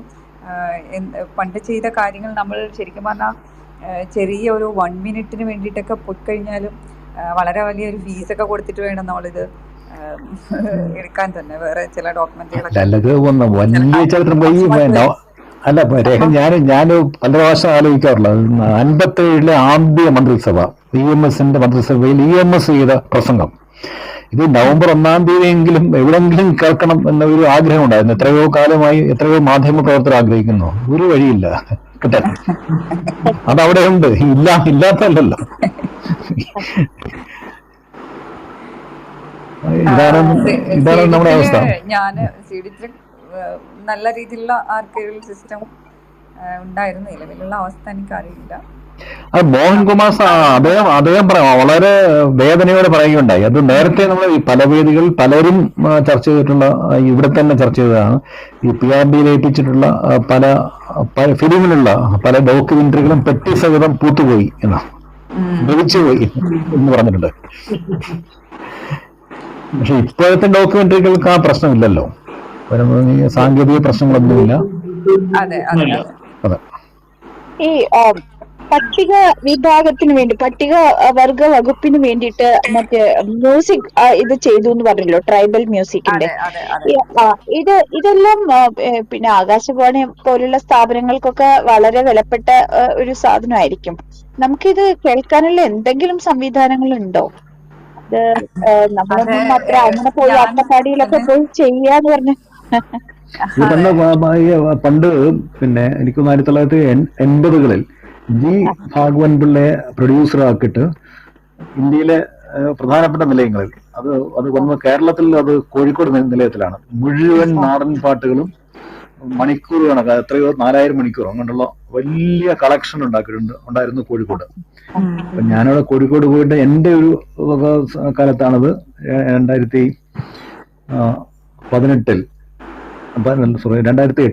വീട്ടിലത് ടേപ്പിൽ നിന്ന് കൺവേർട്ട് ചെയ്തപ്പം രേഖയിൽ മാത്രമേ ഇതുള്ളൂ. വളരെ കുറച്ച് ഏതാനും മണിക്കൂറുകൾ മാത്രമേ അവിടെ ഉണ്ടായിരുന്നുള്ളൂ. തിരിച്ച് ബാക്കിയെല്ലാം എവിടെ പോയി എന്ന് ആർക്കും അറിയില്ല. ഇതാണ് അവസ്ഥ ആകാശവാണിയുടെ പോലും. എന്നെ സംബന്ധിച്ച് ഇത് വളരെ നല്ലൊരു പ്രോഗ്രാം ആയിരുന്നു അത്. അട്ടപ്പാടിയിലെ പാട്ടുകാരെ കുറിച്ചും പാട്ടുകളെ കുറിച്ചുള്ളൊരു ട്രാവൽ ചെയ്തുണ്ടാക്കിയൊരു പ്രോഗ്രാം ആയിരുന്നു അത്. അപ്പം അത് എന്നെ സംബന്ധിച്ച് അതാ ഞാൻ പറഞ്ഞു വന്നത്. ഞാൻ ഇതെനിക്ക് ഒരു ഡിപ്പാർട്ട്മെന്റിന് വേണ്ടിയിട്ടാണ് ഞാൻ ഇത് ചെയ്യുന്നത്. അപ്പൊ ആക്ച്വലി അവരുടെ ഫണ്ട് ഉപയോഗിച്ചിട്ട് ചെയ്യുന്ന ഒരു പ്രോജക്റ്റ് എനിക്കായിട്ട് അത് പബ്ലിക്കിന് അവൈലബിൾ. ഈവൻ ആ പാട്ടുകാർ പോലും എന്നോട് ചോദിച്ചിരുന്നു ഇതൊന്ന് കാണുന്നത് എങ്ങനെയാണ്.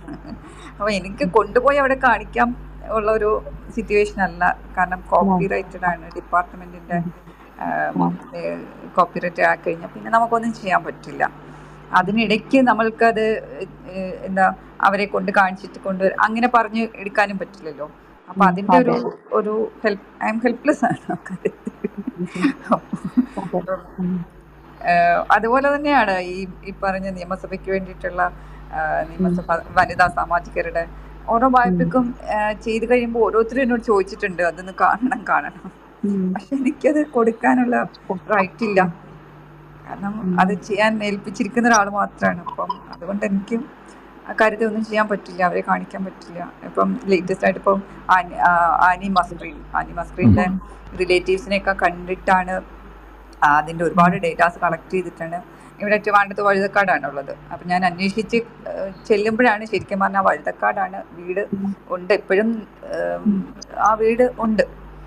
താമസക്കാരില്ലെങ്കിലും ആനി മസ്ക്രീൻ ജീവിച്ചിരുന്ന ആ വീടും ആനി മസ്ക്രീൻ ഉപയോഗിച്ചിട്ടുള്ള ഡ്രസ്സ് പോലും അവിടെ, വസ്ത്രങ്ങളും പേന, ഡയറി എല്ലാം അവിടെ ഉണ്ട്. ഈവൻ ആനി മസ്ക്രീൻ്റെ നെയിം ബോർഡ് പോലും ഉണ്ട്, വക്കീൽ ഒക്കെ എഴുതിച്ചിരിക്കുന്നത്.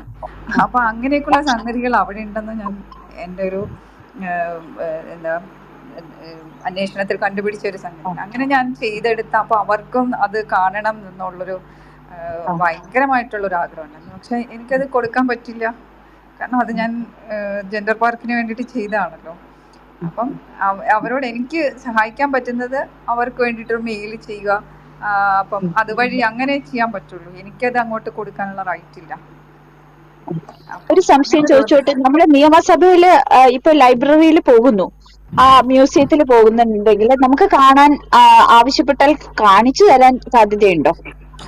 അതിനുള്ള ഫെസിലിറ്റി ഉണ്ട്. കാരണം അവിടെ സ്ക്രീൻ വെച്ചിട്ടുണ്ട്. നമ്മൾക്ക് സെലക്ട് ചെയ്ത് ആരുടെയാണോ പ്രൊഫൈൽ ബയോപിക് കാണേണ്ടതെന്ന് വെച്ചാൽ അത് സെലക്ട് ചെയ്ത് നമ്മൾക്ക് തന്നെ ചെയ്യാൻ പറ്റുന്ന സിറ്റുവേഷൻ.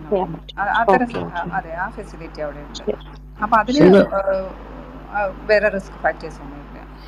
അത് ഈ ഏതെങ്കിലും വളരെ പ്രധാനപ്പെട്ട വിഷ്വൽസ് അതിനകത്തുണ്ട്. ഉദാഹരണത്തിന് 57-ലെ റോസമ്മ പിന്നോസ്, കെ.ആർ. ഗൗരിയമ്മ, പിന്നെ അത് കഴിഞ്ഞിട്ടുള്ള മന്ത്രിസഭകളിലെ നിയമസഭകളിലെ അംഗങ്ങൾ, അവിടെ എങ്കിലും വിഷ്വൽസ് ഏതെങ്കിലും പ്രധാനപ്പെട്ട അവസരങ്ങൾ എടുത്തിട്ടുണ്ടാവുമല്ലോ. വളരെ അപൂർവമാണെന്ന്. അപ്പുറം ഗൗരിയമ്മയൊക്കെ സംസാരിക്കുന്ന ഒരുപാട് മെമ്മറീസ് അതിലുണ്ട്. ഇന്റർവ്യൂസ് എടുക്കുമല്ലോ. അപ്പൊ നമ്മൾക്ക് ഇതിനകത്തൊരു ലിമിറ്റേഷൻ ഉള്ളത് ഒരു 4 minutes അല്ലെ 5 minutes ആ ഒരു ഡ്യൂറേഷൻ ആണ് വന്നിരിക്കുന്നത്, തന്നിട്ടുള്ളത്. അപ്പം വ്യൂവേഴ്സിനെ സംബന്ധിച്ച ഒരുപാട് ലെങ്തി ആവണ്ട എന്നുള്ളതായിരുന്നു തീരുമാനം. അപ്പം ഇതിനപ്പുറത്തേക്ക് നമുക്ക് ഡ്യൂറേഷൻ കൊടുക്കാൻ പറ്റും. പക്ഷെ വളരെ ലെങ്തിയാണ് ഇവരുടെ ഒക്കെ ഉള്ള ഇന്റർവ്യൂസ്. അപ്പം ഇതെല്ലാം നമ്മളൊരു സൂക്ഷിച്ചു വെച്ചിട്ടുണ്ടായിരുന്നു. അത് ശരിക്കും സീഡിറ്റാണ് ചെയ്തത് ആ പ്രോജക്റ്റ്. അപ്പം സീഡിറ്റിന്റെ ഒരു ഡേറ്റയാണ് അത്, ഒരു ആർക്കൈവ് ചെയ്തിട്ടുള്ള ഒരു സംഗതിയാണ്. അപ്പം എന്ന് വെച്ചാൽ എനിക്ക് നമ്മൾ ഇതുവരെയും കേട്ടിട്ടില്ലാത്ത ഒരുപാട് അവരുടെ എക്സ്പീരിയൻസുകൾ. ഗൗരിയമ്മയെ കുറിച്ച് പറഞ്ഞെങ്കിലും വേറെയും ഒരുപാട് പേരിങ്ങനെ സംസാരിച്ചിട്ടുണ്ട്. അവരുടെയൊക്കെ എക്സ്പീരിയൻസ് മറ്റുള്ളവരും ചെയ്യിക്കുന്നതിന് മറ്റുള്ളവരുമായിട്ടുള്ള എന്താ ബന്ധങ്ങളെക്കുറിച്ചും ഒക്കെ ഇങ്ങനെ പലതരം ഇഷ്യൂസ് വന്നിട്ടുള്ള ഇഷ്യൂസ്, എന്തുകൊണ്ടാണ് മുഖ്യമന്ത്രി ആകാതിരുന്നത് ഗൗരിയമ്മ, അതിനെ പറ്റിയുള്ള അവരുടെ ഓർമ്മകൾ, അന്ന് നടന്നിട്ടുള്ള മെമ്മറീസ്. പുള്ളിക്കാരി അവകാശപ്പെടുന്ന വെച്ചാൽ ഇതൊന്നും ആരോടും പറഞ്ഞിട്ടില്ല എന്ന് പോലും പറയുന്ന ചില സംഗതികൾ പോലും പറഞ്ഞിട്ടുണ്ട് അതിനകത്ത്. അതൊക്കെയാണ് ശരിക്കും പറഞ്ഞാൽ അതിപ്പം പബ്ലിക്കിന് വേണ്ടിയിട്ട് അത് അവൈലബിൾ അല്ല ആക്ച്വലി. അതൊക്കെയാണ് സൂക്ഷിച്ച് വെച്ചിരിക്കുന്ന സംഗതി. അതൊക്കെ ഉണ്ടോ എന്നുള്ളത് എനിക്കറിയില്ല. അതേപോലെ ഒരുപാട് ഇന്റർവ്യൂസിനകത്ത് ഇങ്ങനെ ഒരുപാട് വിലപ്പെട്ട കാര്യങ്ങൾ ഇങ്ങനെ പറഞ്ഞിട്ടുണ്ട്. ഇവരുടെയൊക്കെ മെമ്മറീസ് വളരെ ഇൻട്രസ്റ്റിംഗ് ആണ്. വളരെ എന്താ കേരള ചരിത്രത്തിൽ അറിയപ്പെടേണ്ട ചില സംഗതികളാണ്.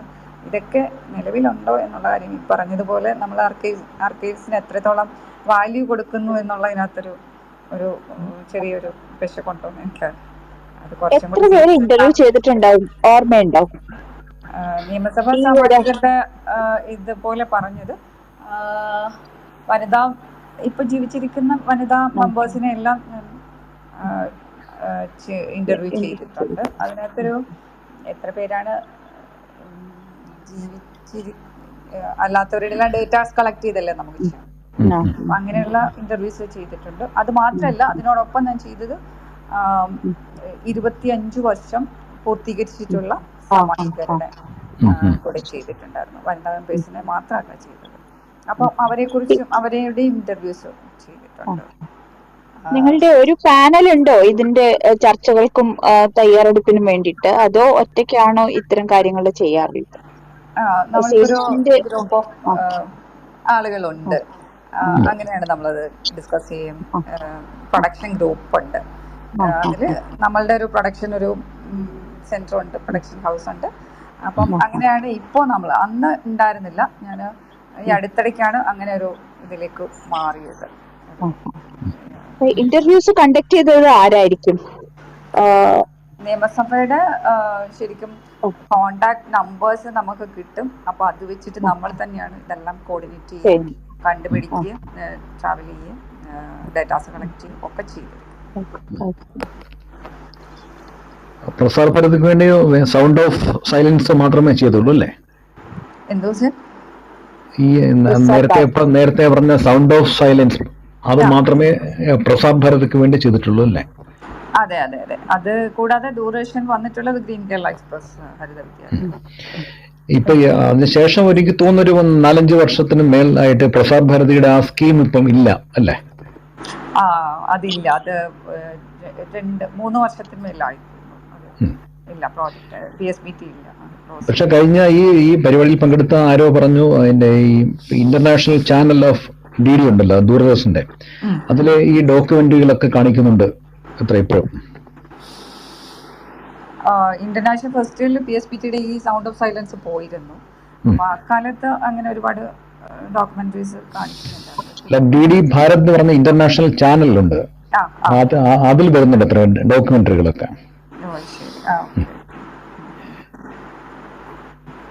ഈ സീഡിറ്റിന് പ്രത്യേകമായിട്ട് വെബ്സൈറ്റ് ഉണ്ടോ, അതോ PRDയുടെ സൈറ്റ് തന്നെയാണോ അവർ ഉപയോഗിക്കുന്നത്? സീഡിറ്റിന് പ്രത്യേകമായിട്ട് വെബ്സൈറ്റ് അപ്ഡേറ്റഡ് അല്ലായിരുന്നു. എനിക്കറിയില്ല, ഞാൻ കൃത്യമല്ലാത്ത ഇൻഫർമേഷൻ പാസ് ചെയ്യുന്നത് ശരിയല്ല. രാഖി ഇങ്ങനെ പിന്നെ ഈ പറഞ്ഞ സ്പോൺസർഷിപ്പ് ഇല്ല, ഇൻഡിപെൻഡന്റ് ആയിട്ടുള്ള ഏതെങ്കിലും ഡോക്യുമെന്ററി അല്ലെങ്കിൽ ക്രിയേറ്റീവ് വേറെ അല്ല ഈ പറഞ്ഞ ഫീച്ചർ ഫിലിം പോലെയുള്ള അല്ലെങ്കിൽ ഷോർട്ട് ഫിലിം പോലെയുള്ള എന്തെങ്കിലും സംരംഭം ചെയ്യാൻ താല്പര്യം, അങ്ങനെ ഉദ്ദേശമുണ്ടോ? തീർച്ചയായിട്ടും ഉണ്ട്. കാരണം ഞാൻ ഈ പറഞ്ഞതുപോലെ ഈ പബ്ലിക്കിന് വേണ്ടിയിട്ട് കാണിക്കാൻ പറ്റുന്ന ഇതേപോലെ ഒരുപാട് ഡോക്യുമെന്ററീസ് ഉണ്ട്. പക്ഷെ ഞാൻ അതിന് വേണ്ടിയിട്ട് എന്താ പറയുക, ഒരു റിസ്ക്കും എടുത്തിട്ടില്ല എന്നുള്ളതാണ് സത്യാവസ്ഥ. കാരണം അതിനു വേണ്ടിയുള്ളൊരു സമയം അതിക്രമിച്ചിരിക്കുന്നു എന്നാണ് ഇപ്പൊ എൻ്റെ ഒരു തോന്നല്.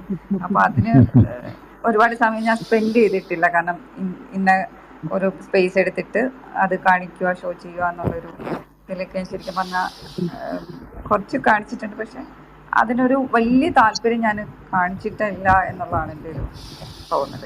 അപ്പം ഇനിയിപ്പം ശരിക്കും പറഞ്ഞാൽ ഒരു കുറച്ചും കൂടെ കോൺസെൻട്രേറ്റ് ചെയ്യാൻ ഉദ്ദേശിക്കുന്നത് ഫിക്ഷൻ ചെയ്യുക എന്നുള്ളത് തന്നെയാണ്. അപ്പം അതിന് വേണ്ടിയിട്ടുള്ളൊരു തയ്യാറെടുപ്പ് തുടങ്ങിക്കഴിഞ്ഞു. അപ്പം ഡോക്യുമെൻ്ററി എനിക്ക് വളരെയധികം ശരിക്കും പറഞ്ഞാൽ എനിക്കൊരു സാറ്റിസ്ഫാക്ഷൻ തരുന്നത് ഡോക്യുമെൻ്ററി ഇതേപോലുള്ള പ്രോഗ്രാംസ് ചെയ്യുന്നത് വളരെ ഇൻട്രസ്റ്റിംഗ് ആണ്. കാരണം എനിക്ക് പണ്ട് മുതലേ ഞാൻ സ്റ്റോറീസ് വായിക്കുമെങ്കിലും ഫിക്ഷനേക്കാളിലും എനിക്ക് ചെറുപ്പം മുതലേ റിയാലിറ്റീസിനോടാണ് ശരിക്കും താല്പര്യം ഉണ്ടായിരുന്നത്. അതുകൊണ്ടായിരിക്കാം മേ ബി ചെറുപ്പം മുതലേ ഒരു ഡോക്യുമെൻ്ററി ഫിലിം മേക്കർ എന്നുള്ള താല്പര്യവും. അങ്ങനെ റിയാലിറ്റിയാണ് എൻ്റെ മുമ്പിൽ വരുന്ന റിയാലിറ്റിയിൽ ഞാൻ വളരെയധികം ഒബ്സർവ് ചെയ്യുന്ന ഒരു ചെറുപ്പം മുതൽ അങ്ങനെ ഒരു രീതി ഉണ്ടായിരുന്നു. അപ്പം അതുകൊണ്ടും കൂടി ആയിരിക്കാം ജേർണലിസത്തിലേക്ക് പോകാനും അത് കഴിഞ്ഞ് ഡോക്യുമെൻ്ററി ഫിലിം മേക്കർ ആവാനും ഒക്കെ ഒരു താല്പര്യം വന്നതെന്ന് തോന്നുന്നു. ശ്രീ ബിനു വാസുദേവൻ ചോദിക്കേണ്ടത്, താങ്കൾ പറയുന്നുണ്ട് ഈ കലാമണ്ഡലം ഉണ്ണികൃഷ്ണക്കുറുപ്പിനെ കുറിച്ചുള്ള ഡോക്യുമെന്ററി ചെയ്ത് അദ്ദേഹം മരിച്ച് 35 വർഷം കഴിഞ്ഞിട്ടാണെന്ന് അല്ലേ? അതിൽ ഫിക്ഷണലൈസേഷൻ അതിനകത്ത് ഉപയോഗിച്ചിട്ടുണ്ടല്ലേ? കാണാൻ പറ്റുന്നില്ല എന്ന് പറയാം. അത് അതിന്റെ ലിങ്ക് ആക്ച്വലി പ്രൈവറ്റ് ആയിട്ടുണ്ട്. ഞാനത് തപ്പിയിട്ട് കിട്ടിയിരിക്കും. റെഗുലറാണ് നാളെ പക്ഷേ എന്തായാലും കാണിച്ചിട്ടുണ്ട്. ഞാൻ വിനോദ ശബ്ദം ബ്രേക്ക് ആവുന്നുണ്ട്, എന്തോ ഒരു ചെറിയ പ്രശ്നം അതിനകത്തുണ്ട്. ഇപ്പൊ കേൾക്കാമുണ്ടോ? കേൾക്കാമോ? ഇപ്പം കുഴപ്പമില്ല. ഒന്ന് ഉത്തരം റിപ്പീറ്റ് ചെയ്യാം. ഞാന് അത് ആ ഡോക്യുമെന്ററി 1-2 സ്ഥലത്ത് സ്ക്രീനിങ് ചെയ്തിട്ടുണ്ട്. പക്ഷെ അതിന്റെ ലിങ്ക് ഇപ്പൊ എന്തായാലും ആവശ്യപ്പെട്ട സമയത്ത് ഞാൻ ഒരുപാട് സ്ഥലത്ത് തപ്പി, എനിക്ക് കിട്ടിയില്ല. പക്ഷെ ഇന്നിപ്പോ ഒരു 6 മണിക്ക് ഞാൻ ആ ലിങ്ക് സംഘടിപ്പിച്ചു. കാരണം എനിക്ക് നാളെ അത് കാണിക്കേണ്ടതുണ്ട് കോട്ടയത്ത്. അതുകൊണ്ടാണ് അത് അയച്ചു തരായിരുന്നത്. എനിക്ക് അയക്കാൻ പറ്റിയില്ല. അതാണ്. നമുക്ക് ഈ ലിങ്കുകൾ ഇനി തന്നാലും മതിയല്ലോ അല്ലേ സാർ? നമുക്ക് ഇത് ഇതിന്റെ ശബ്ദലേഖനത്തിനോടൊപ്പം നമുക്ക് കൊടുക്കാൻ പറ്റും. അപ്പം കുറച്ച് പേരും ഇത് കാണും തിരിച്ച്. അപ്പൊ അതില് അദ്ദേഹം മരിച്ചു കഴിഞ്ഞ ശേഷമുള്ള ഡോക്യുമെന്ററി ആയിട്ട് ഫിക്ഷൻ തന്നെയാണ് ഉപയോഗിച്ചിട്ടുണ്ടല്ലേ? ഫിക്ഷൻ എന്ന് പറയാൻ പറ്റില്ല. അതിന്റെ സാങ്കേതിക ഭാഷ സെമി ഫിക്ഷൻ എന്നൊക്കെ ആയിരിക്കാം. കാരണം നമുക്ക് കൃത്യം രംഗങ്ങളെ അങ്ങനെ ഫിക്ഷണലൈസ് ചെയ്ത് ചെയ്യാനുള്ള സംവിധാനമൊന്നും പലപ്പോഴും ഡോക്യുമെന്ററി നിർമ്മാണത്തിൽ പറ്റാറില്ല. കാരണം നമുക്ക് നല്ല കാസ്റ്റിംഗ്, നല്ല നടന്മാരെ ഒന്നും കിട്ടാറില്ല. അപ്പോ മറ്റൊരു ചലഞ്ച് ചെയ്യും, ഈ വ്യക്തിയുടെ മുഖസാമ്യവുമായിട്ടും ശരീരസാമ്യവുമായിട്ടും കുറച്ചെങ്കിലും പാട്ടുമായിട്ടൊക്കെ ബന്ധപ്പെട്ട ഒരാളെ വേണം നമുക്ക് ഉപയോഗിക്കാൻ. അപ്പോ അതിന് പറ്റുന്ന ആളെ വെച്ച് നമുക്ക്, അപ്പൊ ഈ അഭിനയം എന്നുള്ളതൊന്നും കൃത്യമായിട്ട് വരില്ല. ചില സീൻസ് നമുക്ക് അത്ര, അങ്ങനെയാണ് ഞാൻ ചെയ്തത്. അദ്ദേഹത്തിന്റെ ജീവിതത്തിൽ ഭയങ്കരമായിട്ടുള്ള ട്വിസ്റ്റ് വരുന്ന, അല്ലെങ്കിൽ അദ്ദേഹത്തിന്റെ ജീവിതം മാറ്റിമറിക്കുന്ന ചില സീനുകൾ മാത്രം എടുത്ത് അതൊരു സെമി ഫിക്ഷൻ മോഡിലേക്ക് കൊണ്ടുവന്നിട്ട് അങ്ങനെയാണ് ഞാൻ ചെയ്തത്. ബാക്കിയുള്ളത് അദ്ദേഹത്തിന് വേണ്ടപ്പെട്ട കുറെ ആളുകളുടെ ഓർമ്മയിലൂടെ ഇങ്ങനെ അത് ഡെവലപ്പ് ചെയ്യുന്നൊരവസ്ഥ. അപ്പൊ അദ്ദേഹത്തിന്റെ ഒപ്പം അരങ്ങിൽ പങ്കിട്ട ഗോപി ആശാനെ പോലെയുള്ള ആളുകൾ, അദ്ദേഹം പഠിപ്പിച്ച അദ്ദേഹത്തിന്റെ സ്റ്റുഡൻസ് ആയിട്ടുള്ള പാട്ടുകാര്, ഇവരൊക്കെ അദ്ദേഹത്തെ കുറിച്ച് ഓർമ്മിച്ചെടുക്കുന്ന പോലെ, അപ്പൊ അതിനെ സപ്പോർട്ട് ചെയ്യുന്ന രീതിയിലുള്ള വിഷ്വൽസ് ഫിക്ഷനായിട്ട് വരുന്നു. പിന്നെ അതിൽ എന്താ പറയാ, സാങ്കേതിക വിദ്യ എനിക്ക് ഏറ്റവും ഭംഗിയായിട്ട് ഉപയോഗിക്കാൻ പറ്റിയത് 35 വർഷം മുമ്പ് ഞാൻ നേരത്തെ പറഞ്ഞില്ലേ, ടേപ്പ് റെക്കോർഡറിൽ റെക്കോർഡ് ചെയ്ത പാട്ട്, ഈ പാട്ട് ഒന്ന് ക്ലിയർ ചെയ്തെടുത്ത്, അതായത് ഒന്ന് സിസ്റ്റത്തിലൊക്കെ കയറ്റി അതൊക്കെ ഒന്ന് അതിന്റെ ബഹളങ്ങളൊക്കെ കുറച്ചിട്ട് ഇത് വെച്ചിട്ടാണ് ഞാൻ ഇതിന് വേണ്ട കഥകളി മെറ്റീരിയൽ ഷൂട്ട് ചെയ്തത്. അതായത് ഇത് സാധാരണ നമ്മൾ കഥകളി ഷൂട്ട് ചെയ്യുമ്പോൾ അതിന് വേണ്ട പെർക്കഷൻ ആയാലും മ്യൂസിക് ആയാലും ലൈവായിട്ട് ചെയ്യുന്ന അവസ്ഥയാണ്. ഇതിന് പകരം ഞാൻ ഈ ഉണ്ണികൃഷ്ണക്കുറുപ്പ് 37 വർഷം മുമ്പ് പാടിയ ആ ഓഡിയോ പ്ലേ ചെയ്തിട്ട് അതിനനുസരിച്ചാണ് ഈ കലാകാരന്മാർ കളിച്ചതൊക്കെ ഇപ്പോഴത്തെ കലാകാരന്മാരാണ്. ഉണ്ണികൃഷ്ണക്കുറുപ്പിനെ കാണുക പോലും ചെയ്യാത്ത കലാകാരന്മാരാണ് വേഷമായിട്ടൊക്കെ പെർഫോം ചെയ്തത്. പിന്നെ ഞാൻ ആ ഓഡിയോ ഈ വിഷ്വലുമായിട്ട് സിങ്ക് ചെയ്തെടുക്കുകയും, അപ്പൊ അത് അങ്ങനെ ഒരു സാധനം ചെയ്തതായിട്ട് എനിക്കറിയില്ല, നമ്മളെ ഒരു അറിവിലില്ല. കാരണം 37 വർഷം മുമ്പുള്ള ഒരു ഓഡിയോ ഒരു പെർഫോമൻസിന് വേണ്ടി ഉപയോഗിക്കുന്നു, ആ ഓഡിയോ ഡോക്യുമെന്ററിയിൽ സിങ്ക് ചെയ്യുന്നു, അങ്ങനെ ഒരു സാധനം.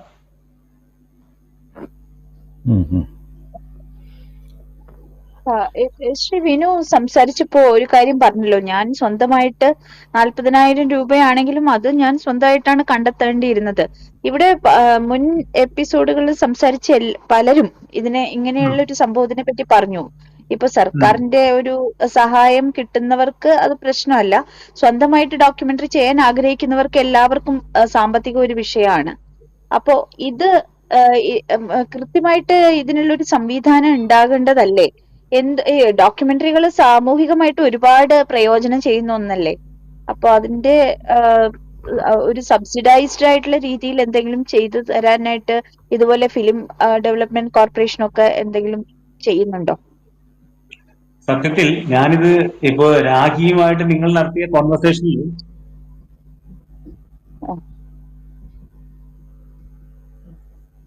കേൾക്കാം. കോൺവെർസേഷൻ നടത്തുമ്പോൾ ഞാൻ ആലോചിക്കുകയായിരുന്നു, രാഖിക്ക് പൈസ കൊടുക്കാൻ സർക്കാരോ അങ്ങനെ NGOs ഒക്കെ എന്റെ ഒരു ഡോക്യുമെന്ററി ഞാൻ സർക്കാരിന് 5 പൈസ ഡോക്യുമെന്ററിക്ക് പോലും അല്ല പറ്റാത്തത്. പക്ഷെ നമുക്ക് അത്തരം സ്ഥലങ്ങൾ അറിയാത്തത് കൊണ്ടായിരിക്കാം കേട്ടോ. അത് കലാമണ്ഡലത്തിന്റെ ഒരു പ്രോഡക്റ്റ് മാത്രമാണ് ഞാൻ ഡോക്യുമെന്ററിയിൽ സർക്കാരിന്റെ പൈസ വാങ്ങിയിട്ടുള്ളത്. പക്ഷെ അന്വേഷിച്ച് പോയിട്ടില്ല, അല്ലെങ്കിൽ അതിനുള്ള ഒരു ക്ഷമ എനിക്കില്ലാത്തത് കൊണ്ടായിരിക്കാം. ഞാൻ അങ്ങനെയല്ല. തീർച്ചയായിട്ടും വേണ്ടതാണ്, അതിന് ഉത്തരം തീർച്ചയായിട്ടും വേണ്ടതാണ്. കാരണം മറ്റ് പലതും പ്രിസർവ് ചെയ്യുന്നത് പോലെ ഡോക്യുമെന്ററിയിലൂടെ നമ്മൾ ചെയ്തു വെക്കുന്ന പല കാര്യങ്ങളും പ്രിസർവ് ചെയ്യപ്പെടണം. അതിനുള്ള ഒരു ഫണ്ട് സർക്കാരിന് അതിപ്പോ കിട്ടുന്നുണ്ടാവാം. ഇപ്പോ PRD ഈ പറയുന്ന പോലെ ചെയ്യുന്നുണ്ട്, സീഡിറ്റ് ചെയ്യുന്നുണ്ട്. ഞാൻ സീഡിറ്റിലും ഒരു 2-2.5 വർഷത്തോളം പ്രോഗ്രാം പ്രൊഡ്യൂസറായിട്ട് വർക്ക് ചെയ്തിട്ടുണ്ട്. അപ്പോഴൊക്കെ സർക്കാരിന്, പക്ഷെ അതൊന്നും ഡോക്യുമെന്ററികളല്ല, ചെറിയ ചെറിയ പ്രോഗ്രാമുകളാണ് ഞാൻ ചെയ്തുകൊണ്ടിരുന്നത്. അപ്പോ അതിന് അത്തരത്തിലൊരു ഫണ്ട് തീർച്ചയായിട്ടും വേണം. അത് പലപ്പോഴും നമുക്ക് ബോധ്യപ്പെടുന്ന എപ്പോഴാണെന്ന് വെച്ചാല് നമ്മള് മറ്റു പലതും ഇപ്പൊ PSCB പോലെയുള്ള ഫിലിം എയ്ഡ്, ഫിനാൻഷ്യൽ എയ്ഡ് കിട്ടുന്ന അതിനെക്കുറിച്ച് നമ്മൾ കേൾക്കുമ്പോഴാണ് നമുക്കത് ബോധ്യപ്പെടുന്നത് ഇത്തരം സാധനങ്ങൾ വേണം എന്നുള്ളതും അത് ചെയ്തു വെക്കേണ്ടത് അത്യാവശ്യമാണ്, അല്ലെങ്കിൽ ഫിനാൻഷ്യൽ എയ്ഡ് കൊടുക്കുക എന്നുള്ളത് കൃത്യമായിട്ട് ചെയ്യേണ്ടതാണെന്നുള്ളത് ബോധ്യപ്പെടുന്നുണ്ട്. അപ്പൊ ഞാൻ ഈ ഉണ്ണികൃഷ്ണൻ ഗ്രൂപ്പിന്റെ ഒക്കെ ഡോക്യുമെന്ററി എടുക്കാൻ ചെലവായത് ആൾമോസ്റ്റ് 5 ലക്ഷം രൂപയാണ്. ഇത് നാട്ടുകാരിൽ നിന്ന് പിരിച്ചെടുത്ത് ചെയ്തതാണ് ഈ പൈസ. അത് ഉണ്ണികൃഷ്ണ ഗ്രൂപ്പിന്റെ പാട്ടിനെ ഇഷ്ടപ്പെടുന്ന, അദ്ദേഹത്തിന്റെ പാട്ട് കേട്ട് ഒരുപാട് കാലം 80കളുടെ 70കളിലേക്ക് മധ്യത്തില് പാട്ട് കേട്ട് നടന്നിരുന്ന കഥകളി പ്രാന്തന്മാരായിട്ടുള്ള ആളുകൾ അവരുടെ മക്കളൊക്കെ ഇന്ന് നല്ല നിലയിലാണ്. അപ്പൊ അവരോട് പറഞ്ഞിട്ട് 5,000-10,000 വാങ്ങിച്ച് ഒരു ക്രൗഡ് ഫണ്ടിങ് പോലെ ഉണ്ടാക്കിയ പൈസയാണ്. ഞാൻ നമുക്ക് പറ്റുന്ന ഏജൻസികളായിട്ടുള്ള Sangeetha Nataka academy, Kalamandalam, central Sangeetha Nataka academy, ഇവരൊക്കെ ആയിട്ട് എന്താ പറയാ അപേക്ഷകളും എഴുത്തുകുത്തുകളും ഒക്കെ ഉണ്ടായിട്ടുണ്ട്. ഇതൊക്കെ കിട്ടുന്നുണ്ട്. ഈ ഡോക്യുമെന്ററികളൊക്കെ കലാമണ്ഡലത്തിലും പിന്നീട് ഇപ്പം പല കോഴ്സുകൾ അതിനുശേഷം ഒട്ടേറെ പേർ പഠിച്ചു പോയിട്ടുണ്ടല്ലോ, അവരെയൊക്കെ കാണിച്ചിട്ടുണ്ടോ? അങ്ങനെ അവിടെ ഓഡിയോ വീഡിയോ ലൈബ്രറി ഉണ്ടോ ഇവിടെ ഇത് വെക്കാൻ വേണ്ടി? ആർക്കൈവ് ഉണ്ട്, വീഡിയോ ആർക്കൈവുകളുണ്ട്. പക്ഷെ അത് എല്ലായിടത്തും എല്ലാരെയും കാണിച്ചിട്ടുണ്ടോ എന്ന് ചോദിച്ചാൽ അതൊന്നും ഉണ്ടായിട്ടുണ്ടാവില്ല. കാരണം ഇപ്പൊ കഴിഞ്ഞ ഒരു 10 വർഷമായിട്ട് ഞാൻ അവിടെ ഫാക്കൽറ്റി ആയിട്ട് വർക്ക് ചെയ്യുന്നതുകൊണ്ട് എനിക്ക് പറ്റിയ സമയത്ത് അല്ലെങ്കിൽ എന്റെ കാലയളവിൽ ഞാൻ കുറെ പേർക്ക് കാണിച്ചു കൊടുത്തിട്ടുണ്ട്. അതിപ്പോ ഈ ഡോക്യുമെന്ററികൾ മാത്രമല്ല, പൊതുവെ അവർക്ക് വിഷ്വൽ മീഡിയ എന്താണെന്ന് അറിയാൻ വേണ്ടിയിട്ട് കുറെ ഡോക്യുമെന്ററികൾ കാണിച്ചു കൊടുത്തിട്ടുണ്ട്. പക്ഷെ ഇത് അവർക്ക് എത്ര കണ്ട് എഫക്റ്റ് ആവും? കാരണം ഡോക്യുമെന്ററികളെ കുറിച്ച് വലിയൊരു അവയർനെസ് ഒന്നുള്ള കുട്ടികളല്ല അവിടെ പഠിക്കാൻ വരുന്നത്. അവരുടെ ആ ഏരിയ ചെണ്ടയായിരിക്കാം, അല്ലെങ്കിൽ പാട്ടായിരിക്കും.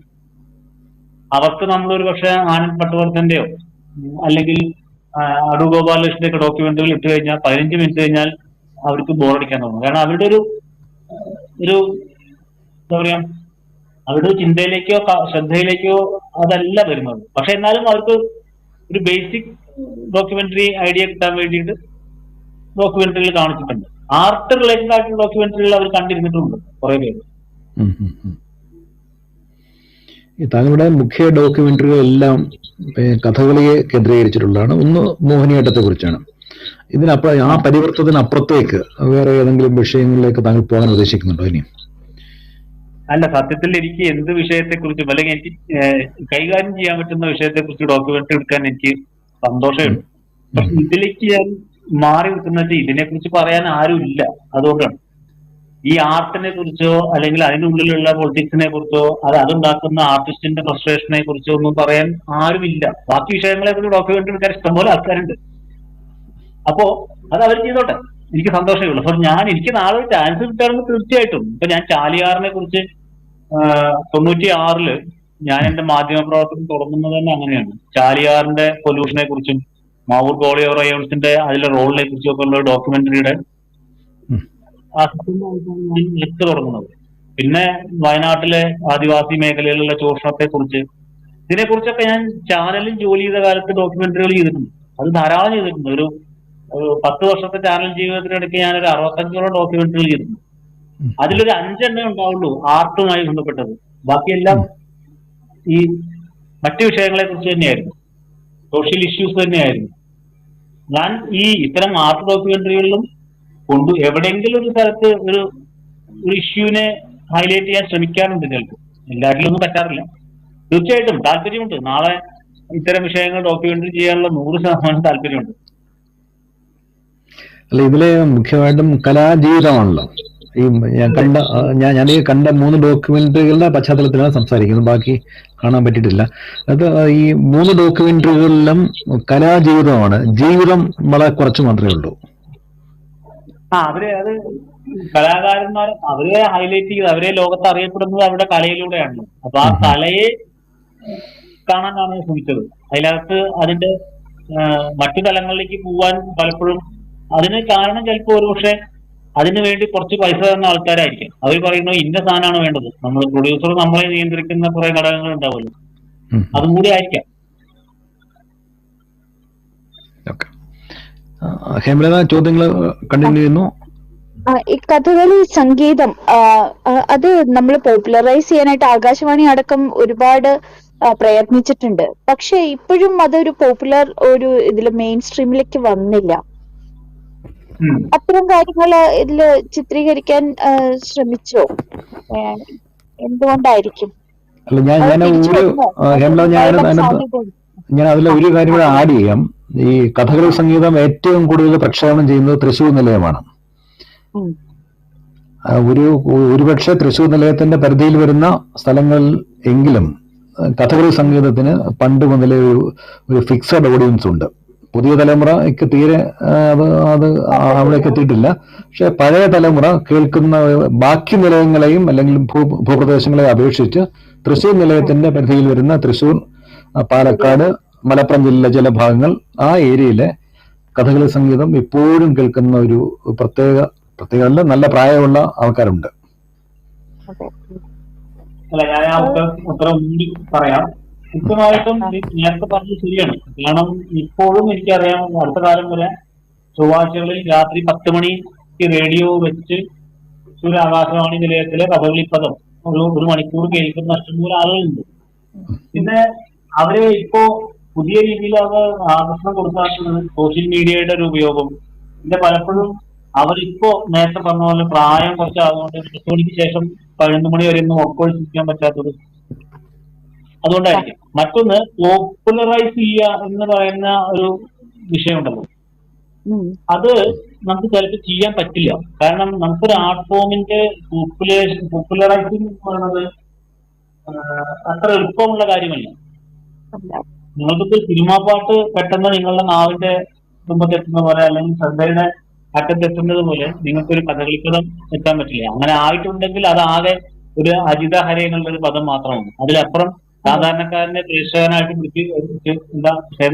ശ്രോതാവായിട്ട് പിടിച്ചിരിക്കാൻ പറ്റിയ ഒരു കഥകളിപ്പതൊന്നുമില്ല. പക്ഷെ നമുക്ക് ആ സ്ഥാനത്ത് ഒന്നിന് പകരം 9 സിനിമാ പാട്ട് പറയാൻ പറ്റും.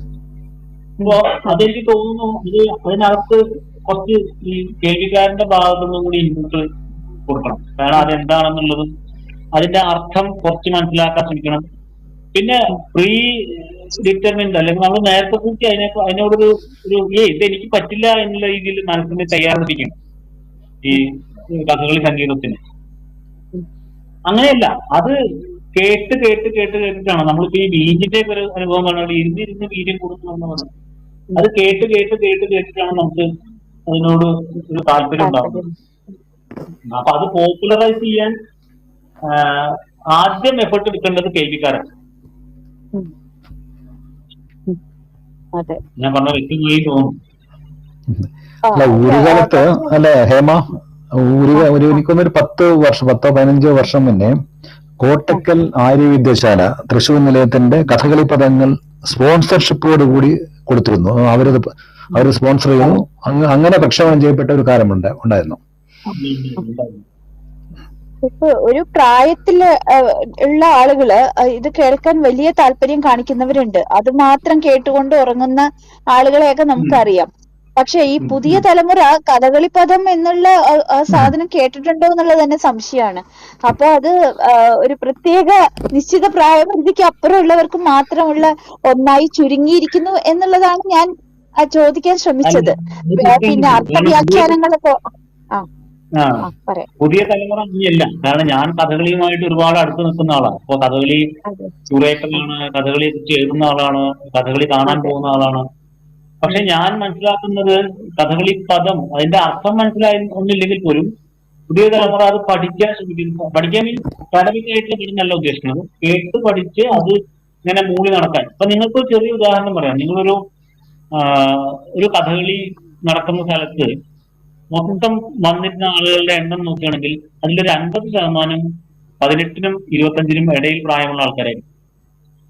ഇത് ലൈവ് സ്ട്രീമിംഗ് ആണെങ്കിൽ ഇതിന്റെ വ്യൂവേഴ്സ് നോക്കുകയാണെങ്കിലും കൂടുതൽ അതായിരിക്കും. കാരണം പുതിയ തലമുറ പാട്ടിലേക്ക് വരുന്നത് നമുക്ക് കാണാൻ പറ്റും. ഇപ്പൊ ഞാൻ രണ്ടും കണ്ട ആളാകൊണ്ട് പറയാം.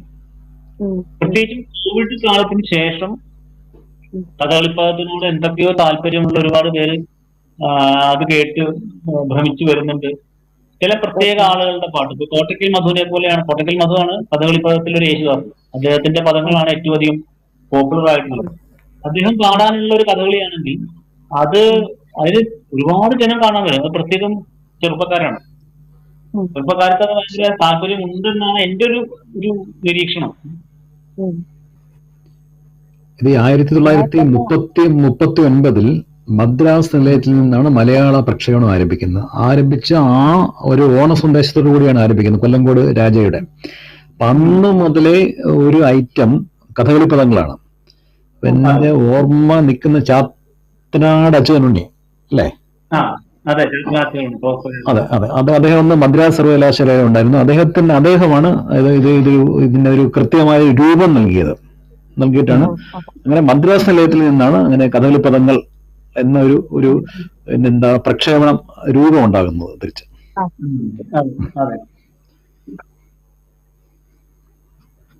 ഒരു മണിക്കൂർ രാത്രി ഇത് കേട്ട് ഉറങ്ങുന്ന എന്റെ അച്ഛനെ ഓർമ്മ വരുന്നു. അതാണ് ഞാൻ പറഞ്ഞത്. അത് തൃശ്ശൂരിലെ 1 മണിക്കൂറല്ല, ഒരു മണിക്കൂർ മേലുണ്ട്. 2006 2009 ഞാനവിടെ എന്റെ നിലയത്തിന്റെ പ്രോഗ്രാം മേധാവി ആയിരിക്കുമ്പോൾ പ്രോഗ്രാം സമൂലമായി മാറ്റിയപ്പോഴും മാറ്റാത്തത് ഒന്ന് ഈ കഥകളി പദങ്ങൾ മാത്രമായിരുന്നു. അതിനൊരു ഞാൻ നേരത്തെ പറഞ്ഞ പോലെ ഒരു നിശ്ചിത ഓഡിയൻസ് ഉണ്ടായിരുന്നു, കേൾക്കുന്നവരുണ്ടായിരുന്നു. അതെ, ഞാൻ സത്യം പറഞ്ഞാൽ എനിക്ക് ചൊവ്വാഴ്ചകളിൽ വൈകുന്നേരം, ഞാൻ സ്കൂളിലൊക്കെ പഠിക്കുന്ന കാലത്ത് നോർമൽ നമ്മൾ ഉറങ്ങുന്ന സമയം 10 മണിയാണ്. 10 മണിയായാൽ എല്ലാവരും ഉറങ്ങാൻ തീരുമാനിക്കുന്നു. പക്ഷെ ചൊവ്വാഴ്ചയിൽ മാത്രം എന്റെ വീട്ടില് 11 മണിക്കേ ഉറങ്ങുള്ളൂ. കാരണം 10 മുതൽ 11 വരെയുള്ള ഈ കഥകളി ഇങ്ങനെ അവിടെ ഇരുട്ടാണ്. മുറിയിട്ട് അടച്ച് റേഡിയോയുടെ ശബ്ദം മാത്രമേ കേൾക്കുള്ളൂ. ഈ റേഡിയോയുടെ ശബ്ദത്തിൽ നീലാണ്ട നമ്പീശന്റെയും ഉണ്ണികൃഷ്ണ കുറുപ്പിന്റെയും ഒക്കെ ഉള്ള പാട്ടുകൾ കേട്ട് അതിങ്ങനെ എന്താ പറയാ, നമുക്ക് പുറത്തേക്ക് നോക്കുമ്പോൾ ജനലിലൂടെ നിലാവുണ്ടാവും, അകത്ത് പാട്ടും ഉണ്ടാവും. ഇതായിരുന്നു ഞങ്ങളൊക്കെ എന്റെയൊക്കെ ഒരു 10ാം ക്ലാസ് വരെയൊക്കെയുള്ള ചൊവ്വാഴ്ചകളിൽ രാത്രി 10 മണി മുതൽ 11 മണി വരെ.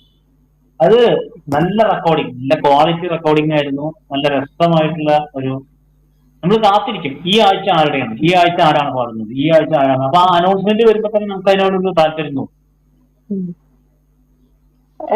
ഞാൻ കേട്ടിട്ടുണ്ട് ഈ വിദേശത്തൊക്കെ കഥകളി ട്രൂപ്പുകൾ പര്യടനം നടത്തുമ്പോൾ ഇന്റർപ്രറ്റേഴ്സ് ആയിട്ട് കുറച്ചു പേര് കൂടെ പോവും.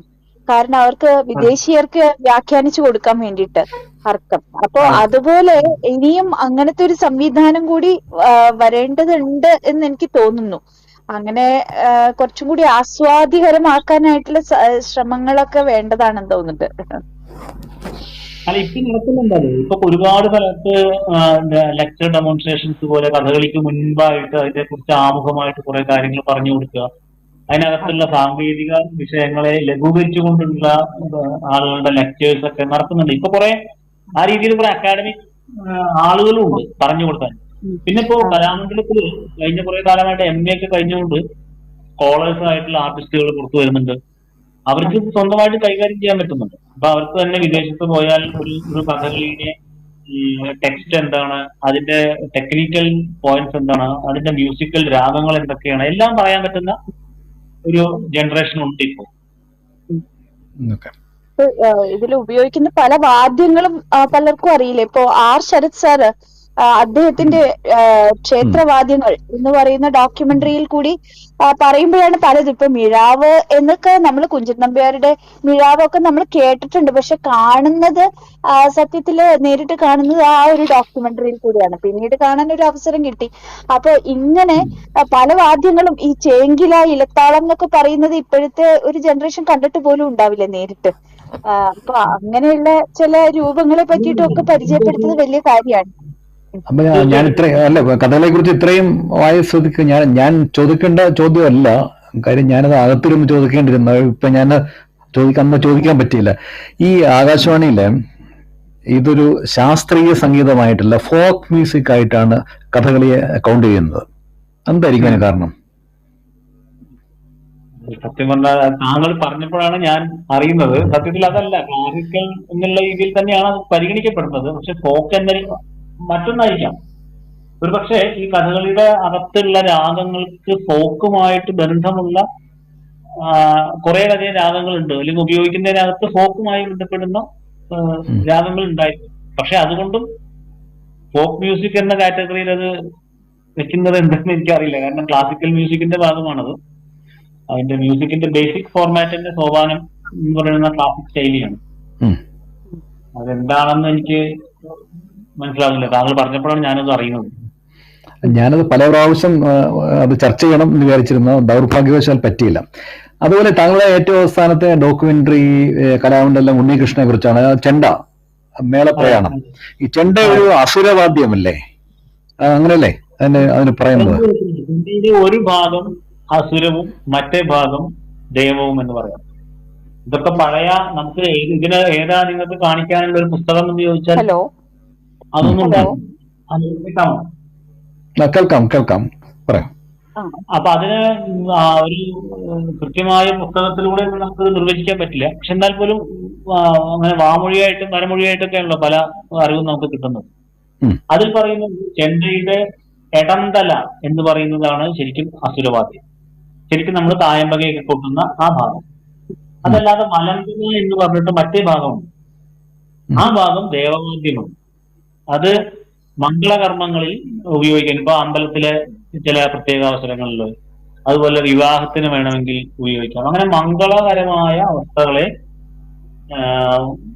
ഉപയോഗിക്കുന്നതാണ് ഈ മറ്റേ വലന്തല എന്ന് പറയുന്ന ഭാഗം. അപ്പൊ ചെണ്ട ഉദ്ദേശത്തിൽ മുഴുവൻ അസുരവാദ്യം എന്ന് പറയാൻ പറ്റില്ല. കഥകളിയിൽ വളരെ ധ്രുവതാളമായിട്ടല്ല ഉപയോഗിക്കുന്നത്. കഥകളിയിൽ ശരിക്കും ഈ വലന്തല ഉപയോഗിക്കുന്ന ഒരുപാട് സന്ദർഭങ്ങളുണ്ട്. ഇപ്പൊ വളരെ എന്താ പറയാ, പ്രത്യേക മൊമെന്റ്സുകളിൽ ഇപ്പൊ ഒരു രാജാവിന്റെ മകൻ ആ രാജാവിന്റെ രാജ്യാധികാരം മകന് നൽകി കിരീടവും ചെങ്കോലും കൊടുത്ത് അഭിഷേകം നടത്തുന്ന ആ ഒരു പെർട്ടിക്കുലർ മൊമെന്റിൽ ഉപയോഗിക്കുന്നത് വലന്തല മേളമാണ്. അതാണ് ശബ്ദം. ഇത് ചെണ്ട നമുക്ക് വെറുതെ കാണുന്നതിലപ്പുറം ചെണ്ടയ്ക്ക് വേറൊരു പ്രത്യേകത ഈ കഥകളിയിൽ ഉപയോഗിക്കുന്നത് തന്നെയാണ്. അതിന്റെ ശബ്ദം വളരെ, ഇപ്പൊ ഞാനൊരു ഉദാഹരണം പറയും. അതിൽ ഈ ഉണ്ണികൃഷ്ണന്റെ മേളപ്രയാണത്തിൽ പെട്ടെന്ന് പറയാം, സമയം കുറയ്ക്കാം. ഒരു കുതിര ദൂരെ നിന്ന് ഓടി നമ്മുടെ അടുത്തേക്ക് വരുന്നതാണ് നമ്മൾ ഈ ചെണ്ടയിൽ ശബ്ദം ഉണ്ടാക്കേണ്ടത് എന്ന് വെച്ചാൽ, നമ്മൾ സിനിമയിൽ ഈ സാധനം നമുക്ക് ചെയ്യാൻ പറ്റും. സൗണ്ട് റെക്കോർഡ്, സൗണ്ടിന്റെ ആളോട് പറഞ്ഞിട്ട് ദൂരെ നിന്ന് കേൾക്കുമ്പോൾ ചെറുതായിട്ടും അത് അടുത്തേക്ക് വരുമ്പോൾ കൂടുതൽ വ്യക്തമായിട്ടുമാണ് നമ്മൾ കേൾക്കുക, അല്ലെ? കുതിരയുടെ ശബ്ദം അതാണ് നമ്മുടെ സിനിമയിലുള്ള കേൾവിയുടെ ശീലം. ഇത് ചെണ്ടയിൽ കൃത്യമായിട്ട് കൊണ്ടുവരുന്ന കലാകാരനാണ് ഈ ഉണ്ണികൃഷ്ണൻ. അപ്പോ അത്ര വരെ ഈ ചെണ്ടയിൽ നിങ്ങൾക്ക് ശബ്ദങ്ങൾ ഉണ്ടാക്കാൻ പറ്റും. ചെണ്ടയിൽ നിങ്ങൾക്ക് ഒരു വീണ വായിക്കുന്ന ശബ്ദം ഉണ്ടാക്കാൻ പറ്റും. ഒരാൾ നടന്നു പോകുന്ന ശബ്ദം ഉണ്ടാക്കാൻ പറ്റും. പശുവിന്റെ പാല് കറക്കുന്ന ശബ്ദം ചെണ്ടയിൽ ഉണ്ടാക്കാൻ പറ്റും. ഇതൊക്കെ ചെണ്ടയിൽ നിന്ന് വരുന്ന ശബ്ദങ്ങളാണ്. അതിൽ പല സ്ഥലങ്ങളിലായിട്ട് ഈ കോല് വീഴണം, അപ്പോഴാണ് ആ ശബ്ദങ്ങൾ വ്യത്യാസം. അപ്പൊ ശരിക്കും നടുവിൽ വീഴുന്ന ശബ്ദം മാത്രമാണ് അസുരം. അസുരം എന്ന് പറയുന്നത് അത് പെരുമ്പറയുടെ ഒരു ശബ്ദത്തിനെയാണ് അസുരം എന്ന് പറയുന്നത്. അതുകൊണ്ടാണ് അതിനെ ആ ഒരു ഗണത്തിൽ പെടുത്തുന്നത്. ഇത്രയൊക്കെ ഇതിനെപ്പറ്റി പറയാനുണ്ട് എന്നുള്ളത് ഇപ്പോഴാണ് മനസ്സിലായത് കേട്ടോ. ഞങ്ങൾക്ക് അങ്ങനെ ഈ ചെണ്ട അസുരവാദ്യം എന്നുള്ളത് മാത്രമേ അറിയണ്ടായിരുന്നുള്ളൂ. അല്ലാതെ നമുക്ക് കൂടുതലൊന്നും അറിയില്ല, ഒരു കൗതുകത്തിന്റെ അംശമുള്ളതുകൊണ്ടാണ് ചോദിച്ചത്. പക്ഷെ ഇത്രയും ചിന്തിക്കാനുണ്ട് എന്നുള്ളത് മാത്രമല്ല, വേറൊരു കാര്യം പറയേണ്ടത്, ശ്രീ വിനുവിനെ പോലെ ഒരാള് കഥകളിയെ പറ്റിയിട്ട് ഡോക്യുമെന്ററി എടുക്കുമ്പോൾ അത് എത്രമാത്രം സമ്പന്നമായിരിക്കും എന്നുള്ളതും കൂടി നമ്മൾ പറയേണ്ടതുണ്ട്. കാരണം അതിനെപ്പറ്റി കൃത്യമായിട്ട് ധാരണയുള്ള, അതിനോട് ഒരു ആത്മബന്ധം തന്നെയുള്ള ഒരാള് തന്നെയല്ലേ എടുക്കുന്നത്. അപ്പൊ അത് എത്ര ഹൃദ്യമായിട്ടാണ് അതില് ചിത്രീകരിക്കപ്പെട്ടിട്ടുള്ളതെന്നാണ് ഞാൻ ആലോചിച്ചത്. ഇതിന് ഈ പറഞ്ഞതിന് അതിന്റെ മറ്റൊരു വശം കൂടി ഉണ്ട്. അത് ഞാൻ ഒരുപാട് അനുഭവിച്ചിട്ടുണ്ട്. അതാണ് ഞാൻ പറഞ്ഞത്. ഞാൻ കഥകളിയുമായിട്ട് അറിയുന്ന ആളാണ്, അതിന്റെ സങ്കേത വിഷയങ്ങളെ കുറിച്ച് അറിയുന്നതാണ്, ടെക്സ്റ്റിനെ കുറിച്ച് അറിയുന്നതാണ് എന്നുള്ളത് എനിക്ക് പലപ്പോഴും ഒരു ദോഷമായിട്ടുണ്ട്. അതായത് എനിക്ക് ഒരിക്കലും ഒരു കമാൻഡിങ് രീതിയിൽ, ഇപ്പോ രാഗി കേൾക്കുന്നുണ്ടെങ്കിൽ രാഗിക്ക് മനസ്സിലാവും. നമ്മൾ ഡോക്യുമെന്ററി എടുത്തപ്പോൾ നമ്മൾ സെറ്റില് ഭയങ്കര ഒരു കമാൻഡിങ് പവർ ഉപയോഗിക്കുന്ന അവസരങ്ങളിൽ പോലും പലപ്പോഴും എനിക്ക് ശബ്ദം കുറച്ച്, ഇപ്പൊ ഗോപിയാശാന്റെ ഒരു വേഷമാണ് ഞാൻ ഷൂട്ട് ചെയ്യുന്നതെങ്കിൽ എനിക്കത് ഇന്ന പോലെ വേണം. ഞാനൊരു ഡയറക്ടറായിട്ട് 100% നിന്ന് പ്രവർത്തിക്കാൻ എനിക്ക് പറ്റാറില്ല. കാരണം അവിടെ ഗോപിയാശാൻ എന്നുള്ള ആൾ, ഉദാഹരണം അദ്ദേഹം പറഞ്ഞിട്ടുണ്ട്, ഒരു ഫ്രെയിമില്, ഒരു ടൈറ്റ് ഫ്രെയിമിൽ അദ്ദേഹത്തിന്റെ ശോകത്തിന്റെ ഭാവമാണ് എനിക്ക് വേണ്ടത്. അപ്പൊ ഞാൻ അതിനു വേണ്ടി ടൈറ്റ് ഫ്രെയിമാണ് വെച്ചത്, ഫേസിന്റെ ക്ലോസപ്പ് ഫ്രെയിമാണ് വെച്ചത്. അപ്പൊ അത് ഷൂട്ട് ചെയ്തിട്ട് കഴിഞ്ഞപ്പോ അദ്ദേഹം കാണണം എന്ന് പറഞ്ഞപ്പോ പുള്ളി എന്നോട് അത് കഴിഞ്ഞിട്ട് പറഞ്ഞു, ഇത് ഞാൻ കാണിക്കുന്ന മുദ്രയില്ലല്ലോ, പിന്നെ എങ്ങനെ അനുഭവം ഉണ്ടാവുക? അപ്പോ മുഖത്ത് ഭാവം വരുന്ന അതേ സമയത്ത് തന്നെ ഈ കൈകളിൽ മുദ്രയും വരുന്നുണ്ട്. ഇതൊക്കെ അറിയുന്ന താനിതിനെ തെറ്റ് ചെയ്താലോ എന്ന് ചോദിച്ചു. അപ്പൊ നമ്മൾക്ക് ഇതൊന്നും അറിയില്ലായിരുന്നെങ്കിൽ ഏറ്റവും സുഖമായിട്ട് അതങ്ങനെയാണ് ഞാൻ ചെയ്യാൻ പോകുന്നത് ആശാൻ, അത്രേ ഉള്ളൂ എന്ന് പറയാം. പക്ഷെ ആ കേൾക്കുന്ന ആള് ഗോപിയാശാനാണെന്ന് പറയുന്ന ആള് ഗോപിയാശാനാണെങ്കിൽ ഞാൻ കഥകളെ കുറിച്ച് അറിയുന്ന വലിയ പണ്ഡിതനാണെന്നല്ലേ ഭാവം. അപ്പോ ആ മുദ്രയെങ്കിലും വരണ്ടേ, അപ്പോഴല്ലേ അത് പൂർണ്ണമാവുള്ളൂ എന്ന് ചോദിച്ചു. ശരിയാണ്. അപ്പൊ നമ്മൾ അറിവ് നമുക്ക് പലപ്പോഴും ഇതിലൊരു വേറൊരു രീതിയിൽ ബുദ്ധിമുട്ട് കൂടിയാവും. അതുപോലെ ചെറിയ എന്തെങ്കിലും മിസ്റ്റേക്ക് വന്നാൽ, ടെക്നിക്കൽ മിസ്റ്റേക്ക് വന്നാൽ പറയും, ഇത് തനിക്കിതൊക്കെ അറിയില്ല, താൻ തെറ്റിച്ച്. അപ്പൊ ഞാൻ പറഞ്ഞത്, നേരത്തെ പറഞ്ഞ സമ്പന്നത പലപ്പോഴും ബുദ്ധിമുട്ടായിട്ടും എനിക്ക് വന്നിട്ടുണ്ട്.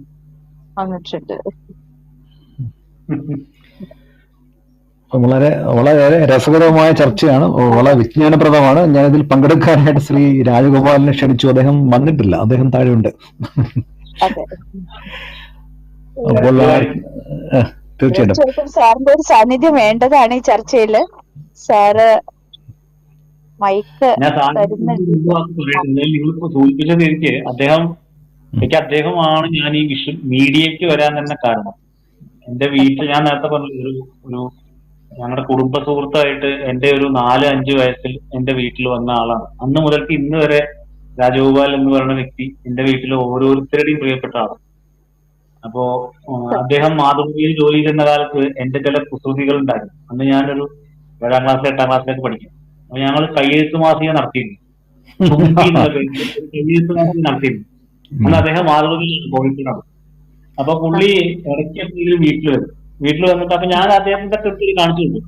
ഞാൻ വരച്ച കാർട്ടൂണുകൾ, ഞാൻ എഴുതിയ ചെറുകഥകള്, ഞാൻ അങ്ങനെയുള്ള ഒരു കയ്യെഴുത്ത് മാസിക എടുത്ത് കാണിച്ചു കൊടുക്കും. അപ്പൊ അതിൽ ഞാൻ ഏതോ ഒരു അബദ്ധം, ചരിത്രത്തിലെ മുഗൾ സാമ്രാജ്യത്തിന്റെ എന്തോ സാധനം എഴുതിയപ്പോ അതിനൊരു മണ്ടത്തരം എഴുതി. ഇത് വായിച്ചിട്ട് തിരിച്ചുകൊണ്ട് പറഞ്ഞു, ചരിത്രം തിരിച്ചല്ലേ വിനു എന്ന് ചോദിച്ചു. പക്ഷെ പിന്നീട് പുള്ളിയായിരുന്നു എന്നെ ശരിക്കും, ഞാൻ ഈ ഡിഗ്രി പഠനമൊക്കെ കഴിഞ്ഞ സമയത്ത് എന്നോട് എന്നെ കുറെ ഡോക്യുമെന്ററികളും സിനിമകളൊക്കെ കാണിച്ചിട്ട് വിഷ്വൽ മീഡിയയിലേക്ക്, അല്ലെങ്കിൽ മീഡിയയിലേക്ക് എന്നെ ഇൻസ്പയർ ചെയ്തത് തീർച്ചയായിട്ടും രാജഗോപാൽ സാറാണ്. അദ്ദേഹത്തിന്റെ ഒപ്പം 1-2 ചാനലിൽ അദ്ദേഹത്തിന്റെ കീഴിൽ ജോലി ചെയ്യാനുള്ള അവസരങ്ങളൊക്കെ ഉണ്ടായിട്ടുണ്ട്. അപ്പോ എന്താ പറയാ, വളരെ ഇന്നും അദ്ദേഹം എത്തിയിട്ടുണ്ട്, അദ്ദേഹം സംസാരിക്കും. അപ്പൊ ബിനു പറഞ്ഞപ്പോഴാണ് ഞാൻ ഒരു കാര്യം ഓർക്കുന്നത്. ഈ കയ്യെഴുത്ത് മാസികളെ കുറിച്ച് കേരളത്തിൽ ആരും ഡോക്യുമെന്ററി ചെയ്തിട്ടില്ലല്ലോ ഇതുവരെ. ഒരു കാലമുദ്രയുള്ള ഒരു കാര്യമാണുള്ളത്, സംഭവമാണല്ലോ. ചെയ്യേണ്ടതാണ്, ആരെങ്കിലും ചെയ്യേണ്ടതാണ് ഡോക്യുമെന്ററി. പുസ്തകം പി.കെ. രാജശേഖരൻ സാറിന്റെ വന്നിട്ടുണ്ടല്ലോ. കയ്യെഴുത്ത് മാസികയെ കുറിച്ച് രാജശേഖരൻ സാറിന്റെ അല്ല, കയ്യെഴുത്ത് മാസികകളെ കുറിച്ച് ആണ് ലിറ്റിൽ മാഗസിൻസ്. ഇല്ല, കയ്യെഴുത്ത് മാസികയെ കുറിച്ചല്ല, ലിറ്റിൽ മാഗസിനെ കുറിച്ചാണ് പുസ്തകം. അത് അദ്ദേഹത്തിന്റെ പുസ്തകമുണ്ട്, പ്രദീപ് പനങ്കാടിന്റെ പുസ്തകമുണ്ട്. 2023 2 പുസ്തകങ്ങൾ ഇറങ്ങിയിട്ടുണ്ട്. ഒന്ന് 2022-23. അതെ, വേറെയും പുസ്തകമുണ്ട്. പിന്നെ അപ്പൊ നമുക്ക് ശ്രീ രാജഗോപാൽ അദ്ദേഹത്തെ മൈക്ക് കൈമാറാം. ഓക്കെ, നമസ്കാരം. ഇവര് രണ്ടുപേരും എനിക്ക് നല്ലപോലെ അറിയാവുന്ന ആളുകളാണ്. ഇവര് രണ്ടുപേരുടെയും പല വർക്കും ഞാൻ ഇങ്ങനെ ഫോളോ ചെയ്യാറുമുണ്ട്. പുതിയ തലമുറയിൽപ്പെട്ട ആളുകളെ കൂടി നമ്മൾ ഇതിലേക്ക് ഇൻട്രൊഡ്യൂസ് ചെയ്യപ്പെടണമല്ലോ എന്നുള്ളതുകൊണ്ടാണ് ഇവർ രണ്ടുപേരും ഞാൻ ഒരിക്കൽ ഹേമലത ടീച്ചർ ഇങ്ങനെ സംസാരിക്കുന്നതിനിടയിൽ കുറിച്ച് സൂചിപ്പിച്ചത്. വേറെയും വിട്ടുപോയിട്ടുണ്ടാവുമെന്ന് എനിക്കറിയാം. കുറച്ചുപേര് കൂടെ അവിടെ ഇവിടെ ആയിട്ട് ചെറിയ ഡോക്യുമെന്ററികളൊക്കെ ചെയ്ത ആളുകൾ വിട്ടുപോയിട്ടുണ്ടാവും. രണ്ടുപേരും 2 തരത്തിലുള്ള ഒരേ പശ്ചാത്തലമാണെങ്കിലും 2 മേഖലകളിലാണ് അവർ രണ്ടുപേരും വർക്ക് ചെയ്യുന്നത്. രണ്ടുപേരുടെയും വർക്ക് ഞാൻ ആ തരത്തിൽ അപ്രീഷിയേറ്റ് ചെയ്യാറുള്ള ഒരാളുമാണ്. വ്യക്തിപരമായിട്ടുള്ള ബന്ധങ്ങളും ഇവർ രണ്ടുപേരും തമ്മിൽ ഉണ്ട്. അവരത് രണ്ടുപേരും പറയുകയും ചെയ്തല്ലോ. സാർ ഇതിൽ എത്തുന്നതിന് മുൻപ് തന്നെ ഞങ്ങൾ ഈ കാര്യം ചർച്ച ചെയ്തു. സാറ് ആണ് രണ്ടുപേരെ ഞാനത് വിട്ടുപോയതാ, അതുകൊണ്ടാണ് എനിക്ക് കയറാൻ പറ്റാതെ വന്നത്. ആ ഒരു ചെറിയ ഭാഗം ഞാൻ കേട്ടില്ല, ബാക്കി മുഴുവൻ ഞാൻ കേട്ടിരുന്നു. എന്തായാലും ഇവർ രണ്ടുപേരും ഈ വേദിയിൽ കണ്ടതിൽ സന്തോഷമുണ്ട്. വളരെ സന്തോഷം. ഞാൻ ഇനി ഓരോ ആളുകളോട് ചോദ്യങ്ങളൊന്നും ചോദിക്കാൻ നിൽക്കുന്നില്ല, കാരണം രണ്ടുപേരും പേഴ്സണലായിട്ട് ഞാൻ ചോദ്യം ചെയ്യുന്നവരായതുകൊണ്ട് ഞാനങ്ങനെ ചോദ്യം ചോദിക്കാൻ നിൽക്കുന്നില്ല. പുതിയ തലമുറ പ്രതിഭ കൊണ്ട് നമ്മളെയൊക്കെ അമ്പരപ്പിക്കുന്ന ആളുകൾ തന്നെയാണ് സർ. അതെ, അങ്ങനെയുള്ളൊരു കുറെ ഇനിയും ഉണ്ട്, വിട്ടുപോയിട്ടുണ്ടെന്ന് എനിക്കൊരു തോന്നലുണ്ട്. കൊണ്ടുവരണം, പുതിയ ആൾക്കാരെയും കൂടെ ഈ വേദിയിലേക്ക് കൊണ്ടുവരണം. അങ്ങയുടെ ശിഷ്യരുണ്ടാവില്ലല്ലേ, ശിഷ്യഗണങ്ങളിൽപ്പെട്ട ആൾക്കാരുണ്ടാവില്ല. അതെ അതെ, അതിലിങ്ങനെ മാർക്കബിൾ ആയിട്ട് ചെയ്ത ആളുകളെ ഞാൻ ഇങ്ങനെ അന്വേഷിച്ചുകൊണ്ടിരിക്കുകയാണ്. സത്യം പറഞ്ഞാൽ ഈ ഡോക്യുമെന്ററി സംവിധായകരെ കുറിച്ചുള്ള ഈ പരമ്പര ആരംഭിക്കുമ്പോൾ ഞാൻ പരമാവധി 5-6 എപ്പിസോഡ് മാത്രമേ ഇത് മുന്നോട്ട് കൊണ്ടുപോകാൻ പറ്റത്തുള്ളൂ എന്നാണ് വിചാരിച്ചിരുന്നത്. ഇപ്പൊ നമ്മള് 19-ലെത്തി. നമ്മളത് ഒരു നമ്മളിപ്പോ ആ സംഘടനയിൽ ഇവര് ഒരാള് സംഘടനയിലുണ്ട്, മറ്റേ ആള് സംഘടനയിൽ ജോയിൻ ചെയ്തിട്ടില്ല എന്ന് തോന്നുന്നു. സംഘടനയിലുള്ള എല്ലാവരെയും നമ്മൾ എത്തിച്ചു എന്നും കൂടി എനിക്ക് സംശയമാണ്. എല്ലാം ഏതാണ്ട് ഞാൻ അതിന്റെ സെക്രട്ടറി ശ്രീ നൂർനാട് രാമേന്ദ്രൻ മിക്കവാറും സജീവമായിട്ടുള്ള എല്ലാവരെയും നമ്മൾ വിളിച്ചിട്ടുണ്ട്. 1-2 വ്യക്തിപരമായ അസൗകര്യം കാരണം അതിൽ 2 പേര് മാത്രമേ പങ്കെടുക്കാതെ ഉള്ളൂ, ബാക്കി എല്ലാവരെയും നമ്മൾ വിളിച്ചിട്ടുണ്ട്. ഷോർട്ട് ഫിലിം മാത്രം നിർമ്മിക്കുന്നവരുണ്ട്, അതിനകത്ത് ആർട്ട് ഫിലിം നിർമ്മിക്കുന്നവരുണ്ട്, അവരെ നമ്മൾ വിളിച്ചിട്ടില്ല. ഡോക്യുമെന്ററികൾ അതെ അതെ. ശ്രീ ആഷിഖ് ഇവിടെ ഉണ്ട്, ചോദ്യം ചോദിക്കണമെങ്കിൽ ചോദിക്കാം, സംസാരിക്കാം. ആഷിഖ് ഗൾഫിൽ നിന്ന് സ്ഥിരമായിട്ട് ഈ പരിപാടിയിൽ പങ്കെടുക്കുന്നതാണ്. ആഷിഖിനെയും കൂടെ വിളിക്കാം അല്ലേ? അതെ, ഇൻവൈറ്റ് ചെയ്തിട്ടുണ്ട്. ആഷിഖ് മൈക്ക് ഓൺ ചെയ്തിട്ട് സംസാരിക്കാം. നമസ്കാരം. നമസ്കാരം. എന്തായാലും ഞാൻ വൈകിയാണ് ജോയിൻ ചെയ്യാൻ കഴിഞ്ഞത്. എന്തായാലും വ്യത്യസ്ത മേഖലയിലുള്ള നല്ല പ്രതിഭകളെ കുറിച്ചുള്ള വിവരങ്ങളും അവരുടെ അനുഭവങ്ങളും ഇതായിട്ട് ബന്ധപ്പെട്ടൊക്കെ പറഞ്ഞു. എന്തായാലും ചോദ്യങ്ങളില്ല, വിളിച്ചാൽ എന്തായാലും സന്തോഷം. ഞാൻ റീപ്ലൈ ഒന്ന് കേൾക്കട്ടെ എന്തായാലും, എന്നിട്ട് അതിനെ കുറിച്ച് പിന്നീട് പറയാം. താങ്ക്സ്. ആഷിഖ് ഒരു തൃശ്ശൂർക്കാരനാണ് കേട്ടോ, വിനു. കൊടുങ്ങല്ലൂർ അല്ലേ? അതെ അതെ. സംസാരിച്ചിട്ടുണ്ടെങ്കിൽ എനിക്ക് മനസ്സിലാവുമായിരുന്നു, ഭാഷയിൽ നിന്ന് പിടിക്കാമായിരുന്നു. പക്ഷെ ശ്രീ തമ്പാൻ അദ്ദേഹം ഉണ്ട്. ഓക്കെ, അപ്പൊ നമ്മളിനി ഇവര് 2 പേരിടും, രാഖിയോടും ബിനുവിനോടും നമ്മൾ മിക്കവാറും കാര്യങ്ങളൊക്കെ ചോദിച്ചു കഴിഞ്ഞു അല്ലേ, ചർച്ച ചെയ്തു. അതെ, നമ്മളെ പിന്നെ സാധാരണ വെച്ച് രാഖിയുടെ അടുത്ത് ആദ്യം ചോദിച്ച ഒരു ചോദ്യം ഞാൻ ഒന്നുകൂടി റിപ്പീറ്റ് ചെയ്യാം. രാഖി എംപാനൽ ആയിട്ടുള്ള ഒരു ഡോക്യുമെന്ററി സംവിധായിക എന്നാണ് അതിൽ പറഞ്ഞിരുന്നത്. അപ്പൊ അങ്ങനെ വരുമ്പോ സർക്കാരിന്റെ എല്ലാ ഡിപ്പാർട്ട്മെന്റുകളിലേക്കും ചെയ്യാനുള്ള ഒരു അനുമതി ഉണ്ടോ? എങ്ങനെയാണത്? മാം, എല്ലാ ഡിപ്പാർട്ട്മെന്റുകളിലേക്കും നമുക്ക് ഡയറക്റ്റ് ആയിട്ട് പ്രോജക്റ്റ് കൊടുക്കാനുള്ള ഒരു സിറ്റുവേഷൻ ഉണ്ട്. അപ്പം കുറച്ചും കൂടെ എംപാനൽഡ് ആണെങ്കിൽ നമ്മൾക്ക് കുറച്ചും കൂടെ ഒരു ഫേവർ ചെയ്തിട്ടുള്ള ഒരു റെസ്പോൺസ് കിട്ടും എന്നുള്ളത് ഉണ്ട്. അപ്പം അതല്ലെങ്കിൽ നമ്മൾ എംപാനൽഡ് ആയിട്ടുള്ള ഇപ്പോൾ KSFDC-യിലും CDT-ലും ചലച്ചിത്ര അക്കാദമി PRD, അപ്പം ഇവിടങ്ങളിലുള്ള പ്രോജക്റ്റ് നമ്മൾക്ക് ഡയറക്റ്റ് ആയിട്ട് എംപാനൽഡ് ആയിട്ടുള്ള ഡയറക്ടേഴ്സിന് തരും എന്നുള്ളതാണ്. അതിൽ അനുബന്ധമായ ഒരു കാര്യം ചോദിക്കട്ടെ. നമ്മള് വിഷയം ഈ പറഞ്ഞ സ്ഥാപനങ്ങൾ തരുന്നതാണോ അല്ലെങ്കിൽ വകുപ്പുകൾ തരുന്നതാണോ, നമ്മൾ പ്രപ്പോസൽ കൊടുത്തിട്ട് അതിൽ നിന്ന് അവർ സെലക്ട് ചെയ്യുന്നതാണോ? രണ്ട് തരത്തിലുണ്ട്. കാരണം ഞാൻ അട്ടപ്പാടിയെ കുറിച്ച് ചെയ്തത് ഞാൻ ഇനിഷ്യേറ്റീവ് എടുത്തിട്ടുള്ള ഒരു പ്രോജക്റ്റ് തന്നെയാണ്. അപ്പോൾ എനിക്ക് അങ്ങനെയുള്ള ഐഡിയാസ് ഉണ്ടെങ്കിൽ അത് സബ്മിറ്റ് ചെയ്താൽ കൾച്ചർ പ്രോഗ്രാംസ് സപ്പോർട്ട് ചെയ്യുന്ന കൾച്ചർ ഡിപ്പാർട്ട്മെൻറ്റിന് നമുക്ക് കൊടുക്കാം. ടൂറിസമായിട്ട് റിലേറ്റ് ചെയ്തിട്ടുള്ള അങ്ങനെ ഡയറക്റ്റായിട്ട് നമുക്ക് ഏതെങ്കിലും ഐഡിയാസ് ഉണ്ടെങ്കിൽ കൊടുത്ത് ഞാൻ ചെയ്തിട്ടുണ്ട്. അങ്ങനെ രണ്ട് തരത്തിലും ചെയ്യാൻ പറ്റും. ഇവിടെ മുൻ എപ്പിസോഡുകളിൽ നമ്മൾ സംസാരിച്ചപ്പോ ഇതുപോലെ സർക്കാരിന് വേണ്ടി സബ്മിറ്റ് ചെയ്തിട്ടുള്ള ഡോക്യുമെന്ററീസ് എപ്പോഴെങ്കിലും പ്രദർശിപ്പിക്കാനുള്ള ഒരു അനുമതി സർക്കാരിനോട് ഒന്ന് ആവശ്യപ്പെടാനായിട്ട് ഉള്ള സംവിധാനങ്ങൾ അതിനെ പറ്റിയിട്ട് ചർച്ച ചെയ്തിരുന്നു. അപ്പോ ഇതുപോലെ സംഘടനകളൊക്കെ ഉള്ളപ്പോ ഏതെങ്കിലും പർട്ടിക്കുലർ ഒരു ടൈം പീരിയഡ് കഴിഞ്ഞതിന് ശേഷമുള്ള ഡോക്യുമെന്ററീസ് പ്രദർശിപ്പിക്കാനും അത് സമൂഹ മധ്യത്തിൽ എത്തിക്കാനുള്ള ഒരു അവസരം ഉണ്ടാക്കിക്കൂടെ? തീർച്ചയായിട്ടും അത് ഡിസ്കഷനിലുള്ള ഒരു ടോപ്പിക് തന്നെയാണ്. വളരെ കാലമായിട്ട് ചർച്ച ചെയ്യുന്ന ഒരു ടോപ്പിക്കാണിത് ശരിക്കും പറഞ്ഞാൽ. ഇപ്പം ഡോക്യുമെൻ്ററി സംവിധായകരെ സംബന്ധിച്ച് പറയുമ്പം ഇവിടെ അങ്ങനെ ഒരു കൃത്യമായ ഒരു പ്ലാറ്റ്ഫോം നമുക്കില്ല. പിന്നെ അതേപോലെ തന്നെ ഇപ്പോൾ PSPT ഒക്കെ ഫണ്ടിങ് ഏജൻസീസ് എന്ന് പറയാം. അപ്പോൾ വളരെ ഇപ്പോൾ കേരളത്തിൽ അങ്ങനെ ഫണ്ടിങ് ഏജൻസീസ് ഉണ്ടോ ഇല്ല എന്ന് തന്നെ പറയാം.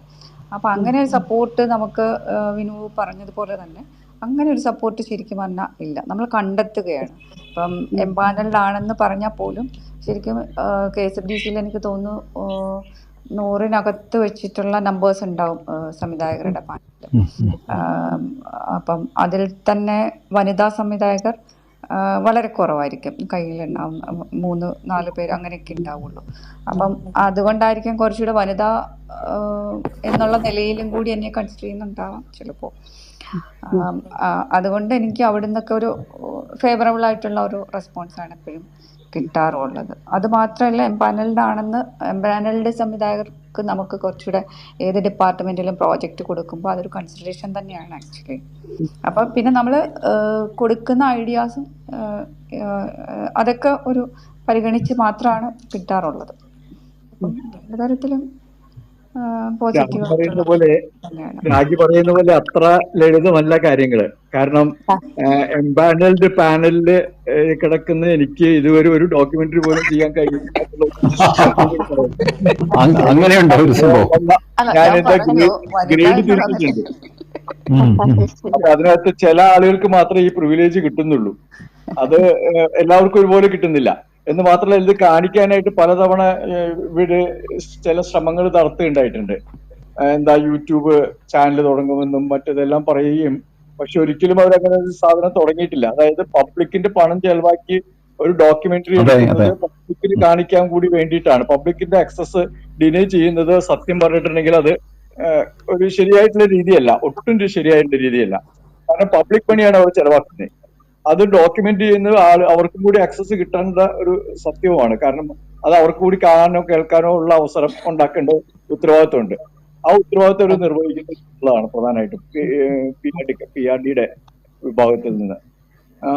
ഇത് പ്രധാന പ്രശ്നം ചിലപ്പോൾ CDT-ന്റെ കാര്യത്തിലുമുണ്ട്. CDT-നും ഇത് കാണാനുള്ള ഒരു അവസരം, അതായത് ഡോക്യുമെന്ററി വിസിബിലിറ്റി വളരെയധികം കുറവാകുന്നു എന്നുള്ളതാണ് കാര്യം.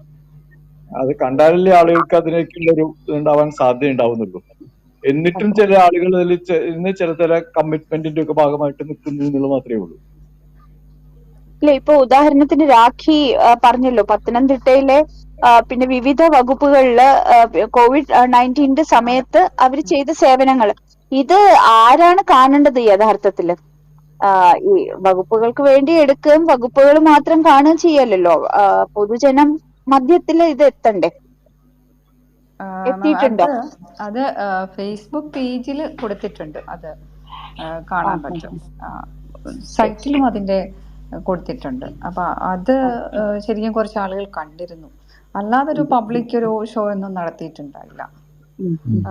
രാജഗോപാൽ സാർ പറഞ്ഞത് വളരെ കൃത്യമാണ്. കാരണം ഒരു മീറ്റിങ്ങിൽ എനിക്ക് ഓർമ്മയുണ്ട്, വളരെ കുറേ അധികം ആളുകൾ ഇങ്ങനെ എംപാനൽഡ് ആയിട്ടുള്ള എത്രയോ വർഷമായിട്ട് എംപാനൽഡ് ആയിട്ടുള്ള ആളുകളുണ്ട്. അപ്പൊ അവർക്കൊന്നും ഒരു പ്രോജക്റ്റ് പോലും കിട്ടാത്ത ആളുകൾ ശരിക്കും ഉണ്ട്. അപ്പൊ അതാണ് ഞാൻ പറഞ്ഞത്. എനിക്ക് തോന്നുന്നു ഒരു 4 ആളുകൾ മാത്രമാണ് KSFDCയിലെ എംപാനൽഡ് ആയിട്ടുള്ള വനിതകൾ എന്ന് പറയുന്നത്. അപ്പം അങ്ങനെ ഒരു കൺസിഡറേഷനും ചിലപ്പോൾ ഇതിൽ ഉണ്ടാകാമെന്നാണ് എനിക്ക് തോന്നുന്നത്. പിന്നെ ഞാൻ അത് ഒരു ഡിപ്പാർട്ട്മെന്റിന് ഒരു പ്രോജക്റ്റ് കൊടുക്കുമ്പം മേ ബി ചിലപ്പോൾ KSFDC വഴി അല്ലെങ്കിൽ CDT ഏജൻസീസിനെ ചിലപ്പോൾ ഡിപ്പെൻഡ് ചെയ്യാറുണ്ട്. അപ്പൊ അങ്ങനെയും ഞാൻ ചെയ്യുന്നത് കൊണ്ടൊക്കെ ആയിരിക്കാം. പക്ഷെ ഇത് വലിയൊരു ഇഷ്യൂ ആണ്. എല്ലാവർക്കും ഈക്വലായിട്ട് അത് നമ്മൾ റിക്വസ്റ്റ് കൊടുത്തിട്ടുണ്ട്, ഇങ്ങനെ ഈക്വലായിട്ട് പോകണം എന്നുള്ളത്. ഓരോ വർഷവും കൃത്യമായിട്ട് എംപാനൽ ചെയ്ത ഒരാൾക്ക് ഒരു പ്രോജക്റ്റ് എങ്കിലും കൊടുക്കണം എന്നുള്ള രീതിക്ക് ആലോചിക്കണം എന്നുള്ള അങ്ങനെ ഒരു തീരുമാനം അവിടെ നിന്ന് ഉണ്ടാവണം എന്നുള്ളത് വെച്ചിട്ടൊരു റിക്വസ്റ്റ് കൊടുത്തിട്ടുണ്ടായിരുന്നു. പക്ഷെ ഒരിക്കലും ഈ പറഞ്ഞ പോലെ ഒന്നിനും വേണ്ട രീതിയിലുള്ള ഒരു റെസ്പോൺസോ ഒരു ഡിസിഷനോ നമുക്ക് കിട്ടാറില്ലല്ലോ. അപ്പൊ അതൊരു വലിയ പ്രോബ്ലം തന്നെയാണ്. രാഖി പൂർവ്വസമയം ഡോക്യുമെന്ററി നിർമ്മാതാവല്ലേ? വേറെ ഏതെങ്കിലും മേഖലയിൽ വർക്ക് ചെയ്യുന്നുണ്ടോ? ഇല്ല, ഇത് തന്നെയാണ് ഞാൻ ചെയ്യുന്നത്. ഇപ്പൊ ഒരു പ്രൊഡക്ഷൻ അങ്ങനെയുള്ളവരുണ്ടോ കേരളത്തില്? എത്ര ഉണ്ടാവും? വളരെ കുറച്ചായിരിക്കും എന്ന് തോന്നുന്നു. അത് രാജഗോപാൽ സാറിനായിരിക്കും കുറച്ചും കൂടി നന്നായിട്ട് അറിയാം. അല്ല, വളരെ കുറച്ച് പേരെ ഉണ്ടാവാൻ സാധ്യതയുള്ളൂ. സർവൈവ് ചെയ്യാൻ പറ്റില്ല. അതെ. പല ഏജൻസീസിൽ നിന്ന് നിരന്തരമായിട്ട് നമ്മൾ അങ്ങനെ ചെയ്തുകൊണ്ടിരിക്കണം. അത് തന്നെ രാഖി അങ്ങനെ ചെയ്യാൻ കഴിയുന്നു എന്നുള്ളതാണ്. രാഖി അതിന് പിന്നെ പിറകെ നിന്ന് അതിലേക്ക് അതങ്ങനെ അതും ഒരു വർക്ക് തന്നെയാണ്. ഡോക്യുമെന്ററി എടുക്കുന്നതിനേക്കാൾ ബുദ്ധിമുട്ടുള്ള ദുഷ്കരമായ ഒരു പണിയാണത്. എന്നെ പോലുള്ള ആളുകളെ നമ്മൾ പിൻവാങ്ങി നിൽക്കുകയുള്ളൂ. അല്ലെങ്കിൽ ഒരുപാട് പേരുണ്ട് അങ്ങനെ പിറകെ പോവാതിരിക്കുന്നവരെ. അവർക്ക് അത് ഇത്തരത്തിലുള്ള പ്രോജക്റ്റ് ഉണ്ടാക്കി കൊടുത്ത് അതിന്റെ പിറകിൽ നിന്ന് അത് മുന്നോട്ട് കൊണ്ടുപോയി അത് അംഗീകരിപ്പിച്ചെടുത്ത് അതൊരു വലിയ ലോങ് പ്രോസസ്സാണ്. നിതാന്ത പരിശ്രമം വേണം അല്ലേ? അതെ. അധ്യാപനം അത്യധ്വാനം വേണം. ഇവിടെ ഒരു ചോദ്യം ചോദിച്ചിട്ടുണ്ട് സർ. അതായത് നമ്മള് KP കുമാരൻ അദ്ദേഹത്തിനെ എപ്പോഴെങ്കിലും ഈ വേദിയിലേക്ക് കൊണ്ടുവന്നിട്ടുണ്ടോ എന്നാണ്. സത്യം പറഞ്ഞാൽ അടൂർ ഗോപാലകൃഷ്ണനെയും KP കുമാരനെയുമാണ് ആദ്യം വിളിക്കേണ്ടത്. അതായത് പ്രധാനപ്പെട്ട ഡോക്യുമെന്ററികൾ ചെയ്തിട്ടുള്ള ഏറ്റവും മുതിർന്ന ആൾക്കാരാണ്. പക്ഷെ അവർ രണ്ടുപേരും ഈ വേദിയിൽ വരുമോ എന്നൊരു സംശയം ഉള്ളത് കൊണ്ടാണ് വിളിക്കാറുള്ളത്. നമുക്ക് അവിടെ പോയി കണ്ടു വേണമെങ്കിൽ സംസാരിച്ച് എടുക്കാവുന്നതാണ്. അങ്ങനെ വേണമെങ്കിൽ നമുക്ക് ശബ്ദം കേൾപ്പിക്കാം. എന്നിട്ട് വിളിക്കുക വേണമെങ്കിൽ ചെയ്യാം. ചിലപ്പോൾ കുമാരേട്ടനൊക്കെ വിളിച്ചാൽ വന്നേക്കാൻ സാധ്യതയുണ്ട്. കാരണം അദ്ദേഹത്തിന് അങ്ങനെ പോയി അടൂരിനും അങ്ങനെ വലിയ ഈഗോ ഒന്നും ഇല്ല കേട്ടോ. അദ്ദേഹം വളരെ ആയിട്ടുണ്ട്.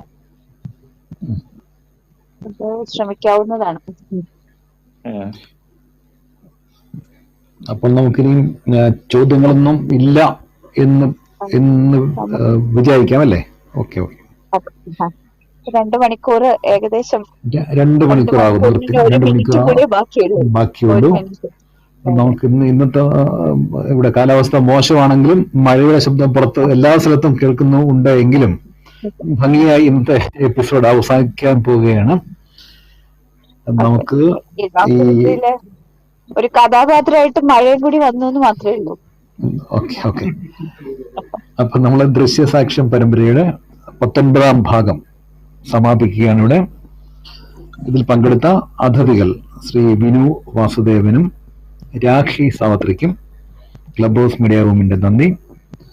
ഈ ചർച്ചയിൽ പങ്കെടുത്ത ശ്രീ K രാജഗോപാൽ, സുരേഷ് നെല്ലിക്കോട്, ആഷിഖ് തുടങ്ങിയവർക്കും ഇത് കേട്ട ഓഡിയൻസായി വന്നിട്ടുള്ള എല്ലാവർക്കും ഞാൻ ഒരിക്കൽ കൂടി നന്ദി പ്രകാശിപ്പിക്കുന്നു, നന്ദി രേഖപ്പെടുത്തുന്നു. നമ്മൾ ഈ പരമ്പരയുടെ 20ാം ഭാഗം അടുത്ത ശനിയാഴ്ച രാത്രി 7 മണിക്ക്. അപ്പോൾ എല്ലാവർക്കും ശുഭരാത്രി. നന്ദി, മംഗളം. എല്ലാവർക്കും ശുഭരാത്രി. നന്ദി പറയുന്നു. ശുഭരാത്രി.